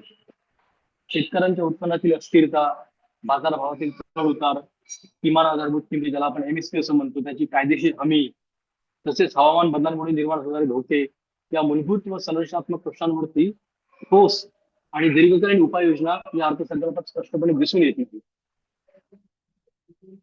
या वर्षीच्या अर्थसंकल्पात जणू काही सामान्य शेतीचे प्रश्न सुटले आहेत असे गृहीत धरून सरकारने उच्च मूल्याच्या पिकांना जसे चंदन, नारळ, कोको आणि काजू यांना प्रोत्साहन देण्याचे धोरण जाहीर केले आहे. परंतु अशा धोरणांमुळे सर्व शेतमालांच्या संतुलित विकासाचा प्रश्न निर्माण होतो. कारण देशातील बहुसंख्य शेतकरी अजूनही पारंपरिक अन्नधान्य पिकांवरती अवलंबून असताना उच्च मूल्यांच्या पिकांवर भर देणे ही सर्वसमावेशक शेती विकासाच्या दृष्टीने एक मर्यादित दृष्टिकोन ठरू शकतो. याशिवाय शेतकऱ्यांना लाभार्थी म्हणून पाहण्याऐवजी उत्पादक आणि उद्योजक म्हणून सक्षम करण्याची दिशा धोरणात्मक स्तरावरती अद्याप स्पष्ट झालेल्या नाही. त्यामुळे भारतातील सुमारे 64% लोकसंख्या ही ग्रामीण भागात राहते आणि मोठ्या प्रमाणात ते शेतीवर अवलंबून आहे. अशा परिस्थितीत ग्रामीण अर्थव्यवस्थेकडे दुर्लक्ष करून राष्ट्रीय विकासाचा वेग वाढण्याचा दावा करणे हा विसंगत ठरते. आपण जर आकडेवारी बघितली तर उपलब्ध आकडेवारीनुसार 18-19 पासून ते 2025-26 म्हणजे डिसेंबर पर्यंत या कालावधीत कोविड-19चा 2 वर्षाचा जर काळाचा अपवाद आपण वगळला तर ग्रामीण विकासासाठी जो निधी मंजूर करण्यात आला होता तर त्याचा प्रत्यक्ष खर्चाचे जर आपण प्रमाण बघितलं तर तो 18-19 मध्ये 80% होतं. ते आता घटत जाऊन 51% पर्यंत आलेला आहे. म्हणजे ही अतिशय धक्कादायक बाब आहे. ही आपण आकडेवारी तपासू शकता. आणि ही प्रवृत्ती विकासातील असंतुलनाचे निदर्शक असून ग्रामीण लोकसंख्येच्या मोठ्या घटकांवरती अन्याय करणारी आहे असं मला सांगितलं. तसेच किमान आधारभूत किमतीबाबत स्पष्ट आणि बंधनकारक धोरणांचा अभाव असल्यामुळे शेतकऱ्यांना बाजारातून अपेक्षित किंवा घोषित दर मिळत नाही. परिणामी उत्पन्नातील अनिश्चितता वाढते आणि त्याचे सामाजिक परिणाम जसे की शेतकऱ्यांच्या आत्महत्याचे प्रमाण चिंताजनकपणे वाढत असल्याचे दिसून येते. या गंभीर समस्यांवर प्रभावी उपाययोजना काय असतील तर याबाबत अर्थसंकल्पात ठोस निर्देश आपल्याला दिसून येत नाही. आता पुढचा मुद्दा येतो तो म्हणजे सामाजिक क्षेत्रात. तर या ठिकाणी विकास विरुद्ध समावेशन असं द्वंद्व आपल्याला पाहायला मिळतं. अर्थसंकल्पामध्ये शिक्षण, आरोग्य तसेच महिला बालविकास या सामाजिक क्षेत्रांसाठी काही प्रमाणात वाढीव तरतूद करण्यात आलेली आहे. विशेषतः शिक्षण, कौशल्य विकास, आरोग्य, पर्यटन आणि आयुष क्षेत्राला प्राधान्य देण्यात आले असून ज्ञानाधिष्ठित आणि सेवा आधारित अर्थव्यवस्थेकडे वाटचाल करण्याचा प्रयत्न या माध्यमातून दिसून येतो. तथापि या तरतुदींचे सापेक्ष मूल्यमापन जर आपण केले तर ते दिसून येते की देशाच्या प्रचंड लोकसंख्येच्या गरजांच्या तुलनेत सार्वजनिक आरोग्य व शिक्षणावरील खर्च अद्यापही सकल देशांतर्गत उत्पन्नाच्या म्हणजे जीडीपीच्या मानाने अत्यंत सीमित आहे. अर्थसंकल्प युवा शक्तीला केंद्रस्थानी ठेवून सादर करण्यात आला असला तर युवकांच्या शिक्षण, कौशल्य विकास आणि सन्मानजनक रोजगार निर्मिती या परस्पर संबंधित प्रश्नांवरती एकात्मिक आणि स्पष्ट धोरणात्मक चौकट त्यामध्ये आढळत नाही. आजच्या बाजार व्यवस्थेत रोजगाराच्या संधी निर्माण करणे, योग्य कौशल्य प्रशिक्षण देणे आणि त्या बदल्यात उचित मजुरीची हमी मिळवून देणे ही राज्याची महत्वाची जबाबदारी ठरते. मात्र या संदर्भात अर्थसंकल्पात सुसंगत आणि परिणामाभिमुख आणि मोजता येईल अशा धोरणात्मक मांडणी आपल्याला दिसून येते. शिक्षणाविषयी केंद्र सरकार आणि राज्य यांच्या समवर्ती सूचीमध्ये म्हणजे कॉन्करंट लिस्टमध्ये अंतर्भूत असल्यामुळे त्याची जबाबदारी केवळ राज्य सरकारावरती सोपवून चालणार नाही. शिक्षण व्यवस्थेची पुनर्रचना ही आधुनिक तंत्रज्ञान, जागतिक ज्ञान प्रवाह आणि स्थानिक गरजा लक्षात घेऊन शालेयपूर्व शिक्षणापासून उच्च शिक्षणापर्यंत सर्व स्तरांवरती सुसंगतपणे करणे आवश्यक आहे. आणि या प्रक्रियेत धोरण निर्मिती, निधी वितरण आणि अंमलबजावणी यामध्ये केंद्र सरकारची भूमिका निर्णायक ठरते. याशिवाय दारिद्र्य, कुपोषण, बेरोजगारी आणि असंघटित क्षेत्रातील कामगारांचे संरक्षण हे भारतासारख्या विकसनशील अर्थव्यवस्थेसाठी अत्यंत महत्वाचे मुद्दे आहेत. तथापि या घटकांसाठी सार्वत्रिक व सर्वसमावेशक सामाजिक सुरक्षेची ठोस चौकट या अर्थसंकल्पामध्ये स्पष्टपणे दिसून येत नाही. परिणामी आर्थिक वृद्धीचे फायदे सर्व स्तरांपर्यंत पोहोचतील का हा मूलभूत प्रश्न अनुत्तरित राहतो. विकास आणि समावेशन यांच्यातील संतुलन साधण्यासाठी सामाजिक क्षेत्रातील गुंतवणूक अधिक व्यापक, लक्षित आणि परिणामकारक असणे आवश्यक आहे. त्यानंतर पुढचा जो मुद्दा येतो तो म्हणजे खासगी गुंतवणुकी. खासगी गुंतवणुकीच्या बाबतीमध्ये आपल्याला प्रोत्साहन दिसत असलं तरी अनिश्चितता आणि धोरणात्मक द्वंद्व आपल्याला दिसून येतो. म्हणजे गेल्या काही वर्षापासून भारतीय अर्थव्यवस्थेसमोरील सातत्याने उभा राहणारा एक महत्वाचा प्रश्न म्हणजे खासगी क्षेत्राकडून अपेक्षित प्रमाणात गुंतवणूक का होत नाही हा आहे. आर्थिक वृद्धीचा शाश्वत मार्ग म्हणून सार्वजनिक व खासगी गुंतवणुकीची संतुलन ही अत्यावश्यक मानली जाते. तथापि प्रत्यक्षात खासगी क्षेत्राची गुंतवणूक अपेक्षेप्रमाणे वाढताना दिसत नाही. या पार्श्वभूमीवर अर्थमंत्र्यांनी औद्योगिक संघटनांशी संवाद साधून सरकारने आणखी कोणत्या उपाययोजना केल्या म्हणजे खासगी गुंतवणूक वाढेल याविषयीचा एक अभिप्राय त्यांनी मागवला होता. तथापि केवळ प्रोत्साहनपर घोषणा किंवा कर सवलती यामुळे गुंतवणूक वाढेलच असं नाही. खासगी क्षेत्र गुंतवणुकीचे निर्णय घेताना दीर्घकालीन नफा, धोरणात्मक स्थैर्य, मागणीची स्थिती आणि जागतिक आर्थिक वातावरण या घटकांचा बारकाईने विचार करतो. सध्याच्या परिस्थितीत भूराजकीय तणाव, जागतिक बाजारपेठेतील अनिश्चितता तसेच देशांतर्गत धोरणातील बदल यामुळे अनिश्चित वातावरण निर्माण होते आहे. अशा स्थितीत खासगी क्षेत्र जोखमीपासून दूर राहण्याची प्रवृत्ती दाखवते आणि अपेक्षित गुंतवणुकी पुढे ढकलते. या उलट सरकार पायाभूत सुविधा आणि भांडवली खर्चाद्वारे अर्थव्यवस्थेला चालना देण्याचा प्रयत्न करते आहे. त्यामुळे एक प्रकारचे धोरणात्मक द्वंद्व निर्माण होत आहे की औद्योगिक विकासासाठी पुढाकार खाजगी क्षेत्राने घ्यावा की सरकारनेच गुंतवणूक वाढवून औद्योगिक अर्थव्यवस्थेला गती द्यावी? अर्थसंकल्पात या प्रश्नाचे स्पष्ट उत्तर आपल्याला दिसून येत नाही. खाजगी गुंतवणूक वाढवण्यासाठी केवळ वित्तीय प्रोत्साहन पुरेसे नसून धोरणात्मक स्थैर्य, पारदर्शक नियमन व्यवस्था, सुसंगत कर रचना आणि मजबूत अंतर्गत मागणी या घटकांची पूर्तता आवश्यक ठरते. आणि या बाबींमध्ये ठोस सुधारणा झाल्यासच आपल्याला सार्वजनिक गुंतवणुकीमुळे ज्याला आपण क्राउडिंग इन इफेक्ट म्हणतो तो निर्माण होऊन खाजगी गुंतवणूक क्षेत्राची गुंतवणूक ती वाढू शकते. म्हणूनच अर्थसंकल्पात जरी उत्पादन आणि आर्थिक वृद्धीचा मनोदय व्यक्त केला गेला असला तरी त्या उद्दिष्टांच्या पूर्ततेसाठी आवश्यक असलेली खाजगी गुंतवणुकीची ठोस आणि विश्वासार्ह रणनीती स्पष्टपणे मांडलेली दिसून येत नाही. परिणामी औद्योगिक वृद्धीचा पाया कितपत बळकट होईल हा प्रश्न अनुत्तरित राहतो. शेवटी जो महत्वाचा मुद्दा आहे एकंदरीत चर्चासत्राचा जो केंद्रबिंदू जो विषय आहे तो म्हणजे विकसित भारताची संकल्पना. केंद्रीय अर्थसंकल्पनामध्ये सर्वांगीण विश्लेषणावर आपल्याला स्पष्ट होते की सरकारने विकसित भारत 2047 हे दीर्घकालीन ध्येय गाठण्यासाठी वृद्धी, गुंतवणूक आणि सुधारणांवर आधारित एक धोरणात्मक चौकट उभी करण्याचा प्रयत्न केलेला आहे. तथापि आर्थिक नियोजनाच्या दृष्टीने पाहता 2 दशकांनंतरची अचूक आर्थिक स्थिती भाकीत करणे अत्यंत कठीण आहे. अर्थव्यवस्था ही अनेक अंतर्गत व बाह्य घटकांवरती अवलंबून असते. जागतिक बाजारपेठेतील बदल, तांत्रिक प्रगती, भूराजकीय घडामोडी आणि नैसर्गिक संकटे यामुळे दीर्घकालीन उद्दिष्टांची अंमलबजावणी अनिश्चितपणे घडलेली असते. आज आपण अनुभवत आहे की अमेरिका, इराण आणि इस्रायल यांच्यामध्ये जे युद्ध सुरू आहे आणि त्यामुळे जे काही आर्थिक नाकेबंदी संपूर्ण जगाची झाली त्यामुळे अशा प्रकारचे उद्दिष्ट साध्य करण्यामध्ये किती अडचण येतात हे आपल्या लक्षात येऊ शकतं. यामुळे विकसित भारत सारख्या व्यापक संकल्पनेला प्रत्यक्षात साकार करण्यासाठी मध्यमकालीन टप्प्याटप्प्याने राबवलं जाणारे नियोजन अधिक व्यवहारिक ठरते. पंचवार्षिक नियोजनाची संकल्पना आज जरी औपचारिक स्वरूपात अस्तित्वात असली तरी धोरणात्मक समन्वय, प्राधान्यक्रमाची निश्चिती आणि परिमाण मापन यासाठी तिला पर्याय नाही हे आपल्याला या ठिकाणी सांगावं लागेल. दरवर्षी सादर होणारा अर्थसंकल्प हा प्रामुख्याने अल्पकालीन वित्तीय आराखडा असल्यामुळे त्यातून विकसित भारत या व्यापक ध्येयाच्या कोणत्या विशिष्ट आयामाचे कितपत प्रगती झाली हे स्पष्टपणे मोजणे अवघड ठरते. त्यामुळे दीर्घकालीन दृष्टी, अल्पकालीन अंमलबजावणी यामध्ये सुसंगती साधण्यासाठी संघटित आणि सातत्यपूर्ण नियोजनाची गरज या ठिकाणी अधोरेखित होते. प्रस्तुत अर्थसंकल्प हा भांडवली गुंतवणूक, पायाभूत सुविधा, औद्योगिक वृद्धीला चालना देणार आहे. जागतिक गुंतवणूकदाराच्या दृष्टीने तो आकर्षकही ठरू शकतो. त्याच्यात या वृद्धीच्या चौकटीत सामाजिक न्याय, रोजगार निर्मिती, शेतीतील संरचनात्मक सुधारणा आणि मानवी विकास या घटकांना अपेक्षित त्या प्रमाणात प्राधान्य दिले गेले आहे का तर या प्रश्नाचं उत्तर मात्र नाही असं येते. एकीकडे भांडवली खर्च वाढवून आर्थिक वृद्धीचा पाया मजबूत करण्याचा प्रयत्न होत असताना दुसरीकडे ग्रामीण अर्थव्यवस्था, सामाजिक सुरक्षितता, शिक्षण व आरोग्य या क्षेत्रातील मर्यादित विकासाच्या समावेशकतेवर प्रश्नचिन्ह उपस्थित करतात. यावरून असे सूचित होते की विकसित भारतीय संकल्पना केवळ उच्च जीडीपी पुरती मर्यादित नसून ती सामाजिक समता, मानवी सक्षमीकरण आणि जीवनाची सर्वांगीण सुधारणा याच्याशी निगडीत आहे.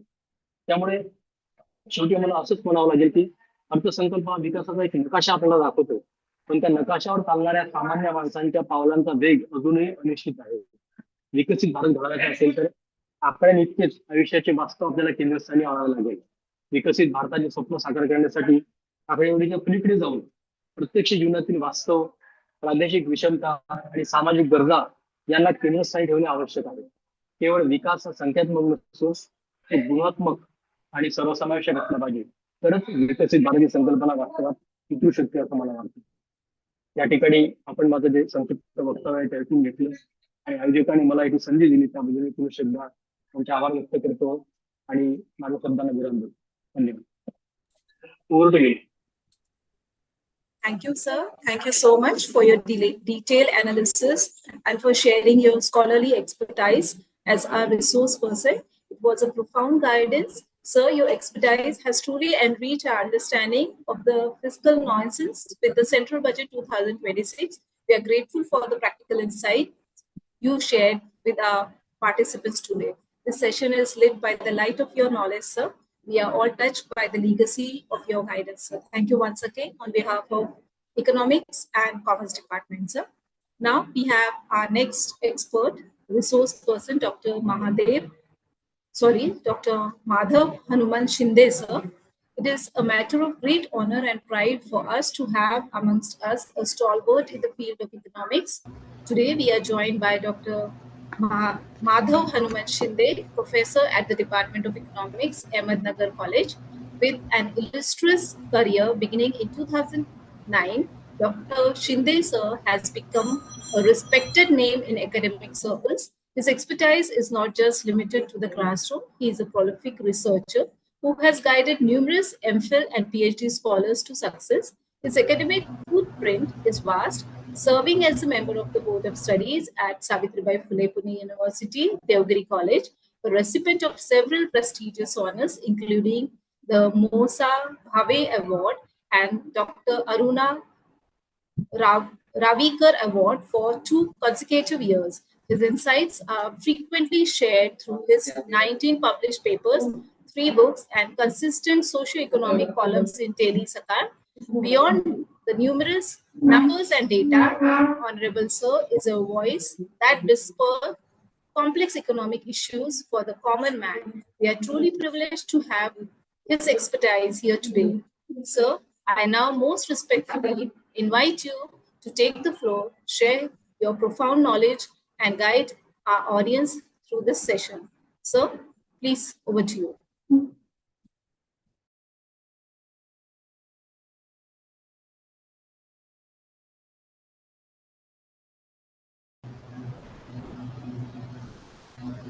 Am I audible? Yes, sir. You're audible.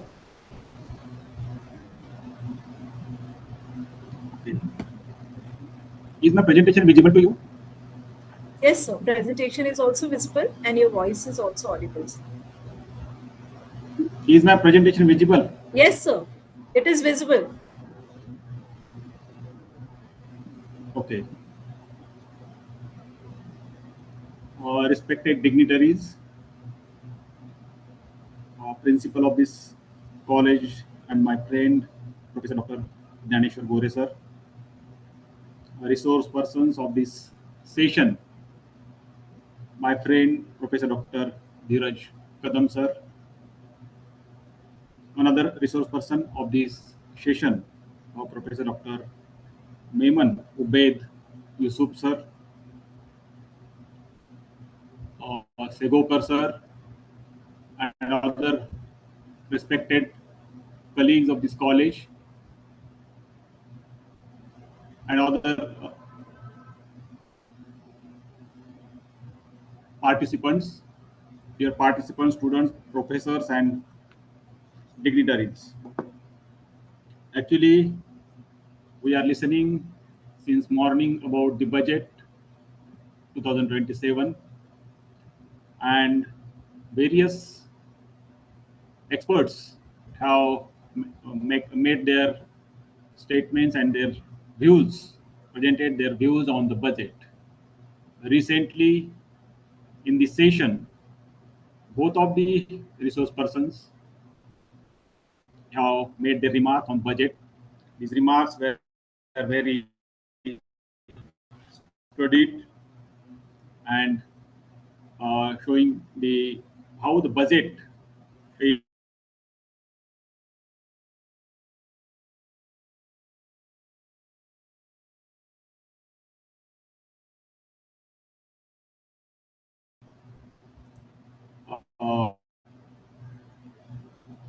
which I will be presenting through this slide. Okay, I am not going to present every detail of this budget because most of the speakers have covered most of the aspects of this budget. I would like to cover very few points which I am interested in. Basically, this budget is about the 3 Kartavyas, and the main theme of this seminar is 3 Kartavyas and the path to Vikasit Bharat. Okay, the 3 Kartavyas are a very nice, very attractive, announcements always are very attractive, but we need to see that whether there are sufficient provisions to achieve these or to complete these or to accomplish these kartavyas. What the first kartavyas states that first kartavya is to accelerate and sustain economic growth, enhancing productivity and competitiveness, building resilience to volatile dynamics. So, to accelerate and sustain economic growth, this is the first kartavya, which is actually very nicely covered by Mehman Ubedi Subsar. But the thing is that does the government has made sufficient provisions for these kartavyas? That's very important. And if we go through the provisions made by the government in this budget to accomplish these kartavyas, we find that the provisions made for various sectors of this economy are very much less than the expectations. Moreover, if we see the provisions made for various sectors, basically four sectors are very basic in every economy. Similarly, these sectors are also very important in India's economy, like agriculture and allied activities. This sector is very important sector for our economy because more than 55% population in India is still depend upon the agriculture directly. Another thing is that what provisions have been made for the rural development is also a very important thing because accomplishing these three kartavyas needs sufficient amount of funds for the developments. So rural development is an important sector of the economy. Apart from these two, education is also an important sector of the economy, and another sector which plays very important role in economic development, that is health. So if we see the provisions for these four sectors, which are known as basic sectors of the economy, we find that the provisions made for these sectors are very much less than the expectations. And if we see some past figures of the budget, we find that government makes provision in this budget, but actually spends less than the provisions made in the budget.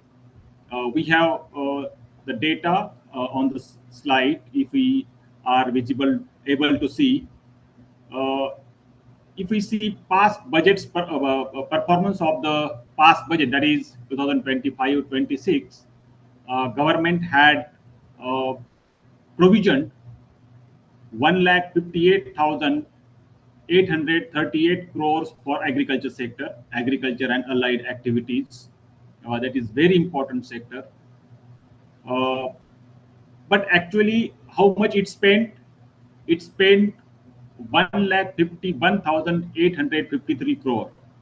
So provision made in budget was 1,58,000, and governments actually spent 1,51,000. Means government has spent 7,000 crore less than the provision amount for agriculture and allied activities. Same thing is for education sector. We actually work in education sector, and always we expect that government should increase the expenditure on education. Every time we say that government should increase the expenditure, but if we see actual provisions, and the actual expenditure by the government. Government spends less than the provisions made in the budget. The provisions made for education are before you. If we see last year's budgeted amount and spent amount, last year government had provisioned 1,28,650 crore for education, but actually it spent 1,21,949 crore rupees, means less 7,000 less than the provision amount. And this year government had provision 1,39,289 crore. Then if we see the provisions for health sector of the economy, last year in 2025-26 budget, government had provision 98,311 crore rupees for health sector of the economy. And actually it spent 94,625 crore rupees. For rural development, if we see the provisions for last year's budget, government had provisioned 2,65,817 crore rupees, but actually it spent 2,12,750 crore rupees, means 50,000 crore rupees less than the provisioned budget. If government is spending 50,000 crore rupees less than the provision budget, then how the Kartavyas can be accomplished? That is the question. So Kartavyas are very very nice, fantastic to read, fantastic to see, but it is very important that whether the government is supporting it by making provisions in the budget. So the second Kartavya, if we see, to fulfill aspirations of our people, build their capacity, making them strong partners in India's path to prosperity. Kartavyas are very nice. They are very fantastic to read, to listen. And third Kartavya is Sabka Saath, Sabka Vikas. And most of the speakers have explained the meaning in detail of these three Kartavyas. But if we see third Kartavya, that is Sabka Saath, Sabka Vikas, that's true that government is taking efforts for Sabka Saath, Sabka Vikas, but still there is much to do. Because if we see a recent inequality report published by World Inequality Lab, 10% of India's population has 57.7% share in total income generated in the country. 40% of the population has 27.3% share in total income generated in the country. And bottom 50% people, top 10, middle 40, and bottom 50%. If we see the bottom 50% share in total income generated in the country, in India, bottom 50% people of our country has only 15% share in total income generated in the economy. So when government says that there is our very nice slogan government utters, that Sabka Saath, Sabka Vikas. So the Vikas is going to only 10% of people, richer people, or richest 10% people. Their share in total income is increasing every year. But what about the bottom 50% of the population? What about their Vikas? If you are talking about Sabka Saath, Sabka Vikas, so what you are not talking about the bottom 50% people? Why their income not increasing? Why they have very less share in total income generated in India? So this is the reality of the third Kartavya. Another aspect of this Sabka Saath, Sabka Vikas I would like to share with you that if we see wealth distribution in our country and their share according to the population, top 10%, top richest 10% in our country has 65% share in total wealth of our country. 10%, top 10% people have 65% share in total wealth of the country. Middle 40% population has 28.6% share in total wealth of the country. And bottom 50% people or population has only 6.4% share in total wealth of our country. So when we talk about the Sabka Saath Sabka Vikas, why the share of bottom 50% population in total wealth of the country is not increasing? Why it is still 6.4%? Why it is not equal to their share in total population? So it is again why the share of bottom 50% population is less in negligible, not less, I would say it is negligible. So why it is negligible? Because the less provisions for the agriculture sector, less provisions for the education, health sector and rural development. So Sabka Saath Sabka Vikas is good to read, good to listen, but if we see in actual, it is the reality is different from the slogan. The budget, how we should read this budget. So if the provisions in this budget are sufficient towards the Sabka Saath Sabka Vikas, then we can say that the government is going or following its slogan. But the provisions made in the budget for primary sectors and then the actual spending for these sectors are very less. I will share you another example. Am I audible?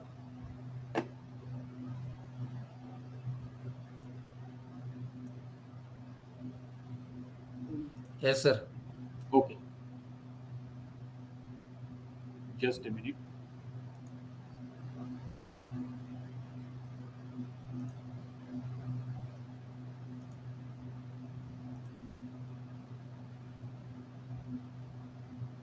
Is the presentation visible to you? Yes, sir. Yes, sir. Yes. You can continue. Yes. Okay. So when we talk about the Sabka Saath Sabka Vikas and to accelerate and sustain economic growth, enhancing productivity, government should make sufficient provisions for the sectors. And if we go through the provisions made by the government for various sectors, the provisions are very much less than the expected or expectations or required amount. I have shared the provisions made by the government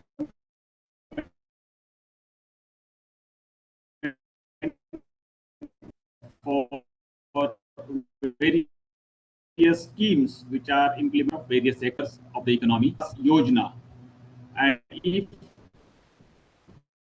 we see the budgeted provision 8,500 crore rupees in the budget 2025-26, and actual spending is 7,000 crore rupees, means 1,500 crore rupees less than the budgeted amount. And this year government has budgeted a provision 8,550 crore rupees for Rashtriya Krishi Vikas Yojana. There are Rashtriya Ayush Mission. If we see this Rashtriya Ayush Mission and provision for Rashtriya Ayush Mission, which is very important for the health of the people in India. Last year's budget, government had provision 1,275 crore rupees but actual spending is 781 crore rupees. Various schemes, if we go through the Samagra Shiksha Abhiyan, this is the 5th scheme which government implements. Government had provisioned 41,250 crore rupees for Samagra Shiksha Abhiyan, but actual spending is 38,000 crore rupees, less than the budgeted provision. Then PM schools for Rising India. Budget amount was 7,500 crore and actual spending is 4,500 crore. So less than the budgeted amount. If we see every scheme, you will find that government makes provisions but spends very much less than the budgeted amount. So if government now see this one, 27th scheme, that is Jal Jeevan Mission. This mission is being implemented by central government in rural areas to provide drinking water facilities for rural people, particularly Jal Jeevan Mission. And this mission is being implemented in various regions, even in Maharashtra also. Last year, government had made 67,000 crore rupees for this mission, Jal Jeevan Mission. But actual spending, if we see, that is only 17,000 crore rupees. 50,000 crore less than the budgeted amount. So if government, from this we can we can understand or we can know that government makes very attractive provisions. Government makes very attractive announcements in the budget, but actual spendings are less than the required amount or budgeted amount.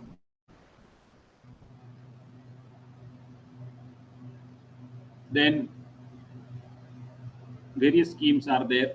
Now this year government has announced that government is going to set up Biopharma Shakti scheme. Only 500 crore rupees are provisioned in the budget, but this amount is not sufficient to run this program. Another, government has made very attractive announcement in this budget, that is government is going to set up chemical parks in the country, and it has provisioned only 600 crore rupees. So announcements and the provisions and then actual spending is very important. So we need to see from this perspective that whether the government is spending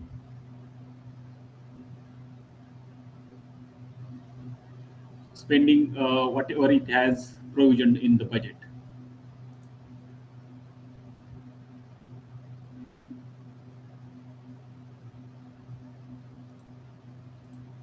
I would like to share my previous presentation.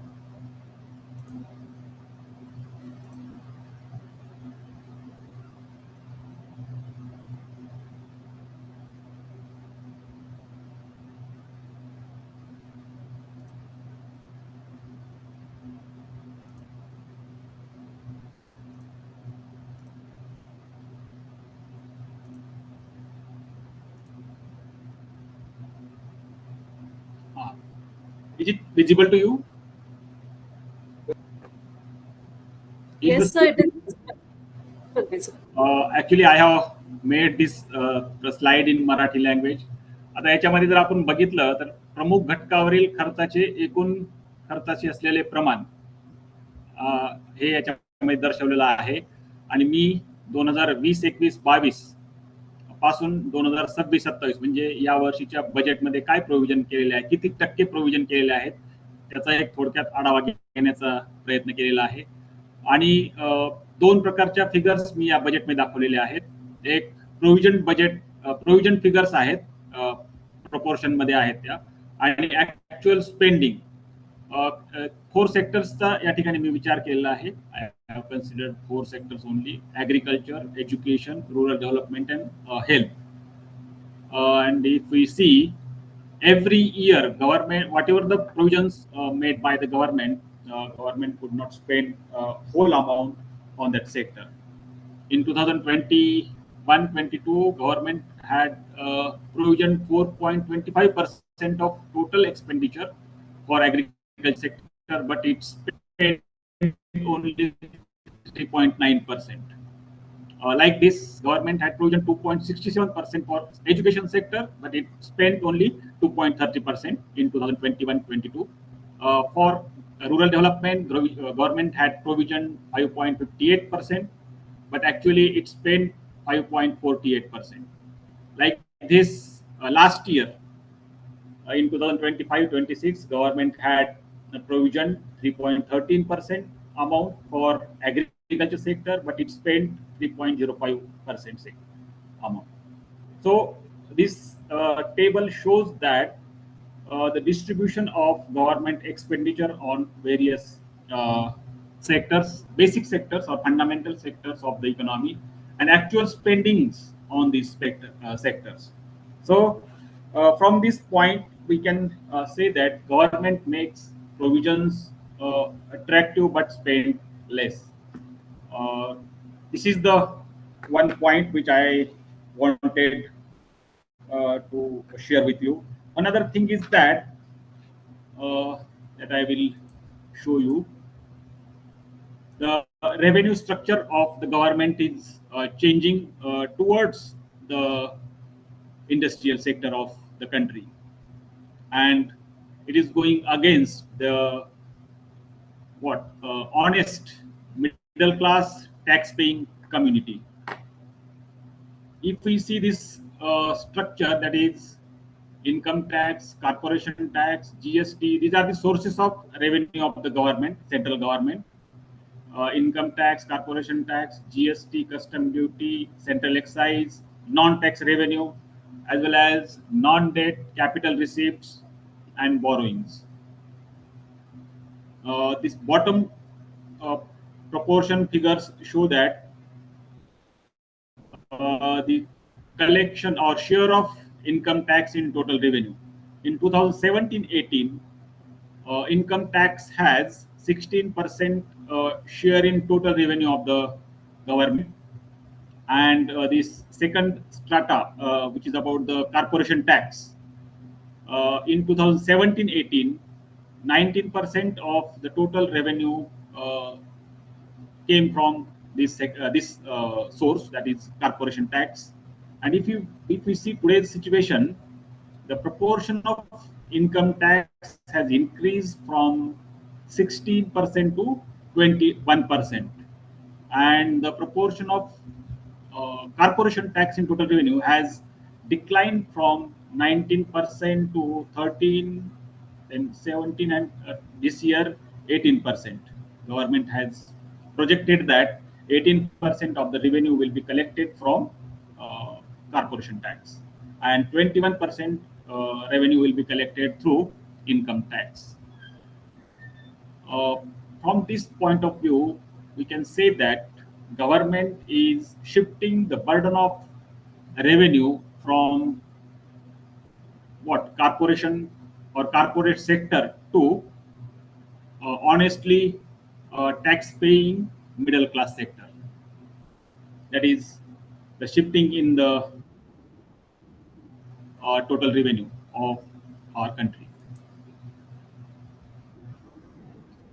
If we see the distribution of tax receipts, direct tax, the proportion of direct tax has increased from 5.9% in 2017-18 to 6.9% in 2026-27, and the proportion of indirect tax has declined. That is positive for the economy, because always economic theories, public finance theories say that the burden of income tax or the amount of or proportion of indirect tax in total tax receipt should decline, and that is going to happen. But if we see the total proportion of tax receipts to GDP,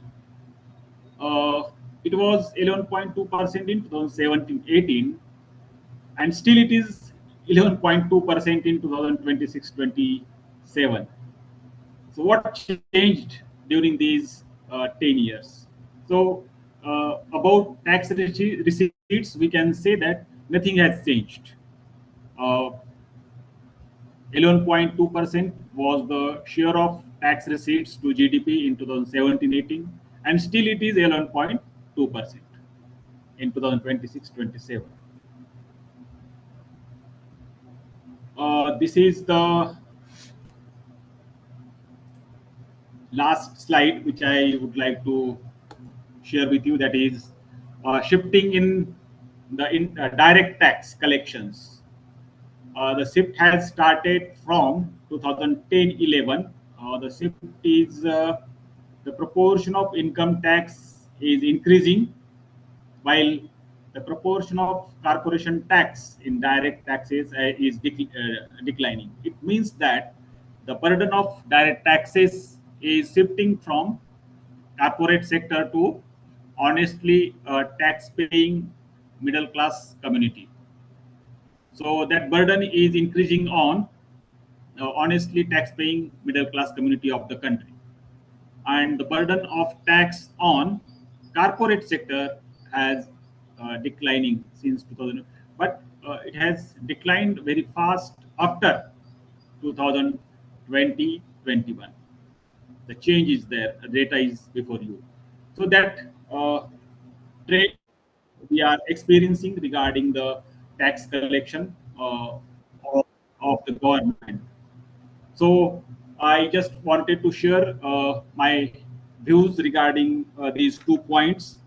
First one was the expenditure and provisions made by the government regarding various sectors, and then shift in the tax receipts and then direct tax receipts.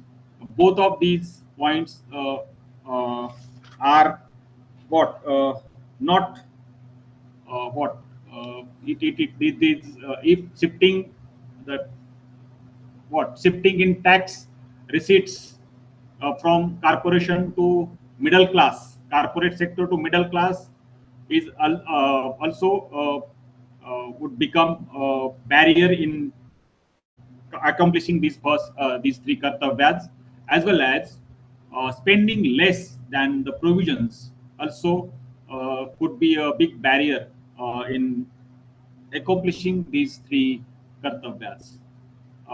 With this, I would like to stop here, and I thank organizers for giving me this wonderful opportunity to share my views among the experts and the resource persons. Thank you very much. Thank you, sir. Thank you so much. I express my deep gratitude to Honorable Dr. Madhav Shinde, sir, for chairing this technical session with such academic grace and excellent PowerPoint presentation, sir. Your expert remarks have provided a clear direction to all the scholars present here. Thank you for your invaluable leadership today. We appreciate your balanced and insightful concluding remarks as the chairperson, which have added great academic weight to this e-conference. Your guidance has made this session a significant step towards analyzing the path to Vikasit Bharat, sir. Thank you once again on behalf of Economics and Commerce Department, sir. Thank you so much.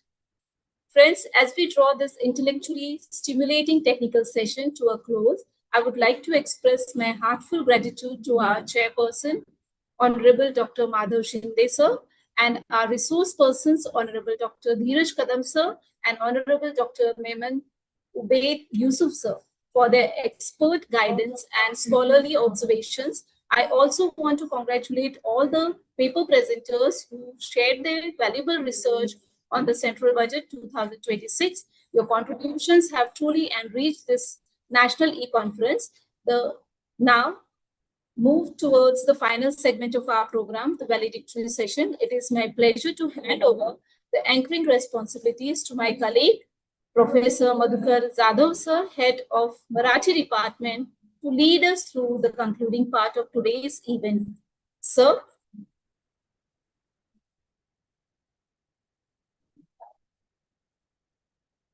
Honorable Dr. Madhukar Jadhav, sir.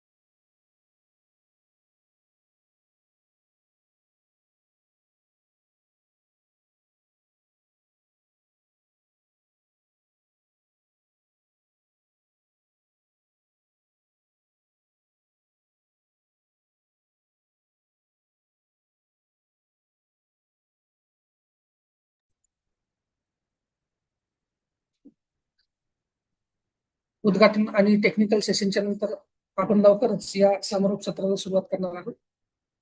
आजच्या या समारोप सत्राच्या प्रमुख अतिथी माननीय doctor Nirmala Jadhav madam लवकरच आपल्यासोबत जोडल्या जाणार आहेत.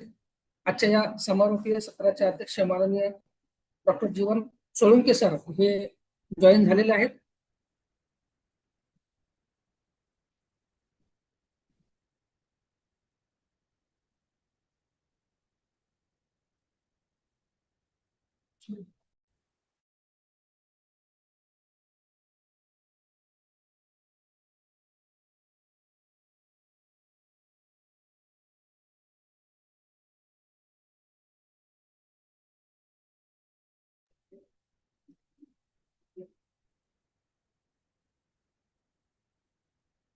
आपल्या श्री व्यंकटेश महाविद्यालयाच्या वतीने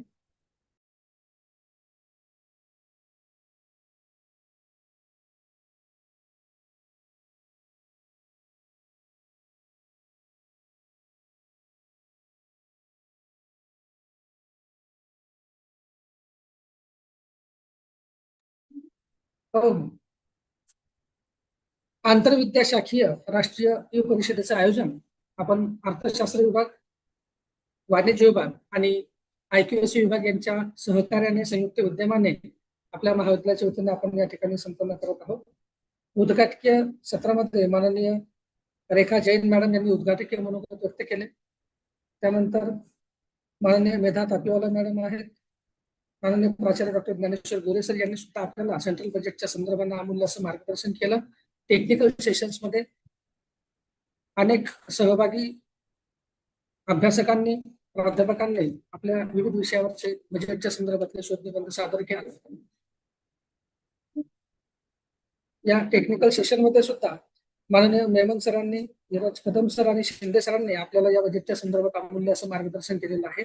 आता आपण वळत आहोत समारोपाच्या सत्राकडे. या समारोपीय सत्रामध्ये माननीय डॉक्टर निर्मला जाधव मॅडम आज आपल्याला प्रमुख अतिथी म्हणून या सत्रात संबोधित करणार आहेत.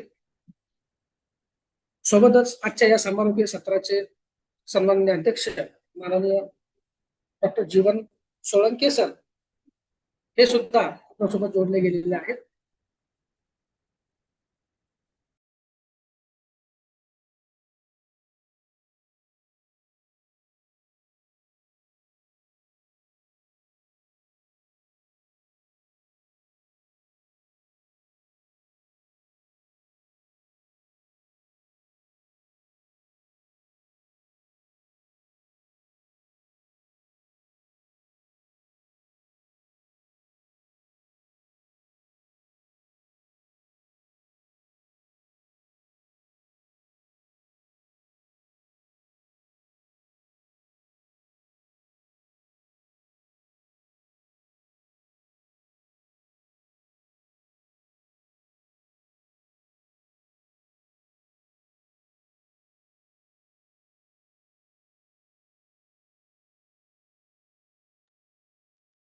आजच्या या समारोप सत्राच्या प्रमुख अतिथी माननीय डॉक्टर निर्मला जाधव मॅडम या काही अपरिहार्य कारणामुळे थोडस उशिरानं आपल्यासोबत जोडल्या जाणार आहेत. त्या अगोदर माननीय डॉक्टर जीवन सोळंके सर आपल्यासोबत उपस्थित आहेत.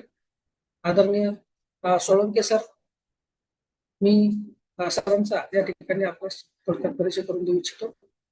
माननीय डॉक्टर जीवन रामदासराव सोळंके सर हे सहयोगी प्राध्यापक म्हणून स्वर्गीय B.R. देशमुख कला वाणिज्य व विज्ञान महाविद्यालय नाशिक या ठिकाणी ते कार्यरत आहेत.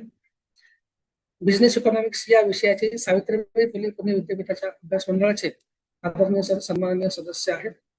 तसेच executive member Indian society of labour economics new Delhi, तसेच एक्झिक्युटिव्ह मेंबर मराठी अर्थशास्त्र परिषद या संदर्भाने सुद्धा आदरणीय सरांनी काम पाहिलेलं आहे. मी माननीय डॉक्टर जीवन सोळंके सरांचं या समारोपीय सत्रामध्ये मनपूर्वक स्वागत करतो आणि आदरणीय सरांना विनंती करतो की त्यांनी आम्हाला मार्गदर्शन करावं. आदरणीय सोळंके सर.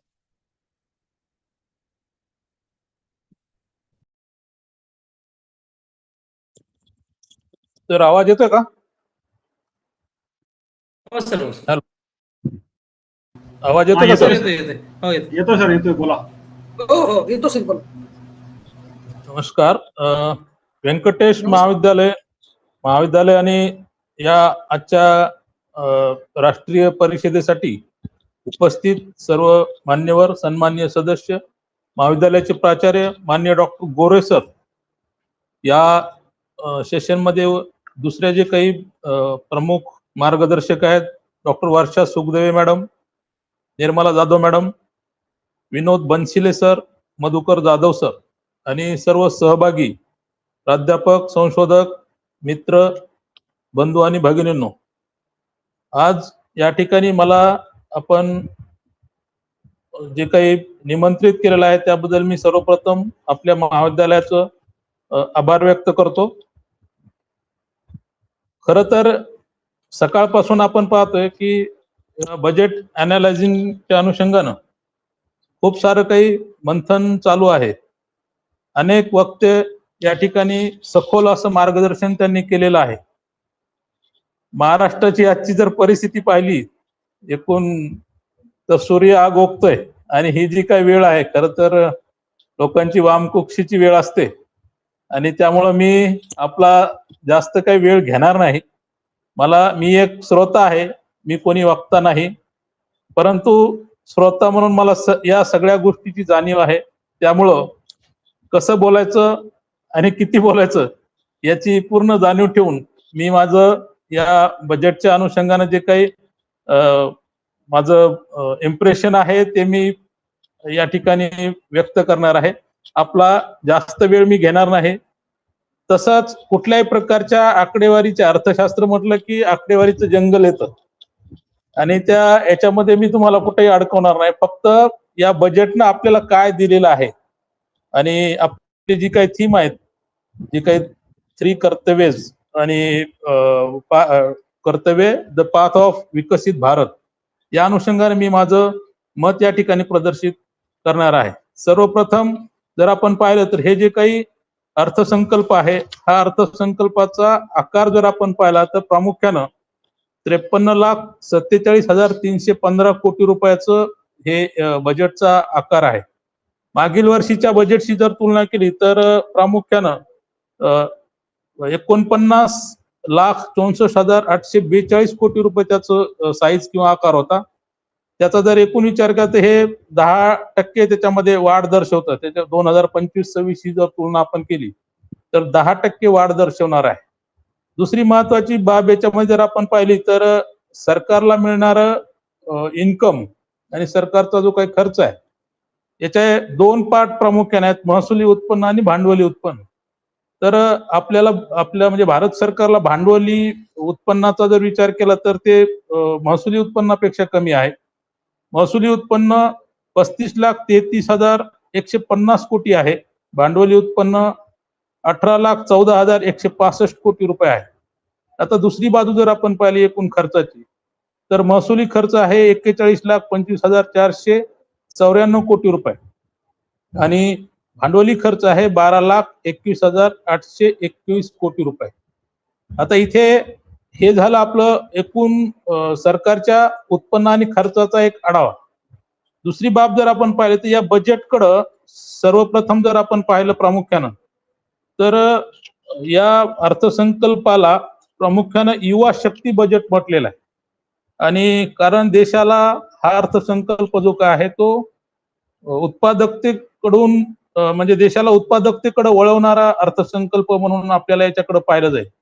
आता दरवर्षी जर आपण पाहिलं अर्थसंकल्पीय भाषण जेव्हा अर्थमंत्र्याचं आपण ऐकतो आणि विशेषतः निर्मला सीतारामनचं जे काही आपण अर्थसंकल्पीय विवेचन ऐकतो तर माझं एक तिथं ऑब्झर्वेशन असं होतं आतापर्यंत की निर्मला सीतारामन ज्या राज्याची साडी नेसतील, उदाहरणार्थ महाराष्ट्राची पैठणी आहे किंवा उत्तर प्रदेशाची बनारस आहे किंवा तामिळनाडूची कांजीवरम आहे, ज्या राज्याची साडी त्यांच्यावर परिधान केलेली असेल त्या राज्याला झुकतं माप प्रामुख्यानं त्यांनी दिलेलं आहे.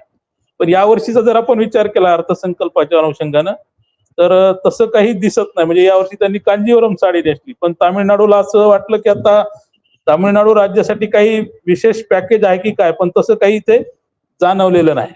एकूण काय तर या अर्थसंकल्पामध्ये थोडासा सर्व्हिस कडून मॅन्युफॅक्चरिंग कडं आपली अर्थव्यवस्था शिफ्ट करण्याचं त्यांनी ठरवल्याचं आपल्याला लक्षात येतं. सेवाकडून उत्पादनाकडं अर्थव्यवस्था शिफ्ट होताना दिसते. दुसरी गोष्ट या अनुषंगाने जर आपण पाहिली तर पायाभूत विकास सुविधा विकासाला चालना देत असताना खाजगी आणि सरकारी भागीदारी जी काय आहे याला चालना दिल्याचं आपल्याला अर्थव्यवस्था या अर्थसंकल्पातून दिसून येतं. आता याच्यात एक महत्वाची गोष्ट म्हणजे विद्यमान सरकार जे आहे ते वेगवेगळ्या प्रकारचे नावं जे काय आहेत वेगवेगळ्या उपक्रमाला देण्याच्या संदर्भामध्ये त्याच्यामध्ये फार चतुर आहे. असे सुंदर सुंदर नावं दिले जातात.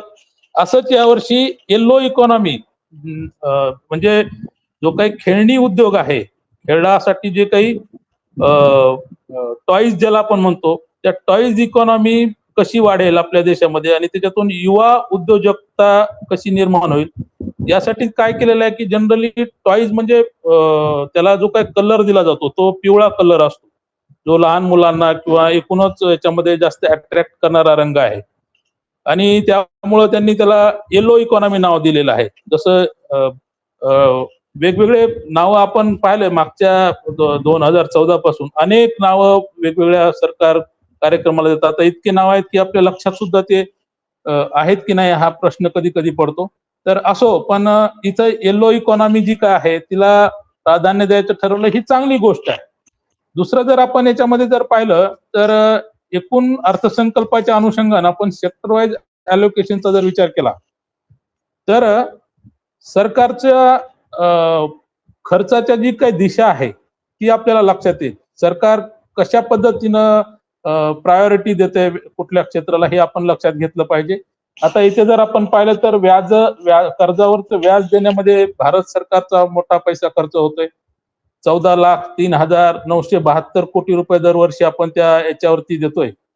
दुसरी गोष्ट आहे, दुसरा खर्च जो काही आपला होतोय तो कशावरती होतोय तर परिवहन, रोड, रेल्वे, विशेषतः शहरी भागामध्ये मेट्रो वरती मोठा खर्च होतोय आणि तो आहे 59,08,520 कोटी रुपये.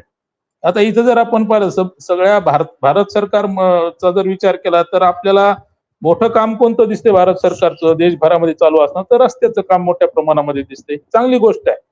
पण हे सगळं होत असताना ग्रामीण रस्त्याची जी काही परिस्थिती आहे आपल्या देशामध्ये ती मात्र फार चिंता करण्यासारखी स्थिती आहे.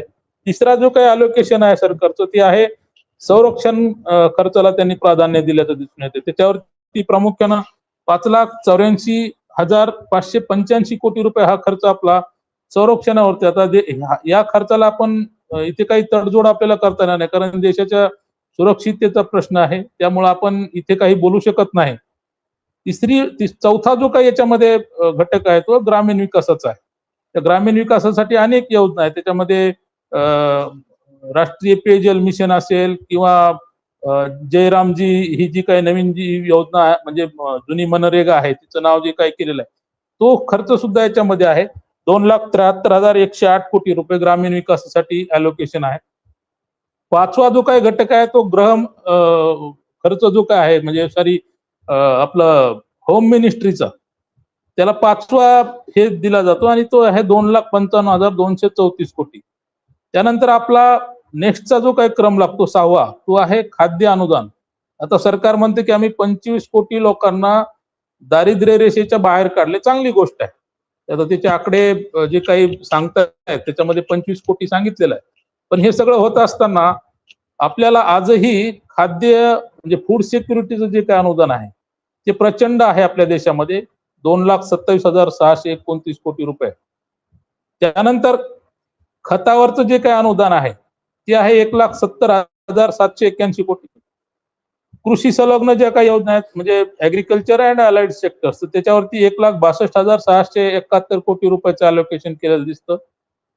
आणि जिथे म्हणजे विकसित भारताचे रस्ते जिथून जातात किंवा भारत विकसित कुठं होणार कसा होणार आहे तर जोपर्यंत तुम्ही ग्रामीण भागाचा विकास करू शकत नाही तोपर्यंत भारत विकसित आपल्याला होईल किंवा भारताचा विकासाचा मार्ग सुकर होईल असं म्हणता येणार नाही. त्या कृषी क्षेत्राकडं पाहिजे तेवढं लक्ष सरकारचं दिसत नाही कारण त्याचा प्राधान्यक्रम जर आपण पाहिला तर एकूण जे काय टॉप 10 सेक्टर आहे त्याच्यामध्ये 8वा क्रमांक हा कृषी आणि अलाइड सेक्टरचा लागतो. त्याच्यानंतर शिक्षण आहे. खरं तर हे बजेट जे काय आहे ते युवा रिलेटेड बजेट आहे, युवाशी संबंधित बजेट आहे. पण हे सगळं असताना शिक्षणात म्हणजे युवक जर शिकले किंवा देशाचा युवा जर याच्यामध्ये उच्च शिक्षणामध्ये म्हणजे प्राथमिक शिक्षणापासून उच्च शिक्षणापर्यंत संशोधनापर्यंत याचा जर आपण विचार केला तर तिथे 1,39,289 कोटी रुपये एवढी त्याच्यासाठी प्रोव्हिजन केलेले आहे. त्याचा 9वा क्रमांक लागतो. आणि शेवटी जे काय आहे आरोग्य, आता आपण 4-5 वर्षापूर्वी आपण पाहिलेलं आहे सगळ्यांनी की कोरोनाच्या काळामध्ये आपली काय परिस्थिती झाली. तिथे त्याचा विचार जर केला आरोग्य आणि स्वास्थ्य याच्यामध्ये काही अत्यंत चांगल्या योजना आहेत त्याबद्दल काही दुमत असण्याचं काही कारण नाही. परंतु हा खर्च आणखीन वाढला पाहिजे असं आपल्याला लक्षात. आता याच्यामध्ये निर्मला सीतारामन मॅडमनं ज्या प्रामुख्यानं घोषणा ज्या काही केलेल्या होत्या त्या प्रामुख्याने 9 घोषणा केलेल्या आहेत. एक तर वित्तीय तूट जी काय आहे ती जीडीपीच्या 4.4% जी दिसते ती आपल्याला 26-27 या आर्थिक वर्षामध्ये 4.3% आणण्याचं त्यांनी टार्गेट ठेवलेलं आहे वित्तीय शिस्तीच्या संदर्भामध्ये. चांगली गोष्ट आहे ही, एक त्यांची घोषणा स्वागतार्ह आहे. दुसरा मुद्दा होता देशांतर्गत उत्पादन वाढवण्यावरती भर देण्याचं त्यांनी ठरवलंय. त्यामध्ये प्रामुख्याने सेमी कंडक्टर आहे, बायोफार्मा आहे, टेक्सटाईल आहे. MSME आहे, म्हणजे लघु आणि सूक्ष्म मध्यम उद्योगांना प्राधान्य देऊन त्या माध्यमातून मत्स्य उद्योग असेल, खादी असेल, हातमाग असेल, हस्तकलांना प्रोत्साहन देण्याचं ठरवलेलं आहे. देशामध्ये टेक्सटाईल फार्म जे काय आहेत, म्हणजे मेगा टेक्सटाईल पार्क उभं करण्याचं ठरवलेलं आहे. पण हे सगळं होत असताना कापूस जे काही पीक आहे त्या कापूस पिकाच्या संदर्भामध्ये शेतकऱ्यांना मोटिवेशन मिळेल अशा कुठल्याही प्रकारचं तिथे प्रोव्हिजन केल्याचं दिसून येत नाही. तर टेक्सटाईल पार्क कसे उभे राहतील, तर देशात कापसाचं प्रोडक्शन जर वाढलं तर याला सगळ्यांना प्राधान्य मिळेल, परंतु ते दिसत नाही. ते करणं आवश्यक होतं. MSME साठी 10,000 कोटी रुपये त्यांनी SME ग्रोथ फंड म्हणून केलेला आहे, ही स्वागतार्ह गोष्ट आहे. दुसरा मुद्दा होता जागतिक दृष्ट्या महत्वाच्या उद्योगांना प्रोत्साहन देण्याच्यासाठी, म्हणजे rare earth mineral mining corridor निर्माण करण्याचं ठरवलेलं आहे. त्याच्यामध्ये सेमी कंडक्टर मिशन 2.0 याच्यासाठी प्रामुख्याने 40,000 कोटी रुपयाची गुंतवणूक केली जाणार आहे. हे सुद्धा याच्यातून रोजगाराला चालना मिळेल, हे आपण नाकारता येणार नाही. दुसरी गोष्ट आहे, परदेशी गुंतवणूक आपल्या देशामध्ये जर परत आणायची असेल तर त्यासाठी जे काही डेटा सेंटर्स वापरून भारतासह जगभरातून जे काही क्लाउड सर्व्हिसेस परदेशी कंपन्यांना 2047 पर्यंत टॅक्स हॉलिडे सरकारनं जाहीर केलाय, म्हणजे करामधून त्यांना सूट दिलेली आहे. आणि याचा फायदा पुढे किती होईल हे आपल्याला पाहणं उत्सुक्याचं ठरणार आहे. पुढचा जो काही त्यांनी घोषणा केलेली होती पायाभूत सेवासाठीचा खर्च, आता याच्यामध्ये जर आपण पाहिलं तर आपल्या देशामध्ये नागरी लोकसंख्या वाढताना दिसत आहे.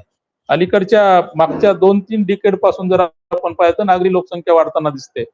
आणि याचा विचार केला असता 5 लाखापेक्षा जास्त लोकसंख्येची जी काही शहर आहेत, म्हणजे त्या शहराच्या पायाभूत विकासासाठी प्रामुख्यानं 12.2 लाख कोटी रुपये शहर विकास निधी सरकारनं त्या ठिकाणी त्याचं प्रोव्हिजन केलेलं आहे. ही अत्यंत समाधानाची बाब आपल्याला म्हणता येईल. आता आरोग्य आणि शिक्षणाच्या क्षेत्राचा जर विचार केला तर पुढच्या 5 वर्षामध्ये 1 लाख अप्लाइड हेल्थ प्रोफेशनल्स निर्माण करायचं आहे. त्याच्यातून आरोग्याच्या दृष्टिकोनातून आपण थोडस आपली स्थिती जी काय आहे ती सुधारायला मदत होईल. त्यानंतर 5 क्षेत्रीय वैद्यकीय हब जे काय आहेत ते स्थापन केले जाणार आहेत. त्यानंतर 3 जसे IIM आहे त्या धर्तीवरती एम्स आहे त्या एम्सच्या धर्तीवरती 3 आरोग्य संस्था ज्या काय आहेत म्हणजे हॉस्पिटल ते भारतामध्ये निर्माण होणार आहेत. आणि ही आपल्या देशाचं जे काही आयुर्वेद आहे त्या आयुर्वेदला चालना मिळेल. पर्यायानं या देशामध्ये आयुर्वेदिक ज्या काही औषधी आहेत त्या आयुर्वेदिक औषधी म्हणजे शेती क्षेत्राला याच्यातून भविष्यामध्ये जर काही मदत झाली तर ते सुद्धा आपल्याला लक्षात घ्यायला लागेल.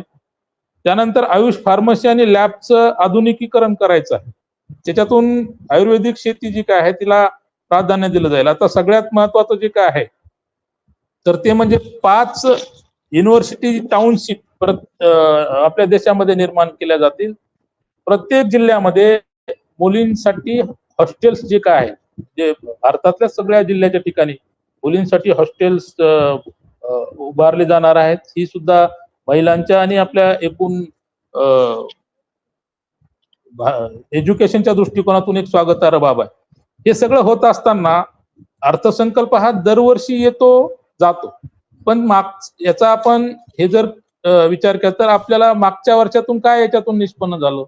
सगळ्यात महत्वाचं लाडकी ही जी आपली लाडली लखपती दिदी जी काही योजना आहे त्याची काय परिस्थिती आता आहे आपल्या देशामध्ये, किंवा आपण मागच्या याच्यामध्ये याच्या संदर्भामध्ये दरवर्षी विचार करतोय आपला देशातल्या युवाच्या संदर्भामध्ये.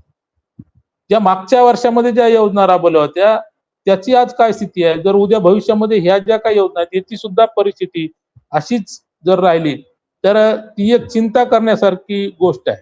आता सगळ्यात महत्वाचं जे काय आहे तर ते आपण हे लक्षात घेतलं पाहिजे की शेतीच्या संदर्भामध्ये, कारण आपण सगळे शेतकऱ्याची मुलं आहोत, शेतीच्या संदर्भामध्ये सरकार किती गांभीर्यानं पाहते हे सुद्धा लक्षात घेतलं पाहिजे. कारण या देशाची बहुतांश लोकसंख्या आजही शेती आणि शेतीशी संबंधित जे काही व्यवसाय आहेत तिथे अवलंबून आहे.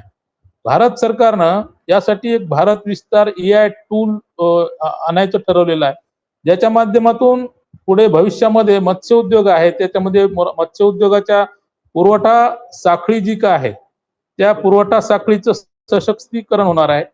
नंतर नारळ, चंदन, कोकम, काजू आगार, बदाम, त्यानंतर पाईन नट्स यांचं उत्पादन वाढवण्याचं सरकारनं ठरवलेलं आहे.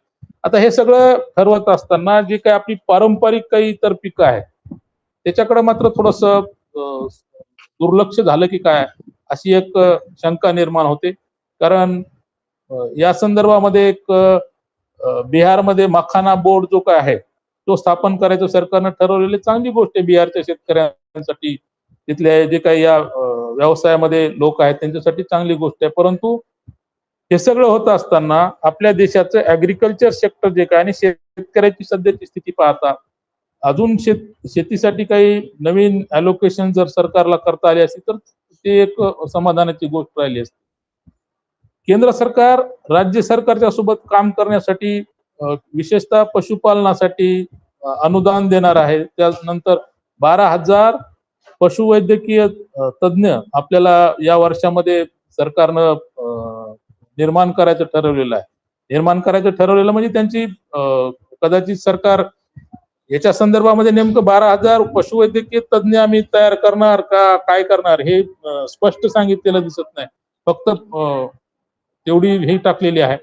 मत्स्य व्यवसायाला चालना देण्यासाठी 500,000 जलाशय आणि अमृत तलावांचा विकास करायचं सरकारनं ठरवलेलं. आपल्याकडं आपल्या देशाला 3 बाजूनं जर आपण पाहिलं तर समुद्र किनारा आहे, त्यानंतर अनेक नद्या आपल्याकडं आहेत मोठ्या मोठ्या. या सगळ्यांचा विचार केला असता याला जी काही अलोकेशन्स आहे ते म्हणजे घोषणा केली परंतु अलोकेशन जर पाहिलं तर ते फार काही जास्त दिसत नाही. सगळ्यात महत्वाचं उत्सुकता ज्याच्यामध्ये असते ते आहे इन्कम टॅक्सच्या संदर्भामध्ये, त्याच्यात काही बदल झाल्याचं दिसत नाही. पण एक चांगली समाधानाची गोष्ट अशी की याच्यामध्ये मोटार अपघात जी काय आहे त्याची भरपाई आणि व्याजावरती इन्कम टॅक्स लागणार नाही ही एक समाधानाची बाब आहे. आता हे सगळं विचार केला असता विकसित भारताच्या अनुषंगानं जर आपण विचार केला तर कनेक्टिव्हिटी जी काय आहे म्हणजे ट्रान्सपोर्ट असेल किंवा पर्यावरण जे काय आहे त्या पर्यावरणाच्या दृष्टिकोनातून जर आपण विचार केला तर सरकारला काम करायची संधी होती आणि भविष्यामध्ये सरकार कदाचित तिकडे लक्ष देईल सुद्धा. आणि आज आपण पाहतो की सूर्य घर योजना काय आहे जे पंतप्रधानाची जी काय म्हणतो त्यांच्या भाषणामध्ये ती वारंवार त्याचा ते उल्लेख करत असतात. सूर्यघर मोफत बिजली योजना त्याच्यामध्ये त्यांनी 22,000 कोटी रुपयाचं अलोकेशन केलेलं आहे. त्यानंतर रिफॉर्म लिंक डिस्ट्रीब्युशन याकरिता 1,80,000 रुपयाचं अलोकेशन त्या ठिकाणी केलेलं दिसतंय. पण इथे एक महत्वाची जी काय योजना आहे ती कुसुम योजना जी सोलार पंप साठी दिली जाते. आता यासाठी जर विचार केला तर फक्त 5 खूप चांगली आहे म्हणजे अत्यंत फायदेशीर शेतकऱ्याच्या उत्पादनामध्ये देशाच्या वाढ करणारी ही खरं तर योजना आहे.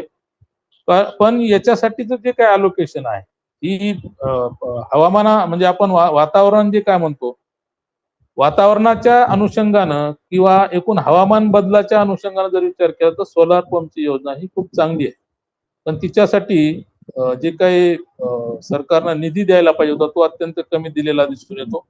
आपल्या देशामध्ये कनेक्टिव्हिटी ट्रान्सपोर्टच्या संदर्भामध्ये पाहिलं तर सरकारचा भर जास्त नॅशनल हायवे वरती दिसून येतो आणि त्याच्यानंतर जर पाहिलं त्या एकूण इन्फ्रास्ट्रक्चर आणि कनेक्टिव्हिटी ट्रान्सपोर्टच्या संदर्भामध्ये तर मेट्रोला सरकार प्राधान्य देते. पण हे सगळं होत असताना जे काय ग्राम रस्ते आहेत ग्राम सडक योजना जी काय प्रधानमंत्री ग्राम सडक योजना त्याच्याकडे मात्र सरकारनं पाहिजे तेवढं लक्ष दिलेलं नाही. त्याच्यासाठी अलोकेशन केलेलं आहे याच्यामध्ये 19,000 कोटी रुपयाचं तरतूद त्याच्यामध्ये जरी केलेली असली तरी ती फारशी समाधानकारक नाही, कारण खेडे जोडणं सुद्धा तेवढंच महत्वाचं आहे. तालुक्याशी जिल्ह्याशी जर गावं जोडले तर उत्पादन निर्मितीला, त्यानंतर शेतकऱ्यांच्या उत्पन्न वाढीला याच्यातून नक्की चालना मिळेल. शहरी भागाच्या अनुषंगाने जर आपण पाहिलं तर तिथे अमृत जी काही योजना आहे त्यासाठी 8,000 कोटी रुपयाचं अलोकेशन आहे. अर्बन चेंजिंग चॅलेंज फंड जो काय आहे त्यासाठी 10,000 कोटी रुपये आहेत. मेट्रो प्रोजेक्टसाठी 28,740 कोटी रुपये आहेत. त्या काही समाधानाच्या बाबी जरी असल्या तरी एकूण शेतीचा आणि इन्फ्रास्ट्रक्चरचा जर विचार केला तर काही गोष्टीवरती सरकारनं अजून विचार करणं गरजेचं होतं. प्रामुख्यानं PM किसान सन्मान निधी जो काय आहे, जो शेतकऱ्याला 6,000 रुपये आपण वर्षाला देतो, परंतु हा म्हणजे 6,000 रुपये हा आकडा तसा मोठा दिसतो, पण एकूण याचा जर आपण विचार केला तर 2,000 रुपये एका शेतकऱ्याला त्या ठिकाणी मिळतात. त्या 2,000तून त्याचा कोणता असा विशेष फायदा होतो? तर त्यापेक्षा PM अशा जी काही योजना आहे प्राइस सपोर्टची, त्याच्यामध्ये हे पैसे जर ट्रान्सफर केले तर शेतकऱ्याचा जास्त फायदा होईल आणि तो त्याचा हक्क आहे. त्यानंतर युरियाची सबसिडी जी काय आहे, खताच्या किमती वाढतात, सरकार इथे काय करते, सरकारचा जो काय फोकस आहे तो प्रामुख्यानं इनपुट कॉस्ट कमी करून सबसिडी जी काय ती डायरेक्ट जी आहे ती कॅश ट्रान्सफर कडे सरकारनं भर दिल्याचं आपलं लक्षात येते. तर पीक विमा योजना जी आहे त्याच्यासाठी 12,000 कोटी रुपयाचं अलोकेशन आहे, 12,200 कोटी. कृषी उन्नती योजना आहे 11,200 कोटी रुपये. राष्ट्रीय कृषी विकास योजनेसाठी 8,550 कोटी रुपयाची तरतूद आहे. परंतु हे PM आशा जी काही योजना आहे तिचं मात्र विचार करण्यासारखी ही आहे. खरं तर ती म्हणजे देशातल्या एकूणच आपण जे काय आता वेगवेगळ्या प्रकारची जी काही सरकारने हे ठरवलं की डाळीचं उत्पादन आपल्याला वाढवायचं, त्याच्यासाठी सरकारने काही याच्यामध्ये हे केलेलं आहे, तरतूद केलेली आहे. प्रामुख्यानं उडीद, तूर, मसूर करिता विशेष योजना सरकार आणू पाहत आहे. परंतु हे सगळं करत असताना सोयाबीनचा विचार किंवा तेलबिया जे काय आहेत त्यासाठी मागच्या वर्षीच्या बजेटमध्ये सरकारने हे केलं होतं तेलबिया वाढवण्यासाठी, परंतु त्याचा विशेष फायदा काय झालेला आहे? सोयाबीनच्या किमतीमध्ये आपण जर विचार केला तर फारसा काही फरक नाही. आता 6,000 रुपयापर्यंत आता मागच्या या आठवड्यामध्ये ते गेलं, परंतु ते 5-5.5च्या आतच सगळं चाललेलं आहे. त्याच्यातून हे सगळं होत असताना उडीद, तूर, मसूर याच्यासाठी ही जी काही परिस्थिती आहे त्याची त्या सोयाबीन सारखी परिस्थिती होता कामा नये. त्यानंतर हाय यील्ड प्रोडक्टिव्हिटीच्या संदर्भामध्ये सरकारने काही अलोकेशन म्हणजे योजना जाहीर केल्या आहेत. ऍग्रिकल्चर स्किलिंग, त्यानंतर फूड प्रोसेसिंग इंडस्ट्री वाढण्यासाठी हे केलं आणि सगळ्यात महत्वाचं जे काय आहे तर जे काही 7 रेल्वे कॉरिडॉर निर्माण होणार आहेत ते 2 आपल्या महाराष्ट्राच्या वाट्याला येत आहे, एक मुंबई पुणे आणि दुसरा जो काय आहे तो मुंबई पुणे हैदराबाद. त्याच्यातून गिग इकॉनॉमी जी काय आहे त्या गिग इकॉनॉमीला नक्कीच चालना मिळेल. जे काही हंगामी कामगार असतात त्या हंगामी कामगाराला त्या माध्यमातून चालना मिळेल असं आपल्याला दिसून येतं. परंतु याचा हे कधी नेमकं दृष्टीपथात आपल्या येईल हे पाहणं सुद्धा तेवढंच गरजेचं आहे. आपण माझे हे अर्थसंकल्पाच्या अनुषंगाने जे काय मत आहे ते आपण ऐकून घेतलं, त्याबद्दल मी आपल्या सर्वांचं या ठिकाणी मनपूर्वक आभार व्यक्त करतो.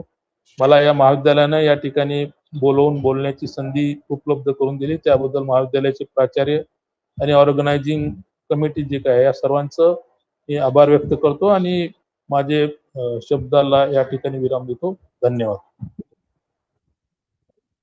धन्यवाद माननीय डॉक्टर जीवन सोळंके सर. आपण बसलेला असताना आपल्या मागच्या बाजूला जी पुस्तकांना भरलेली कपाटं होती त्या कपाटातील पुस्तकातलं जे काही ज्ञान आहे ते आपल्या या ओघवत्या शैलीमधून आपल्या भाषणामधून आम्हाला या ठिकाणी ऐकायला मिळालं.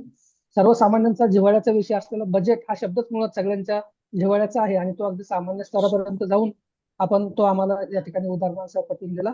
आपले अर्थशास्त्र विभाग आणि वाणिज्य विभाग, IQAC विभाग या सर्व विभागांच्या वतीने मनपूर्वक आभार व्यक्त करतो. माननीय निर्मला जाधव मॅडम या ठिकाणी आपल्यासोबत जोडल्या गेलेल्या आहेत. सुरुवातीला मॅडमचा परिचय या ठिकाणी आपल्याला मला करून द्यावा लागेल. माननीय डॉक्टर निर्मला जाधव मॅडम या ताराबाई शिंदे श्री अभ्यास केंद्र डॉक्टर बाबासाहेब आंबेडकर मराठवाडा विद्यापीठ छत्रपती संभाजीनगर इथे माजी संचालक म्हणून त्यांनी काम पाहिलेलं आहे. त्यानंतर प्रियदर्शनी विद्यापीठ मुलींचे वसतिगृह या ठिकाणी अधीक्षक म्हणून त्यांनी जबाबदारी पार पाडलेली आहे. राष्ट्रीय सेवा योजना या महत्वाच्या युनिटमध्ये काम करताना माजी जिल्हा समन्वयक म्हणून त्यांची ओळख आहे. सोबतच MGM युनिव्हर्सिटी छत्रपती संभाजीनगर आणि राष्ट्रसंत तुकडोजी महाराज नागपूर विद्यापीठ यांच्या श्री अभ्यास विषयाच्या बोर्ड ऑफ स्टडीजच्या सदस्य म्हणून त्या संबंधित आहेत. त्यानंतर श्री अभ्यास संकल्पना विश्व पाठ्यपुस्तके आणि ज्ञान सत्ताकार, त्यानंतर श्री अभ्यास चर्चा विश्व वेस्टर्न फेमिनिस्ट थिंकर्स, मुक्ता साळवे आदी श्री अभ्यास आणि जेंडर स्टडी संबंधी त्यांची पुस्तके प्रकाशित आहेत. नामांकित असलेली जे काही बायजा दोन साऱ्याजणी परिवर्तनाचा वाटचाल अक्षरगाथा सत्यशोधक शब्द इत्यादी जी काही महत्वाची नियतकालिका आहे, या नियतकालिकांमधून दर्जेदार असं लेखन करण्याचं काम आदरणीय डॉक्टर निर्मला जाधव मॅडम यांनी केलेलं आहे. त्यानंतर दैनिक दिव्य मराठी हे ते सुप्रसिद्ध असलेलं वर्तमानपत्र आहे. त्या वर्तमानपत्रामध्ये फोर्थ डायमेन्शन या सदरांतर्गत मॅडमने लेखन केलेलं आहे. त्यानंतर कमला बसिन असतील किंवा इतर लेखक लेखिका आहेत, यांच्या अनेक लेखांचं मराठी भाषांतर करण्याचं कार्य आदरणीय मॅडम यांनी केलेलं आहे. अनेक राष्ट्रीय व आंतरराष्ट्रीय चर्चासत्र तसेच परिषदांमध्ये माननीय डॉक्टर निर्मला जाधव मॅडम यांनी शोधनिबंध सादर केलेला आहे. त्यांचं संशोधनाचं जे काही क्षेत्र आहे ते चित्रपट आणि लिंगभाव, स्त्रीवादी सिद्धांत, स्त्रीवादी संशोधन पद्धतीशास्त्र, शिक्षण, पाठ्यपुस्तक आणि लिंगभाव. सोबतच मुक्ता साळवे व्याख्यानमाला तसेच सिमोन दे बोव्हर व्याख्यानमालांचे ताराबाई शिंदे श्री अभ्यास केंद्रात त्यांनी आयोजन केलेलं आहे. रायडे फिल्म उपक्रमांतर्गत ताराबाई शिंदे श्री अभ्यास केंद्रामध्ये अनेक सामाजिक तसेच स्त्री केंद्रित चित्रपटांचे सादरीकरण आदरणीय मॅडम यांच्या नेतृत्वामध्ये त्या विभागाच्या अंतर्गत झालेलं आहे. असं अभ्यासवादी बहुआयामी व्यक्तिमत्व आज आपल्याला या ठिकाणी मार्गदर्शन करण्यासाठी उपस्थित आहे. मी आपला फार वेळ न घेता आदरणीय डॉक्टर निर्मला जाधव मॅडम यांना विनंती करतो की त्यांनी आम्हाला मार्गदर्शन केलं.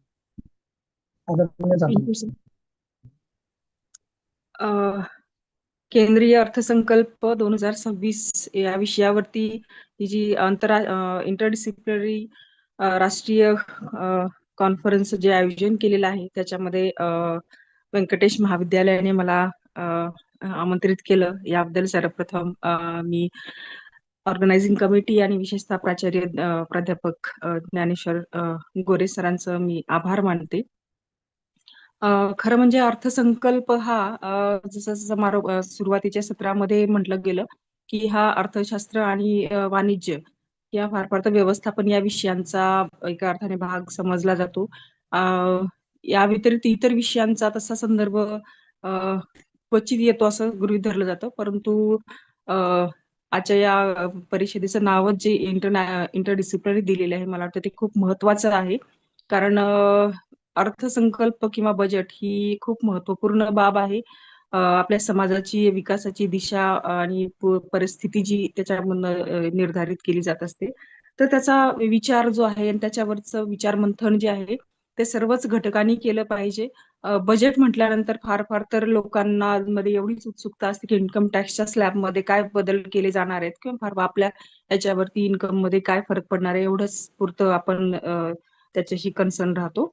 परंतु त्याच्या पलीकडे जाऊन मला वाटते या देशाचे जे काही नागरिक आपण सुज्ञ नागरिक आहेत, त्या प्रत्येकानेच त्याचा गांभीर्यपूर्वक अभ्यास केला पाहिजे. त्याच्यावरती चर्चा विचार मंथन केलं पाहिजे.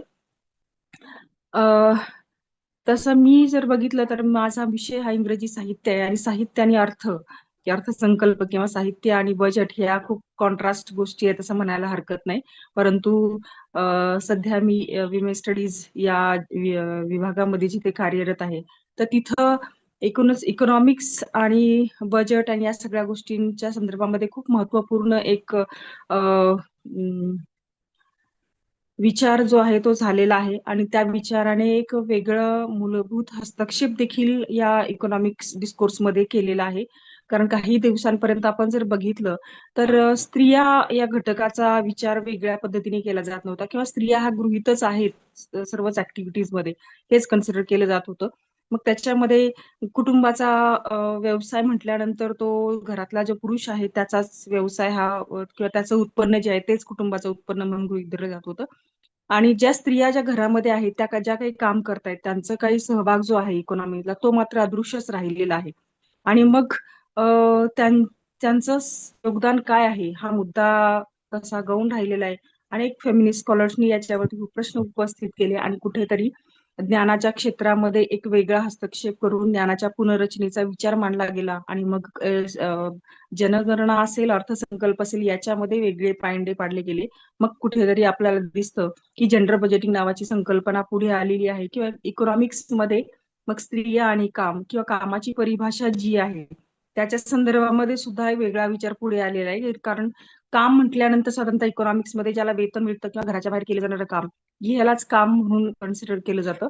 परंतु बहुतांश स्त्रिया ज्या गृहिणी म्हणून आपल्याला दिसतात किंवा शेतीमध्ये काम करणाऱ्या स्त्रिया असतील तर त्यांना ना त्यांचं काम ना वैतनिक आहे ना त्यांना कुठल्याही प्रकारच्या फॉर्मल एका वर्क स्ट्रक्चर मध्ये ज्या काही फायदे त्यांना मिळतात ते कुठलेच त्यांना भेटत नाहीत, सुट्टी असतील किंवा आणखी इतर फायदे. पण त्यांचा सहयोग उत्पादनामधला जीडीपी मधला सहभाग जो आहे तो मात्र अदृश्य किंवा दुर्लक्षित राहिला जातो. आणि मग तो झाला पाहिजे म्हणून एक मोठा लढा जो संघर्ष तो स्त्री अभ्यास या शाखेतनं दिलेला दिसून येतो. आणि याच दृष्टिकोनामधनं मला वाटतं साहित्याचा विद्यार्थी असेल की आणखी कुठल्याही या सर्व शाखांचे विद्यार्थी जेव्हा बजेटकडे बघत असतात तेव्हा मला वाटतं हे मूलभूत चिंतन जे आहे पुढे इंटरडिसिप्लिनरी पर्स्पेक्टिव्ह मधनं केलं गेलं पाहिजे. 2026-27च्या या बजेटमध्ये काय कुठल्या स्कीम होत्या, किती तुटीचा अर्थसंकल्प मांडला गेला, याचं पूर्ण साईज काय ह्याच्यावरती सकाळपासून आतापर्यंत खूप अनेक व्याख्यातांनी आणि जे रिसर्च पेपर्स प्रेझेंट करणारे जे विद्यार्थी शिक्षक आहेत त्यांनी खूप मोठ्या प्रमाणामध्ये महत्वपूर्ण सगळी माहिती पुढे आणलेली. मी त्याची पुनरुक्ती करणार नाही, फक्त माझे जे काही ऑब्झर्वेशन्स जे आहेत ते इथं मांडण्याचा प्रयत्न करेन. खरं तर जीवन सरांनी सुद्धा खूप महत्वाचे बहुतांश सगळेच मुद्दे त्याच्यामध्ये कव्हर केलेले आहेत. पण तरी काही निरीक्षण मी इथं नोंदवू इच्छिते. बजेट म्हटल्यानंतर आपण एक चित्र असं बघतो की ज्या दिवशी बजेट प्रेझेंट केलं जातं त्याच्यानंतर एक आठवडा 15 दिवस सगळीकडेच आपल्याला या बजेटवरती चर्चा होताना दिसते. आणि मग बजेटमध्ये वेगवेगळ्या काय कुठल्या नवीन घोषणा केल्या गेल्या, काय कुठली आर्थिक तरतूद केली गेली हे बघितलं जातं. पण मला वाटतं सकाळी सुद्धा हा मुद्दा उपस्थित झाला की हा एका प्रक्रियेचा भाग आहे आणि ती प्रक्रिया आपण मला वाटतं लक्षात घेत असताना म्हणजे सगळ्यात महत्वाचा भाग हाही राहतो की आधीचा जे काही अर्थसंकल्प होता किंवा आधीच्या ज्या काही योजना होत्या, स्कीम होत्या, तर त्यांचं काय झालेलं आहे आणि त्या कंपॅरिझन मध्ये मला वाटतं आपण हे बजेट्स बघितले पाहिजेत. कारण दरवर्षीचेच नवीन घोषणा होतात आणि मग त्या घोषणांचा आपण काही दिवस चर्चा विचार मंथन करतो आणि मग परत काही दिवसांनी त्या आपल्या विचारांच्या पलीकडे जातात आणि परत पुढच्या वर्षी घोषित होणारे योजना ज्या आहेत त्याचा आपण विचार करतो. परंतु मला वाटतं जेव्हा पूर्ण एक कॉम्प्रिहेन्सिव्हली आपण जेव्हा या बजेटचा विचार करतो तर मागच्या बजेटमध्ये काय केलं जातं आणि मग त्याच्यामधलं काय आपल्याला परिपूर्ती झालेली आहे त्याचा विचार करणं खूप महत्वाचं आहे. जे बहुतांश पेपर सुद्धा आज मांडले गेले तर त्या पेपरमध्ये काही पेपरच होते की ज्याच्यामध्ये कंपॅरिझन केलं गेलं 25-26 आणि 26-27. पण मला वाटते मोस्टली हा कंपॅरेटिव्ह पर्स्पेक्टिव्ह त्याच्यामध्ये आला पाहिजे की बजेटचा विचार करत असताना किंवा बजेटमधली आर्थिक तरतूद असेल, योजना असतील तर त्या योजनांची तरतूद आणि एकूण योजना ज्या आहेत त्या सुद्धा मागच्या परिप्रेक्ष्यामध्ये आपल्याला कुठं दिसतात. कारण आकडे जेव्हा आपण बघतो तो आकडे खूप आपल्याला मोठे जाणवत असतात, परंतु स्टॅटिस्टिक्स जे आहेत, आकडे जे आहेत, आकडेवारी ते प्रत्यक्षपणे काही बोलत नाही. त्या आकडेवारीकडे बघण्याची दृष्टी जी आहे ती आपल्याला आली पाहिजे. म्हणजे शिक्षण किंवा आरोग्य यासारखे मुद्दे जर आपण बघितले तर याच्यावरती होणारा खर्च याची तरतुदी जर आपण बघितल्या तर खूप मोठ्या दिसतात. परंतु दुसरीकडे जेव्हा जीडीपीच्या संदर्भामध्ये आपण त्या आकड्यांचा जेव्हा विचार करतो तेव्हा तो खर्च आपल्याला साधारणतः 2 ते 3% मध्येच होत असताना दिसतो.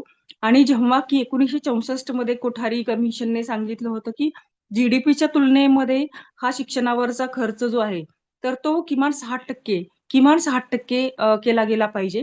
आणि इतर सर्व देशांचा जरी विचार केला आपल्याला तर ते बजेटचे शिक्षण आरोग्यावरच्या बजेटचं स्वरूप जे आहे ते मोठ्या प्रमाणामध्ये दिसून येतं. परंतु आपल्याकडे आज new economic national education policy जी 2020 मध्ये डिक्लेअर केली तेव्हा सुद्धा हीच पुनरुक्ती केली गेली कोठारी कमिशन मधली की जीडीपीच्या 6% खर्च जो आहे तो केला जाईल. परंतु 2020 ते आज आपण 26चं वर्ष सुरू आहे, तेव्हा सुद्धा 2% आपण लिमिट जी आहे ती क्रॉस केलेली. त्यामुळे मला वाटतं हा मुद्दा खूप महत्वाचा आहे की जे एकीकडे आपण युवा शक्ती चं आपण कौतुक करतोय किंवा युवा शक्तीसाठी हे बजेट आहे आणि 2047चं आपण जेव्हा प्लॅनिंग करतोय असं जेव्हा आपण म्हणतोय, तर मला वाटतं हे जे आहे बायफर्गेशन किंवा डिव्हिजन ते लक्षात घेतलं गेलं पाहिजे. एकीकडे आपण प्लॅन इकॉनॉमी स्वीकारलेली होती, पंचवार्षिक योजना आपल्याकडे होत्या. या सरकारच्या काळामध्ये पंचवार्षिक योजनांना त्यात बंद केलेल्या दिसतात आणि दुसरीकडे आपण 2047चं विकसित भारताचं ध्येय ठेवलेलं आहे आणि त्या विकसित भारतासाठीच हे सगळं अर्थसंकल्प जे किंवा 3 पाथवेज टू विकसित भारत हे जे आपण ठेवलेलं आहे. तर मला वाटतं याच्यामध्ये सुद्धा सरकारने एक थोडंसं प्लॅन्ड स्वरूप आणलं गेलं पाहिजे, कारण जेव्हा तुम्ही शॉर्ट टर्म आणि लॉंग टर्म गोल्स डिफाईन करता, तर त्याच्यासाठीचे हे टप्पे जे आहेत ते टप्पे महत्वाचे ठरतात. कारण वर्षाचं इकॉनॉमिक्स बजेट जे आहे ते महत्वाचं आहे, परंतु त्या 47 हा खूप तसा मोठा टप्पा आहे. परंतु मग या टप्प्याच्या नावाखाली ह्या आपला जो डेव्हलपमेंटचा पाथ जो आहे, त्या डेव्हलपमेंटचे पाथचे मला वाटतंय टप्पे केले पाहिजेत आणि त्यानुसार मग इकॉनॉमिक प्लॅनिंग सुद्धा केली गेली पाहिजे. याचं एक उदाहरण आमच्याच संदर्भामधलं मी इथे देऊ इच्छिते की प्लॅन इकॉनॉमीमध्ये विमेन स्टडीज सेंटर्स जे आहेत ते त्यांचं 5 इयर अस्तित्व होतं, परंतु एकीकडे 5 इयर प्लॅन्स बंद झाले आणि मग एक वर्षाचं स्वरूप जे आहे एक्सटेन्शनचं दिलं गेलं आणि अशा अनेक योजना आहेत की ज्याच्यामध्ये 5 इयर प्लॅनिंग बंद झाल्यामुळं एक वर्षाचं त्यांना पिरियड दिला गेला. आता हे एक वर्षाचा पिरियड जो आहे आपल्या सगळ्यांना माहिती आहे की कुठल्याही शासकीय गोष्टीमध्ये वेळ लागत असतो. म्हणजे आता तुम्हाला यासारख्या स्कीम ज्या आहेत त्या कंटिन्युएशन मध्येच तुमचे 2-3 महिने जात असतात. त्याचं बजेट येण्यासाठी 2-3 पिरियड जातो. परत पुढच्या बजेटचं प्लॅनिंग काय आहे, तर ह्या सगळ्यामध्ये खूप वेळ जो आहे तो वेळ कमी पडतो आणि मग त्याच्यामध्ये तुमचं प्लॅनिंग करणं अवघड होतं. रिक्रुटमेंट जी आहे ती होणं मुश्किल होतं. म्हणून मला असं वाटतं की ओव्हरऑल हे बजेटचा विचार करत असताना आपण या गोष्टीचा विचार केला पाहिजे की प्लॅन्ड जी आहे 2047 हे आपल्याला ऐकायला खूप एका अर्थाने एक सुखावणारं देखील असं की 2047 मध्ये आपण विकसित डेव्हलप्ड कंट्रीजचं एक स्वप्न बघतोय. परंतु ते स्वप्न बघत असताना मला वाटते आपला रस्ता जो आहे तो सुद्धा आपण थोडासा मजबूत बनवला पाहिजे आणि त्याच्यासाठी नियोजन जे आहे ते नियोजन थोडंसं ऍटलिस्ट त्रैवार्षिक, पंचवार्षिक किंवा आणखीन याच्या पुढचं जे असेल ते मला वाटतं अर्थतज्ञांनी ते केलं पाहिजे, कारण त्याच्या अभावी जे आहेत अनेक प्रश्न उपस्थित राहतात. शिक्षण असेल आणि आरोग्य असेल किंवा डेव्हलपमेंटच्या संदर्भामध्ये अनेक योजना ज्या आहेत सरकार डिक्लेअर करत असतं, या बजेटमध्ये सुद्धा केल्या गेलेल्या आहेत. शिक्षणाच्या संदर्भामध्ये विशेषतः किंवा मुलींसाठी आपण बघितलं तर हॉस्टेल्स सुरू करणं, विशेषतः स्टेम सायन्स टेक्नॉलॉजी मधल्या स्त्रियांचं मुलींचा सहभाग वाढला पाहिजे याच्यासाठी वसतिगृह असेल किंवा वेगळ्या स्कॉलरशिप असेल याच्यासाठी अनेक तरतुदी केल्या गेलेल्या दिसतात. परंतु आपण मागच्या बजेटचा जर विचार केला तर त्या तरतूद आणि आताच्या तरतुदी याच्यामध्ये विशेष फरक आपल्याला दिसत नाही आणि जी काही तरतूद केली गेली आहे ती तरतूद ती रक्कम जी आहे ती मला वाटते पूर्ण खर्च झालेली नाही. त्यामुळे हे खूप महत्वाचं ठरतं की बजेट डिक्लेअर झाल्यानंतर आपण या तरतुदीची चर्चा करत राहतो, परंतु त्या तरतुदी ज्या किंवा तो पैसा जो आहे तो पैसा पूर्ण खर्च केला जात नाही आणि म्हणूनच आपण जेव्हा बघतोय की हा बजेट सुद्धा चर्चा करत असताना एका ज्या पार्श्वभूमीमध्ये आपण बघतोय एकीकडे युद्धाचं सावट आहे, अनेक प्रकारची चॅलेंजेस जे आहेत ते आपल्या समाजासमोर आहेत, तर त्याच्यामध्ये आपण हे सगळ्या गोष्टी कशा बघणार आहोत. कारण शिक्षणाचा जरी आपण विचार केला तर भारतीय शिक्षण संस्थाची गुणवत्ता की शिक्षणाची गुणवत्ता हा सुद्धा खूप मोठा मला वाटतं विषय आहे. एकीकडे शिक्षण संस्थांची संख्या वाढतीये, पण दुसरीकडे पब्लिक युनिव्हर्सिटीज, पब्लिक इन्स्टिट्यूट्स जे आहेत एज्युकेशनल इन्स्टिट्यूट त्यांचं प्रमाण कमी होते आणि मग कुठेतरी मुली असतील किंवा डिसएडव्हान्टेज ग्रुप्स असतील. विशेषतः मला आणखीन एक मुद्दा इथे नमूद करावा वाटतो की जे काही सेक्शुअली ट्रान्सजेंडर्स वगैरे जो ग्रुप्स आहे, तर त्या अनुषंगाने काही तरतुदी या बजेटमध्ये होणं अपेक्षित होतं. परंतु त्यांचा काही वेगळा विचार किंवा प्रोव्हिजन्स या बजेटमध्ये झालेलं दिसत नाही. तर ह्या गोष्टी सुद्धा मला वाटते महत्त्वाच्या आहेत बजेटचा विचार करत असताना. कारण जे स्कॉलरशिप असतील किंवा आता सरांनी जो मुद्दा उपस्थित केला की काही गोष्टींनी आपण फार इम्प्रेस होत असतो, जसं की आपण बुलेट ट्रेनचा मुद्दा निघाला असेल, मेट्रोचा मुद्दा निघाला असेल किंवा शहरांमध्ये हायवे निर्माण करणं असेल. पण ही एका अर्थाने एक चकाचक तयार करत असताना आपण जिथे राहतो आपल्या सभोवतालचे प्रश्न जे आहेत त्या प्रश्नांचं रिफ्लेक्शन बजेटमध्ये होते का? मला वाटतं ते आपण जेव्हा बजेटच्या संदर्भामध्ये रिसर्च पेपर्स तयार करत असतो त्याच्यामध्ये कन्सिडर केलं गेलं पाहिजे. कारण आपण सभोवताली जर बघितलं तर असं कुठलंही शहर दिसणार नाही की ज्याच्यामध्ये ट्रॅफिक जॅमचा मुद्दा नाही. सरांनी जसं सांगितलं की ग्रामीण भागामधले ग्रामसडक योजना जी आहेत त्या कुठेतरी परिघावरती ढकललेल्या दिसून येतात. त्या ट्रॅफिकचा मुद्दा असेल, एअर पोल्युशन असेल, नद्यांच्या स्वच्छतेचा मुद्दा असेल, ह्या सगळ्या बाबी रिफ्लेक्शन किंवा सगळ्यात मोठा युथच्या समोरचा जो प्रश्न आहे तो म्हणजे अनएम्प्लॉयमेंटचा. तर ह्या बेकारीसाठीचे कॉन्क्रीट जे काही प्रोव्हिजन्स केले गेले पाहिजेत ते मला वाटतं एवढ्या मोठ्या एक प्रमाणामध्ये बजेटमध्ये झालेले दिसत नाहीत. आणि याचं कारण कुठेतरी मला असं वाटतं की एक लहान आहे की काय असा एक प्रश्न उपस्थित होतो. कारण एकीकडे आपण बघतो की शहरांचं अंतर जे आहे ते किती जास्तीत जास्त प्रमाणामध्ये कमी होईल यासाठी प्रयत्न केले जातात. हायवेज जे आहेत, परंतु ह्या हायवेज आणि शहरांना कनेक्ट करत असताना आपण साधं उदाहरण घेतलं की औरंगाबाद शहर, संभाजीनगर ते जर तुम्ही जालना, बीड किंवा लातूर अशा पुणे हे जर अंतर जर बघितलं तर या साध्या आपल्या लालपरीसारख्या गाड्या ज्या आहेत तर त्यांना किती वेळ लागतो तो मात्र विचार इथं केला जात नाही. म्हणजे सर्वसामान्यांच्या सुद्धा एका कन्व्हिनियन्सचा जो आहे तो विचार या गोष्टींमध्ये केला गेला पाहिजे. परंतु मला वाटतं तो तेवढ्या मोठ्या प्रमाणामध्ये केला जात नाही आणि हे आव्हान जो आहे बजेटकडे बघत असताना मला वाटतं हे केलं गेलं पाहिजे. माझ्या ऑब्झर्वेशन्स इथे मांडत असताना माझा मुद्दा हाच आहे की बजेट नावाची गोष्ट जी आहे ती बजेट नावाची गोष्ट आपण आपल्या आयुष्य आणि प्रश्नांच्या संदर्भामधनं सुद्धा बघितली गेली पाहिजे. कारण एक ठोकताळे जे आहे ते ठोकताळे तयार झालेले आहेत.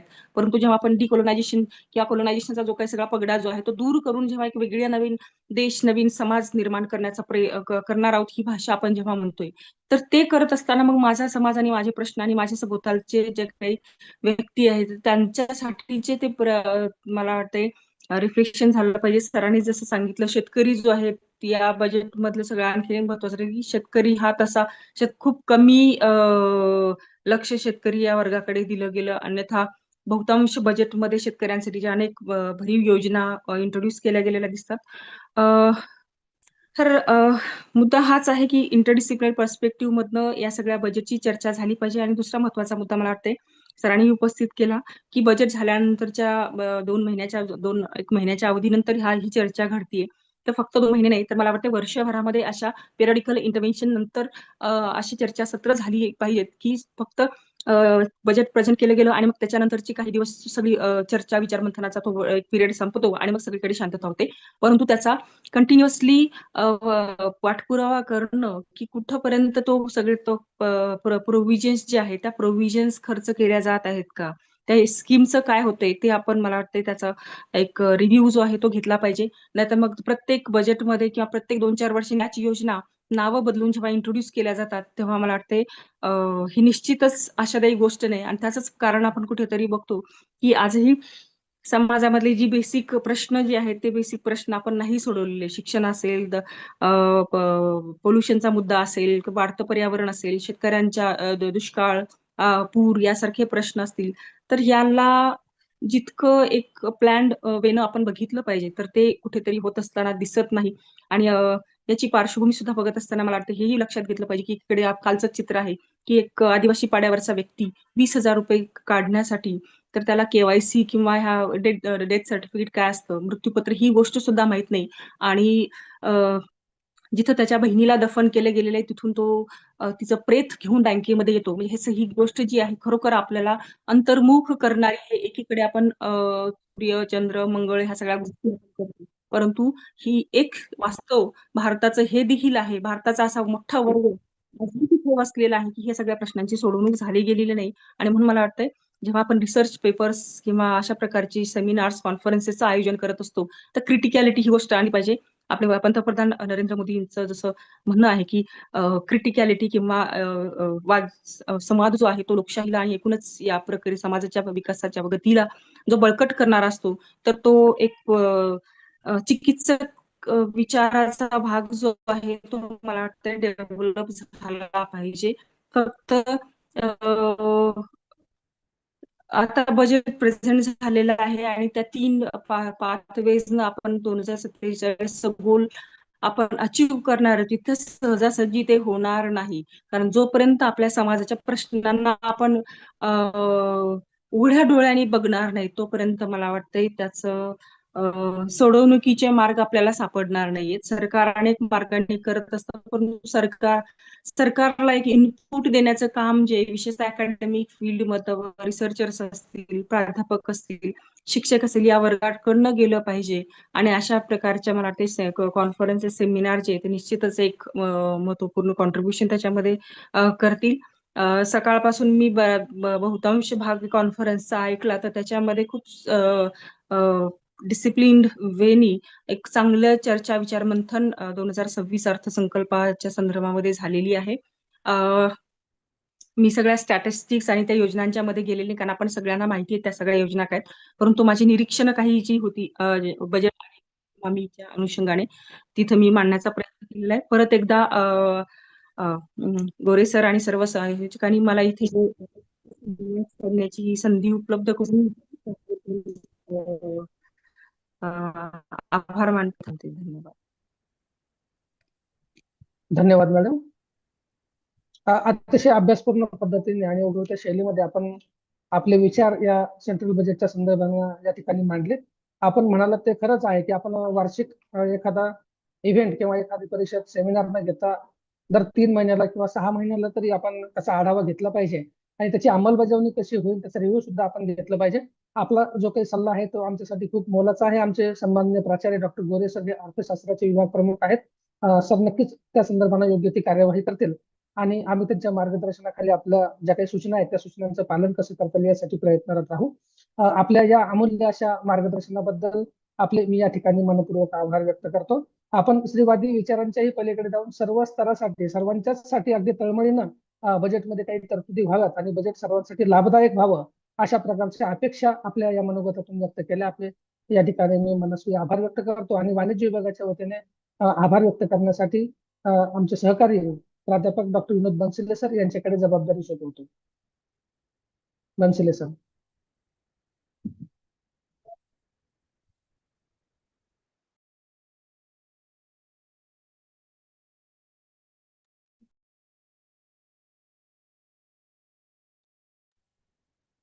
हॅलो, आवाज येतोय सर? हो सर, हो येतोय, बोला. धन्यवाद एमबी सर. आजच्या समारोपीय कार्यक्रमाचे माननीय अध्यक्ष महोदय, प्रमुख पाहुणे, आदरणीय व्याख्याते, प्राध्यापक वर्ग, संशोधक विद्यार्थी आणि माझ्या प्रिय मित्रमैत्रिणींनो, आज श्री व्यंकटेश कला वाणिज्य विज्ञान महाविद्यालय देऊळगाव राजाद्वारे आयोजित केंद्रीय अर्थसंकल्प 2026-27 या अत्यंत महत्वाच्या विषयावरील परिषदेच्या समारोप समारंभात मला आभार प्रदर्शन करण्याची संधी मिळाली हे मी माझं भाग्य समजतो. ज्ञानाच्या दीपातून उजळला मार्ग नवा, ज्ञानाच्या दीपातून उजळला मार्ग नवा, विचारांच्या देवाणघेवाणीत मिळाला अर्थ खरा, अर्थसंकल्पाच्या चर्चेतून वाढली समज आपली, यशस्वी हो ही वाटचाल, अशीच राहो साथ आपली, अशीच राहो साथ आपली. सकाळपासूनच आपण सर्वजण अतिथी, संशोधक, विद्यार्थी, आमचे सन्माननीय मार्गदर्शक, आपण सर्वांनी भारतीय केंद्रीय अर्थसंकल्प 2025-26 आणि त्यानंतर फेब्रुवारी 2026 मध्ये सादर झालेल्या अर्थसंकल्प 2026-27 बद्दल सुरुवातीपासूनच माहिती बघितली आहे. या दिवसभरात घडलेल्या घटनेचा थोडक्यात जर सार काढला तर असं आपल्या लक्षात येते की अर्थसंकल्प 2026-27 मध्ये औद्योगिक वाढ, डिजिटल परिवर्तन, हरित ऊर्जा, रोजगार निर्मिती यावर विशेष भर देण्यात आला आहे. भारतीय केंद्रीय अर्थसंकल्प 2026-27 हा आर्थिक वाढीला चालना देणे, औद्योगिक नवोपक्रमांना प्रोत्साहन देणे आणि जागतिक स्पर्धात्मकता वाढवणे या उद्देशाने धोरणे सादर करून औद्योगिक क्षेत्राला आकार देण्यात महत्त्वपूर्ण भूमिका बजावत आहे. या अर्थसंकल्पात औद्योगिक क्षेत्राशी संबंधित प्रमुख तरतुदींचे विश्लेषण करण्यात आले आहे, ज्यामध्ये कर सुधारणा, उत्पादनासाठी प्रोत्साहन, पायाभूत सुविधांचा विकास, शाश्वत औद्योगिक पद्धती यांचाही समावेश आहे. या अर्थसंकल्प 2026-27 मधील काही प्रमुख बदल जर आपण विचारात घेतले तर त्यामध्ये कर सुधारणा, यामध्ये कॉर्पोरेट कर स्थिर ठेवणे, स्टार्टअप्सला वाढविणे. नंबर 2, MSME साठी विशेष पॅकेज. भारतातील अर्थव्यवस्थेचा कणा म्हणून MSMEला मानले जाते. अर्थसंकल्प 2026-27 मध्ये या क्षेत्राला बळकट करण्यासाठी अनेक उपाययोजना करण्यात आला. डिजिटल इंडिया आणि इंडस्ट्री 4.0 यावर यामध्ये चर्चा करण्यात आली. रोजगार व कौशल्य विकास यावर देखील प्रकाश टाकण्यात आला. या संपूर्ण बाबींचा थोडक्यात जर आढावा घेतला तर याच्यातून 4 गोष्टी प्रामुख्याने दिसून येतात. त्या म्हणजे या अर्थसंकल्पात मांडलेल्या समस्या, अर्थसंकल्पातील उपाययोजना आणि झालेल्या तरतुदी. ग्रामीण औद्योगिक मागासलेपणाची समस्या सोडवण्यासाठी एकूण ग्रामीण विकास निधी या अर्थसंकल्पात 2.73 लाख रुपयाची तरतूद करून साध्य करण्यात आला आहे. MSME भांडवल टंचाई या समस्येला सोडवण्यासाठी SME ग्रोथ फंड 10,000 कोटीची तरतूद करून मांडण्यात आला आहे. कौशल्याचा अभाव दूर करण्यासाठी आणि उद्योगांना युवा रोजगार उपलब्ध करून देण्यासाठी PM-YES सेतू या माध्यमातून 6,140.50 कोटी निधीची तरतूद करण्यात आली. पर्यावरण पूरक बदल ही समस्या सोडवण्यासाठी कार्बन कॅप्चरिंगसाठी 20,000 कोटींची 5 वर्षात तरतूद करण्यात आली. अशा असंख्य बाबी या आजच्या परिषदेच्या माध्यमातून मांडण्यात आल्या. प्रत्येक व्याख्याते, संशोधक, विद्यार्थी यांनी आपापलं मत या ठिकाणी मांडलं. आपण सगळ्यांनी ते अतिशय आनंदपूर्वक ऐकलंय. म्हणून या माझ्याकडे सोपवलेल्या जबाबदारीकडे वळताना आपल्या सगळ्यांचे आभार मानणे मी माझे आद्य कर्तव्य समजतो. सर्वप्रथम आमच्या महाविद्यालयाचे सन्माननीय अध्यक्ष श्रीमंत राजे विजयसिंहजी जाधव साहेब, ज्यांच्या प्रेरणेने, मार्गदर्शनाने व आर्थिक पाठबळामुळेच आम्ही आजची परिषद या ठिकाणी आयोजित करू शकलो, त्याबद्दल मी महाविद्यालयाच्या वतीने सन्माननीय अध्यक्ष साहेबांचे आभार व्यक्त करतो. उद्घाटकीय कार्यक्रमाच्या निमित्ताने माननीय रेखा जैन मॅडम यांनी या परिषदेचे उद्घाटन केले. आपल्याला केंद्रीय अर्थसंकल्पाबद्दल मार्गदर्शन केले, त्याबद्दल मी त्यांचे मनपूर्वक आभार व्यक्त करतो.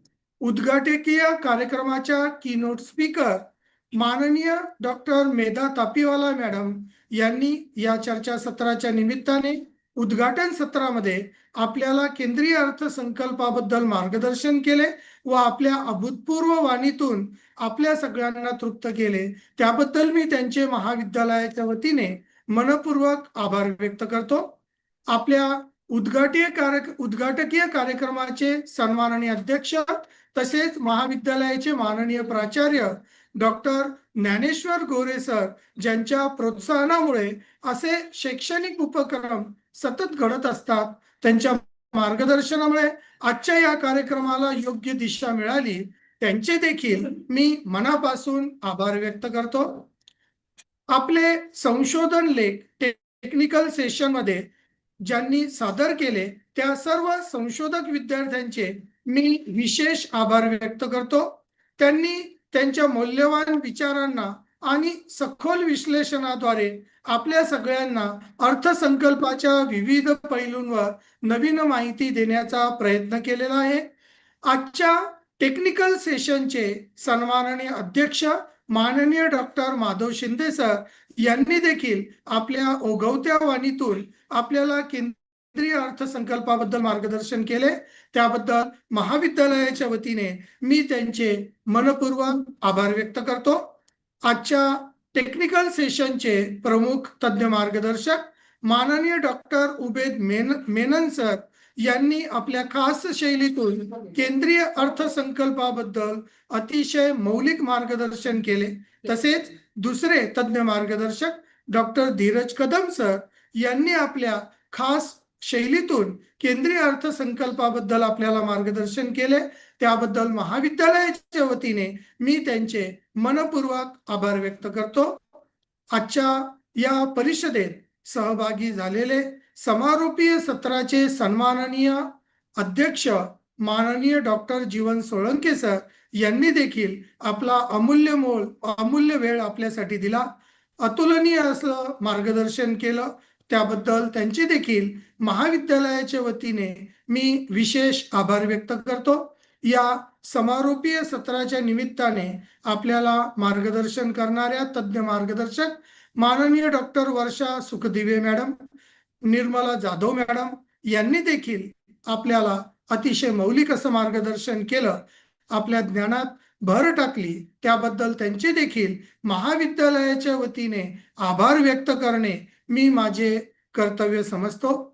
कष्टाच्या घामातून फुलला हा सोहळा सुंदर, कष्टाच्या घामातून फुलला हा सोहळा सुंदर, प्रयत्नांच्या जोरावर गाठली यशाची उंच शिखर, यशांची उंच शिखर, सर्वांच्या सहकार्याने सजला हा कार्यक्रम खास, मनापासून आभार तुमचे, राहील आठवण खास, राहील आठवण खास.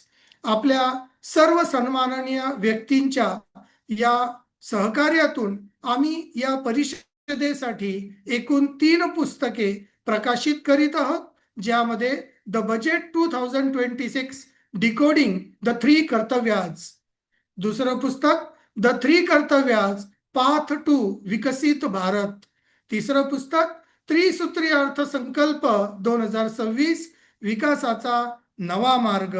असे एकूण 3 पुस्तकं आम्ही संशोधक विद्यार्थी आणि तज्ञ मंडळांनी जे आपले लेख आम्हाला पाठवले त्याचं प्रकाशन या 3 पुस्तकांच्या माध्यमातून आम्ही करणार आहोत. त्यासाठीची फीडबॅक फॉर्मची लिंक आम्ही आमच्या ग्रुपवर दिलेली आहे आणि आपल्या सगळ्यांना मी नम्र आवाहन करतो की आपण ती फीडबॅक फॉर्मची लिंक भरावी, जेणेकरून आपल्या सगळ्यांना डिजिटल सर्टिफिकेट्स देणे आम्हाला सोयीस्कर होईल. आजच्या या परिषदेच्या निमित्ताने सहभागी झालेले सर्व व्याख्यात्यांचे देखील मी मनपूर्वक आभार व्यक्त करतो.